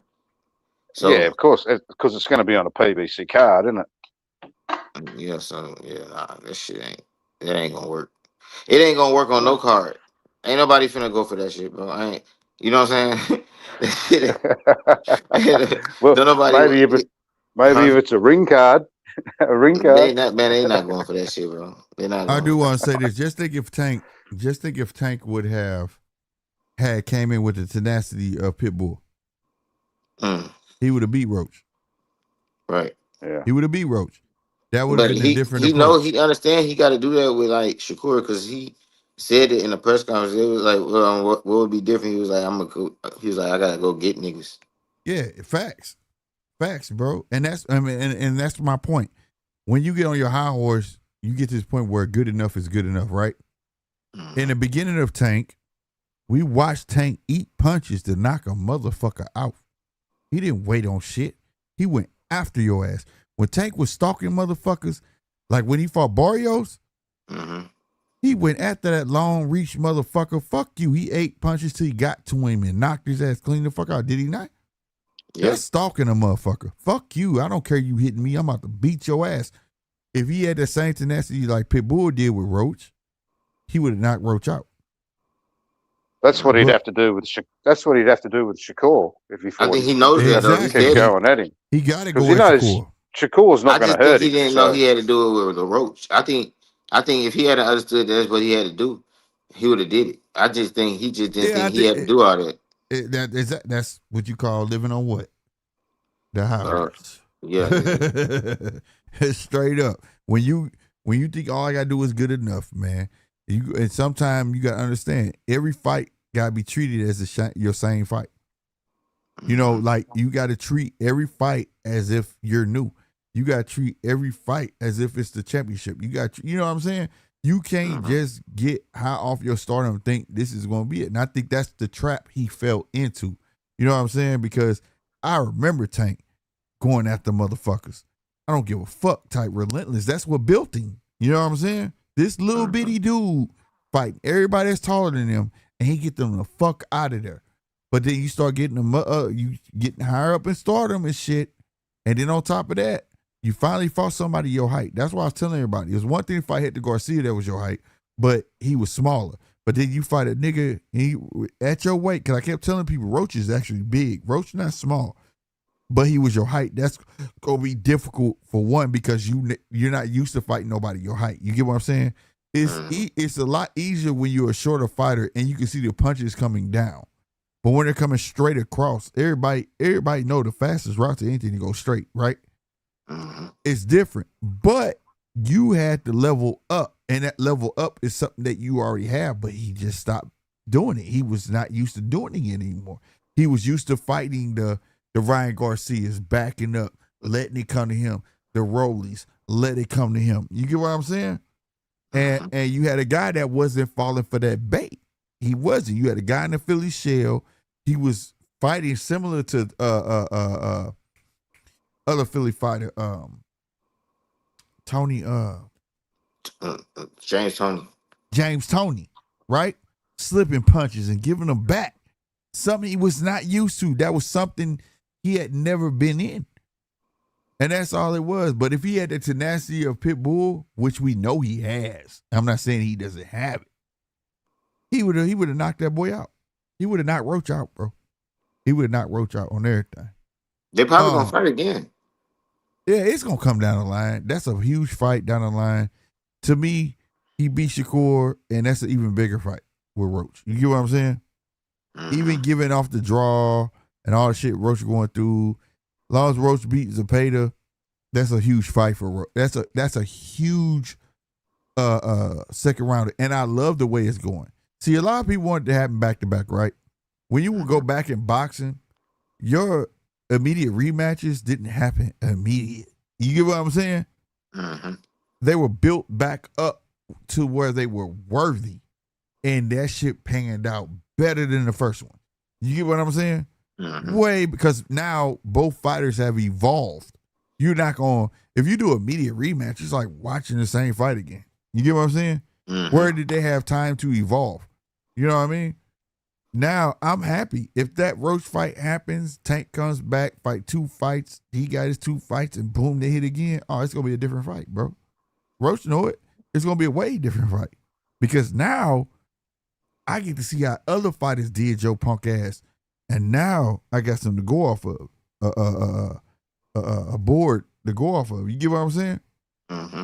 You know, so that's all it be, bro. Like, boxing is, that's why I tell people, man, when y'all follow one boxer, bro, you know, it don't pan out. Don't do that, bro. You got to also follow the fighter and the opponents that your favorite fighter fought and understand why that fight went as such. Or you got to understand why this fighter gave your favorite fighter a tough fucking fight. So when he fight another fight and you look at him fight somebody else, you be like, oh shit, you'll understand like this might be a tough fight. You get what I'm saying?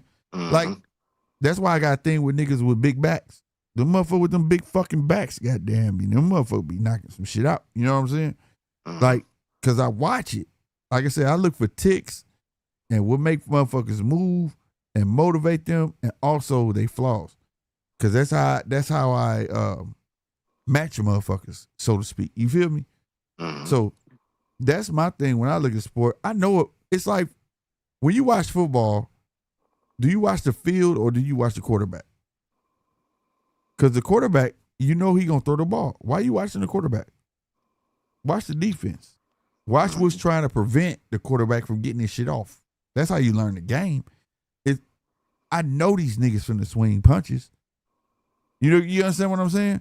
I want to know what can stop him. I want to know his ticks. I want to know what drops his morale. You know what I mean? That's how I look at boxing. That's just me though. You know what I mean? Yeah. So, or whatever. Zappuccino says, speaking of Zuffa, Rayo versus De Los Santos rematch, day after boots. Hey, you being from Atlanta Casino, have you heard anything regarding? Now, I know Brian Norman Jr., Susie him, he has Throwback Promotions. I love the name. I really do. And if you see him, tell him I'll make your shirts for him. I love the name Throwback Promotions. Did he sign De Los Santos? Yeah. Okay, because I was wondering because like he been promoting this fight, and yeah, I'm he like, didn't do that. Maybe I didn't say something to you about this. No, you didn't, because I was wondering like, because he been promoting he even promoted the Zoo fight. He went to Golden Boy when nobody there trying to get some work. He announced that he signed him. That's okay, and he got somebody else. Okay, I'm definitely tuning into that. Salute to Brian Norman for getting in the promoter realm. I heard that putting your money where your mouth is. Looking ass. I'm with that shit. Yeah, I'm with that shit, bro. I remember I was excited when he did that because I fuck with De Los Santos. That's a smart young man, bro. And I liked that. And that was a good pickup, De Los Santos, bro. Fan-friendly fighter. Go to his social media right quick, see who else he got on there. Or go to Throwback Promotions or something. Like, see, I think it's somebody else, I think. A good signing, too, I think. Yeah. You see him? No, hold on. I was switching my thing. There we go. But no, I gotta go on my phone. But no, I like the name. Oh, that's dope. Throwback Promotions, because he a throwback type of fighter to me. So that was dope. I didn't know if he thought about himself that way, you know? When he said, yeah, I'm starting Throwback Promotion, I'm like, that's hard, bro. Yeah, but a lot of them have got these, you got Devin Hanney Promotions, and you got, No, but he got De Los Santos. Got one. He signed a fighter. But that's what I'm saying. At least he's actually signing a fighter. These other ones are just tax dodgers. At least he's actually, doing a promoting role. Yeah, that's what I like. That exactly. But is it the boxer or is it his old man? No, it's the boxer. Oh, okay. It's a young fella. You're right. Oh, nice. Yeah, the old man really. I'm a big fan. He went to because he went to he made a video where he went to Golden Boy trying to make fights, and nobody was there. I could have told him that though. Don't nobody be in them buildings, bro. Like people think PBC got a building. PBC ain't got a building. PBC got a where you can mail shit to, but they ain't got no fucking building. The only one who got a legit building is Bob. Yeah. Bob got a facility and an office building. Nobody else got an office building in America. I bet Eddie Hearn's got a fucking building. Well, yeah, that's in UK. I'm talking America. Yeah. The motherfucker, that shit, they don't have none of that shit, bro. That shit a shell. You know what I'm saying?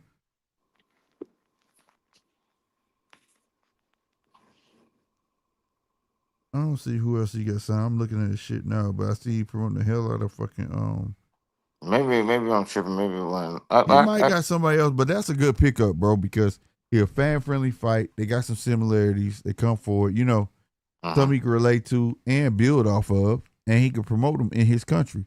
And I hope he beat Rayo, man. If he beat Rayo, he definitely gonna give him. He can give him a couple more fights in his country. Like, you got to build your promotion. You feel me? Like, look how MVP. People forget how the rise of MVP went. The rise of MVP was majority where? In Puerto Rico. and he found Puerto Rico fighters that was good, and he promoted them there and built it up, and then branched out. You get what I'm saying? So that he can get him some fights, bro. That shit hard, bro. Something telling me Rayo gonna win, but I don't know. Nah, Rayo on his last leg, bro. I think Rayo messed up when he left Benavidez and them, bro. When he got on his high horse and he thought, "Oh, I'm champ now. Fuck you niggas, I'm out." You know, he been down here ever since. Sometimes you may have the skills, but you got to understand you may have the skills, but you may not have the smarts. And I know that's like me trying to say the boxer's dumb, but I'm not saying the boxer's dumb. Sometimes you need a strategizer. You get what I'm saying? You need like me, I could be good with Blue Nose Pits. Casino come along and be like, "Hey, bro, you need to start feeding these dudes this. They're gonna shine in your coat. You need chubby pups, so you need to give them. You get what I'm saying?" And he gonna give me a strategy to build a winning dog. You get what I'm saying? Right. Because he knows those ins and outs that I don't know. You get what I mean? Right. So sometimes you need a good strategizer. Like if y'all look at Ben Davison, he a cool trainer, right? And he has got some champions on his belt. But when Ben Davison is not first in the corner, he's a hell of a fucking strategizer, bro. Like he sees shit. You know what I'm saying? And sometimes that's your lane, bro. You a hell of a strategizer, bro. You could put a plan together and it be so on point where you just can't lose. You know what I'm saying? Some people just had an eye, you know, whatever. And I think that when Rayo left them, that all that strategy shit went out the fucking window, bro. That's what they were providing him. You had the skills, but we was giving you that strategy where you could win. And yeah, people got the best of them, and the rest is history, right? So, you know, whatnot. And a lot of people do it, like you see Pacheco. Pacheco coming back. When is Pacheco fighting? Pacheco did the same thing. Left Team Benavidez because he said the same shit. They put Benavidez first all the time. Blase. And, you know, that's the impatient of this era. It's just not your time yet. You know what I'm saying? You got to understand sometimes you being built to get to that point. Now, he fighting sometime soon. I think, the 18th of July, he fighting Aleem. Now, he went on record talking shit about them, right? I left them, and, you know, this is a Pacheco era now. It ain't the Benavidez era. Okay. Now, your next fight, motherfucker, you better look good. You know what I'm saying? Because if you don't look good this next fight, you going to fall right in line with Rayo. And it's gonna really look like you leaving what built you. Don't bite the hand that feeds you, so to speak, type shit. You feel me? They built you to a point and got you to the big show, and then you want to leave a motherfucker? You crazy. You know what I'm saying? Even Mike Tyson knew that. Don't leave the motherfucker bring you to the show, bro. Which one of them? I think both of them left them like on a bad note, didn't they? Yeah. Rayo didn't even, he melted the dude something. He melted Benavidez into some shit. That shit was weak, bro. He put that shit on social media or something. Yeah, bro. Pacheco did a similar shit. Like, look, bro, you can expect the head trainer of the gym to give all his time to you when he got to start. You start carrying yourself, he will start migrating you. But at the same time, though, bro, if you in a star quality gym, it ain't just about that head trainer, because everybody under the head trainer is just star quality is him. You get what I'm saying? They all learning from him. Then you go have your time with him. You soak all that fucking shit up. But you don't leave prematurely, nigga. You ain't even got a belt. You get what I'm saying? You don't even got a belt, bro. Like, stop playing, bro. Like, that's why, like, go look at the history, like, that's why I like about Robert Garcia, right? Robert Garcia is on the record of beating, on the verge of beating Freddie Roach. Freddie Roach was the most workingest motherfucker. He worked tonight. He got Parkinson, but he produced, I want to say, if somebody in the chat could prove me wrong, or not prove me wrong, just correct me, the most champions. You know what I'm saying? When you was trying to become champion, you couldn't with somebody they went to Freddie Roach. You see what I'm saying? And he got your ass right. The same thing with Robert Garcia. Robert Garcia is on that fucking way, bro. That's what I like about him. But you don't see niggas leaving him. Yeah. Because they see what he producing. Yeah. They sticking with it, bro. They like, I ain't finna leave this motherfucker. Like, but then you see he produced Benavidez, this and third. He is smaller, but he's producing. Yeah, that might be his son. I don't give a fuck if it's your son or not, nigga. Your son ain't gotta be champ, nigga. It still got something to do with the trainer. So why would you leave, bro? But so you better go out and show up. So for Pacheco, he gotta go out here and show out, bro. You know what I'm saying? Eric Kirk said Manny Stewart. Is he current? Is he before? Because I'm gonna be real, I'm not hip. Is Manny Stewart after no, okay, Manny Stewart produced the most champion. I'm talking about from Freddie Roach on up. Was he before Freddie Roach? Let me know, Eric right here. I appreciate it. But yeah, so like that's little stuff I pay attention to. Like, why would you do that? That shit don't make no fucking sense. They go to Ben Davison. They go to Ben Davison because he a good strategist. But because you're a good strategist, doesn't make you a good what? Trainer. That's why you have a team. If you look at motherfuckers had teams. Floyd had a team. He had a strategist, trainer, this and that. The strategists don't talk to you. You talk to the trainer. You see what I'm saying? The strategist, usually when you sparring or you shadow boxing, the strategist is right there with the fucking trainer. Looking at him. See that shit he doing right there? Tell him to stop that shit. Why he shifting left for no fucking reason? Tell him to stop that shit. Because when we go against old boy, he betting on that. You know what I'm saying? That's what a strategist do. He watch tape, he look for the fallacies in your opponent, and he correlated to what you do. You know what I'm saying? Yeah, Freddie Roach got 40 champions. That's what I'm saying. Freddie a motherfucker, bro. And Freddie's extraordinary because for a person to have Parkinson's and still get that shit up, Nacho Barrett got 18. Sousa, Nacho. I like Nacho. Hey, I like Slick. Nacho. I'm gonna have to get going, mate. All right, bet that. Hey, I appreciate you coming on, bro. I'll be back tomorrow. I've got to look up some flights. I might be going to Thailand again in a couple of weeks. For real? Hey, man, I'm going to have to catch up with you on that shit, man. I was just talking to somebody. I'm going, bro. I'm getting my money together now, and I'm going, bro. There's a travel YouTube dude from Australia that I met up with last time I was in Thailand, and he's having his birthday over there, so he's invited me. So I don't know. Oh, yeah. Hey, if you there, got to see how the finances and work. Hey, if I'm live and you're there, go live. I want to see that shit. Yeah. I want to see that shit. I gotta go. I gotta go. I might not be. They just had an earthquake over that way too. Didn't they just have an earthquake over that way? Don't know. I didn't hear about that. No. Yeah, they had an earthquake over there.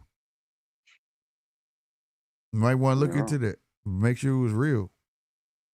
Yeah, but from what I was saying, they had earthquakes. There's earthquakes in Indonesia all the time, mate. I'll go there heaps. I've been in a few earthquakes, but they weren't huge ones. Yeah. Okay. Yeah. But you do worry because their building standards aren't real flash. Yeah, bro.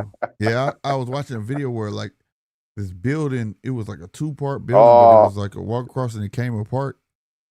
Yeah, right. Yeah, crazy. I saw a clip of there was 3 women at a kitchen table, Asian women, and a baby. But one of the women was like an old nana. And the 2 younger ones got up, grabbed the baby, and bolted out of the fucking room. And the building was seriously moving, like serious. Old Nana she didn't even move. She just sat there in a chair. She got thrown out of the chair with the way. Yeah, it was. I thought far out. All the panic, that like shit fucking crazy over earthquake scary. I've been one earthquake. I moved to California, and my second year in California, they had an earthquake. It was like a 6 point something. And that was a fucked up experience for me because we don't have that shit out here where I live. And we was going to bed, me and my daughter's mom, and that shit started in the bed, started dancing across the floor. I said, what the fuck is going on? And she was like, it's an earthquake, it's all right. And she's from California. She used to his shit. I was scared out of my mind. So then I ain't gonna lie, I had to take a shit.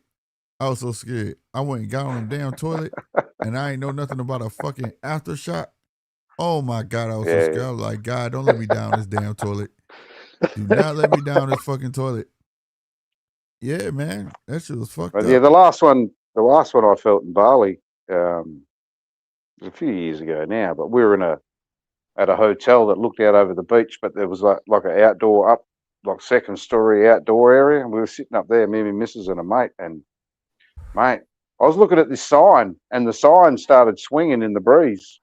And there was no breeze; it was just swinging, And I thought, right? Like, what the fuck? Next thing, the people that worked there, they just started bolting for the stairs to get the fuck out down on the road. And I looked at my mate and my missus. I said, "What the fuck is going on?"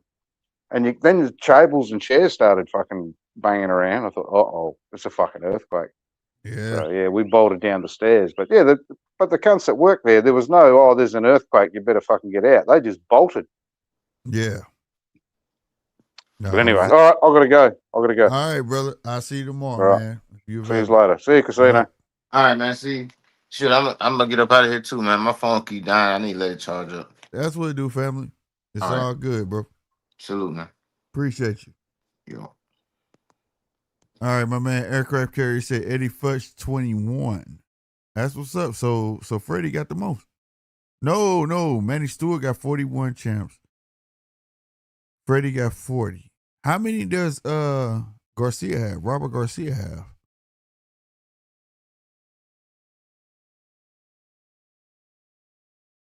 I think Freddie got the most coaches of the year, right? But nonetheless, though, my whole thing is like when these guys just want to dart from coach to coach. You saw it with Joshua. It's almost like you're trying to paint the blame, right? And sometimes you just need to go through the fire with somebody, All the great ones went through the fire with somebody, bro. It may not have been what you wanted to do, but it was what you needed to do to win. Right? Whether if it was an unlikely performance that the fans wanted, or it was a crowd-pleasing performance that the fans did want. But the point is, you go with the motherfucker who bring you to the dance and the guy who values you and believes in you. That's who you go with, bro. Joshua going through all these trainings and shit, and Joshua getting these checks and shit. He's fighting, what's the guy named Pringa or something like that? He's going to knock him out. But what happens when he get to another taste of some real shit? Are y'all going to still have the same respect? He went through that shit with Derrick James, started knocking motherfuckers out, got to some real shit. And then what happened? He changed trainers and got knocked out. Now he's with another trainer, and guess what? He going to beat Pringa. And guess what? When he gets to some real smoke, what's going to happen to him? I don't know. But that's my point. You can't keep shifting that shit. Ryan Garcia 16. That's what's up. Ryan Garcia on par. I like Ryan. I like Robert Garcia, bro. I love that dude, bro. Because he's a guy you can respect as a champion, boxer. I know a lot of y'all probably don't know that. Not y'all in the chat, because I know a lot of y'all are boxing historians, but a lot of people don't even know Robert Garcia was a champion. Robert Garcia was a boxer, not no old school boxer. Like you can go find his fights, did his thing, fought people and that guy know what he's talking about, bro. I like him, bro. And yeah, he be on the soapbox sometimes. Sometimes he be on this promoter shit, whatever. But I respect Robert Garcia 100%. You know what I'm saying? He been through the fire. He know what it takes, whatnot. So, and he stand by his fighters, bro. Punch, I see you, baby, man. Yeah, we about to get up out of here, bro. Damn, bro, you showed up hella late. Boy, we got Deej and them, bro. Deej and Mark. Hello, motherfucker. Yeah, I'm going to show you what we did to Deej and them, bro. Let me show you. USA, we did it. Yeah, what a game. Best team ever. USA. Every peep in the background. USA, we did it! Yeah, what a game! Best team ever! USA, USA! We were so close! We were so close. Yeah, USA, we did it! We were so close. This is my guy Punch, man, that's little bro. Yeah, bro. But yeah, man. But no, on everything, we got good fights coming up, bro. The female fights, we got. Hey, don't sleep on this Red Star and Courtney fight. That's on the 12th of July. Don't forget 4th of July. That's the 4th of fucking July. Masons and Courtney. I just really realized that, like, it just hit me right now. The 4th of fucking July.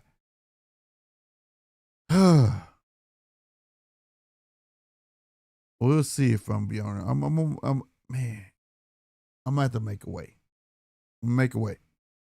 Do that fight. And of course, Friday, June 26th, we got Zaya's Boots. I gotta get the sponsor some love again. Like I said, man. Hey, these shirts right here up for a limited time. Like I said, man, go ahead and you can scan that QR code. That QR code right there, take you right to them. You know what I'm saying? Represent for your fighter. You got Zayas, you got a Boots, and the Zayas and Boots with the Barclays is fire. I got the Boots on right now. Last week, I think I had the Zayas one on. But yeah, they're fire, bro. These shirts are fire. I've been wearing them out. Everybody want to know where I'm getting them from. I've been directing them. And they've been selling like hotcakes. Go ahead and get you one, bro. This is all original artwork. You ain't going to get them nowhere else but tflex.store. You know what I mean? Like I say, for a limited time. Other shirts. And hey, go to the site, see if you like anything. I think there's a bunch of religion shirts on there and other shirts on there, but other stuff is being added weekly. So make sure you go ahead. And I think anything over $75 is free shipping. So make sure you go at least put your email in so you see what's coming up next. And also, if you go to Tflex, I think it's X, TEEFLEXX on Instagram. If you got any suggestions, go over there, give your suggestions, or you might want some custom, this, that, and the third. And the custom thing is going to be listed on the website soon as well, too. So be sure for that. Be looking out for that. All right? 100%. Talk as he said, that Zaya's boot shirt is fire. Yeah, that's my favorite one. The one I wore last week. That's the one I like the most. You know what I'm saying? That mother fire, bro. It got the gold. It shine like nobody else's business. You know what I'm saying? So make sure y'all go check it out, bro. Other fighting shirts coming soon on there. Like I said, I got my little input, X, Y, and Z, because I love boxing. You can't find boxing shirts like this nowhere else. UFC shirts coming soon. All sorts of shirts coming soon. Just you gotta check it out, bro. I ain't about to do a whole commercial. But make sure y'all go to tflex.store. You dig what I'm saying? It's a great way to help the channel. All right? I ain't fronting on y'all. We get a percentage, you know what I'm saying, for every sale. So, hey, go to tflex.store. Like I say, I like super chats. I like cash apps. But I also like that y'all get some in return, bro. You know what I mean? For helping the channel out. You feel me? Real spit. All right? Like I said, we got the Mason Cordina, blase. What else? August, we got that Roach versus Apeda, O'Leary and Chamberlain fight. And I think that's it. No, Saturday. I'm forgetting that. What is that? Is that the 5th? We got Taylor and Peely. If we going to be doing that, we may do it. And then I know for a fact on the 12th of September, we got Canelo and Billy. Now, I want to know the rest of that card, that Canelo and Billy. That card has to be large. But we're going to get to that. That's months away. But we got a nice amount of fights coming up, and that's just the zone. We don't know what PBC going to do. We don't know what everybody else going to do. But nonetheless, we got some awesome roster. We got Crocker versus Paro. Zai Pacino just put in chat, salute to him. Hey, Zai, man, I got to work with you, bro. Hey, Zai, I I want to get something. I gotta get you to take a picture or something. So when you say something, I want you to I don't know how to explain it. I gotta show you. Let me see. I got me when I come out and slap the screen like this. I need to get you or something like that. You feel me? And when you like something to put your head out like Toasty or whatever, when Zai say something, boy, he be on this shit. So I want to get something for you, Zai, all right? I want something to make you part of the show. But right, we got Crocker versus Power, which they aren't advertising, which is weird. It is what it is. And where is Crocker versus Paro? Is it on Amazon? Is it on the Zone? Because that shit is not showing up.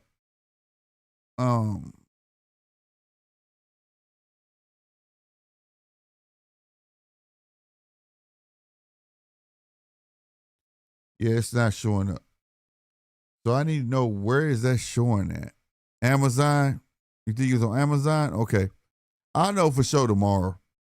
I got too much shit open on these windows right here. So I know if I open something else, it's going to act stupid. It's free for us in the States. Facts. Cool.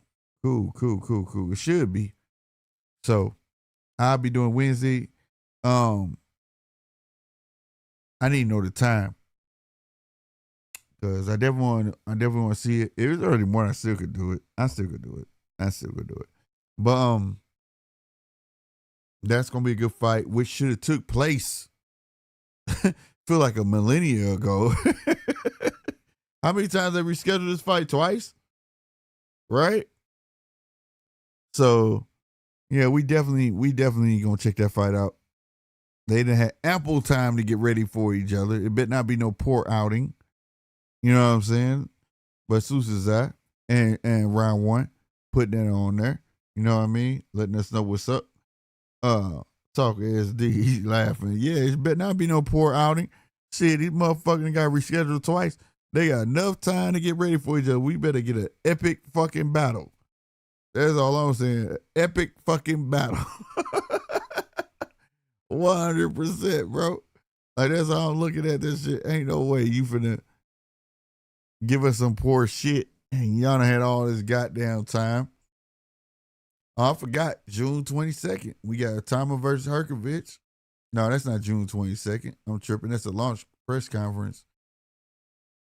That's the press conference. Excuse me. But like I said, we got a bunch of great fights. Suits to the UK because y'all basically taking over. I ain't gonna lie. As of right now, y'all got it. Frank Warren, y'all doing y'all thing. Eddie, y'all doing y'all thing. And I'm happy for it because y'all keeping me busy. Yeah, well, as always, they always have. They always keep me busy. What is this? I don't know what this is. It's talking about replay. I guess it's something that we could be able to see until, but it can't be nothing but replayed. Gonzalez versus Perez. I don't even know who these dudes is. The leader promotions. Why is it on replay instead of showing it to us live though?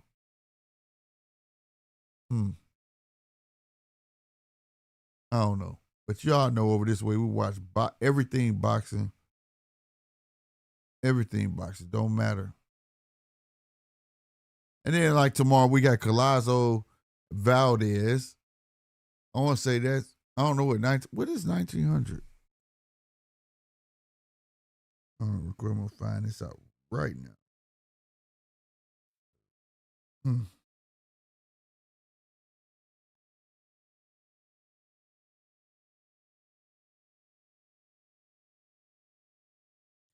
So Collazo 7 p.m. Central Time.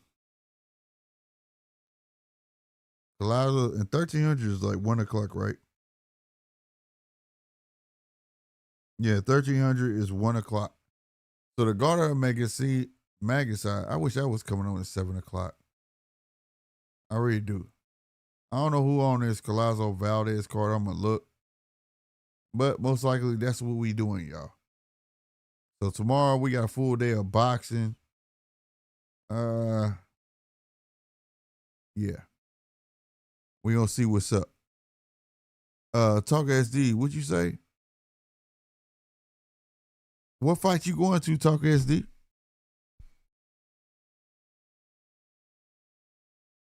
And that's another thing, man. If y'all want shirts to represent what you're doing for the World Cup, you know what I'm saying, for soccer or whatever, like I said, go to XTFlexX on Instagram. Let them know on there. They'll get you that one-off shirt. It'll be the price. Well, don't quote me on that, because it's a creative shirt, but it'll be around the price of, like, yeah, the price of a shirt that's on the website. I'm going to say that. And tell them Slick said it. Collazo versus Valdez. Oh, you going? Man, hey, okay. Hey, Talk as if you're in the live, bro. And I'm live. You know how we ate. Let's get some insight, man. Shout out to PYP Boxing last weekend. Gave us insight on the boxing match last weekend. That was awesomely dope. I think I hit my boy up too, though, bro. We got another inside, man. He messed with Fight Hype and all that stuff, man. Real talk. That was dope that he did that.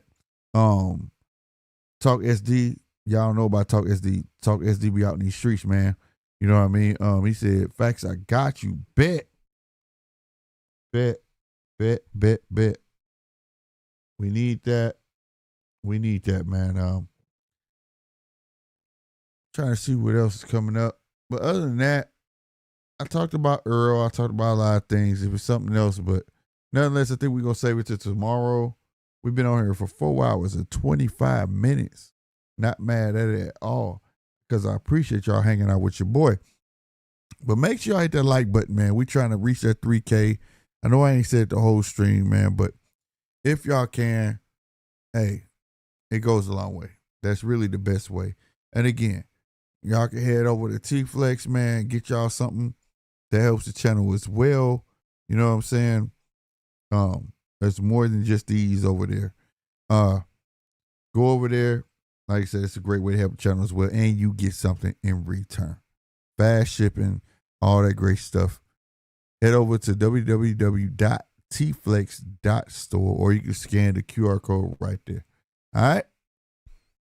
100%, man.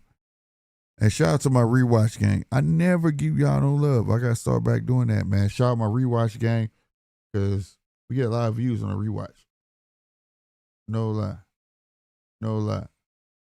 Right on, Talk SD. We appreciate it. Having said that, man, I am your boy, Slick 50, the one and only. You dig? I appreciate y'all. Make sure y'all come through. All my people on X. Don't think I don't see y'all. Don't think I don't see y'all over on X. Y'all got to start coming over to YouTube, bro. Hang out with your boy. Take the link. Hey, and I'm going to start tomorrow. Tomorrow we going to try to do, and it might be messed up, whatever, but we going to do that shit live. We going to try to do, what do you call it? Where y'all can call in from X. I can't think of the name of it right now, but we going to do it. All right? That way, because I want to get everybody included, bro. That's my thing. I want to get everybody included. Hope I can sync with my boy Johnny, and we can crash this party if he live tomorrow, all right? We can crash this party through the Roadcaster, man. We're going to try to do a bunch of stuff tomorrow. Why not? All right? I'm up out of here, man. Y'all be easy. All right? Real spit. Don't be fake. Don't be fake. Stay thorough. You hear me? I'm up out of here. Deuces.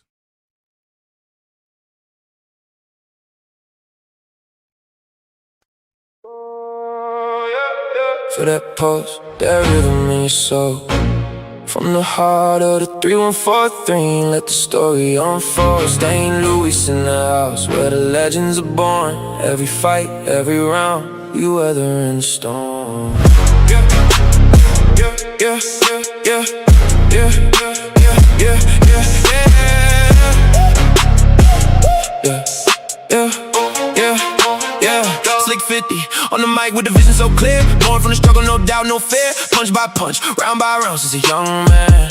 Still 40 in the grace with a notebook in hand. From the Golden Gloves gyms to the big stage lights, analyzing every jab in those knockout nights. Now tune in close, let the real talk begin. It's the Judges Table Podcast, where the true champions win. We break it down, every angle, every hook, every sway. From the past to the present, we dissect the fray. The Judges Table Podcast, where the knowledge gets dropped. History in the making, truth can't be stopped. Yeah, the Judges Table Podcast, represent the 314 for the love of the sport. We want more and more and more. Ali's dance, a butterfly sting, Hagler's power with a marvelous king. Crawford switch, a master's art, each one etched deep within my heart. These aren't just names, they're lessons learned. In the ring of life, every lesson earned. From the first bell rings to the final count, every second matters. We talk about the amount of heart, grit, and passion that fuels the fight. Under these bright lights, we share what's right. So if you're new to the fam, or you've been here from day one, hit that like and subscribe button. Let's keep this momentum spun. We building a community, a squad strong and true. For every boxing fanatic, this table's for you. Yeah, yeah, yeah. This is more than just a show. Yeah, this is passion, this is life. Straight out the loot, 314 strong, ending all the strife. Your host Slick 50, bringing you the realest talk. Salute to the fam. Let's go. Let's walk.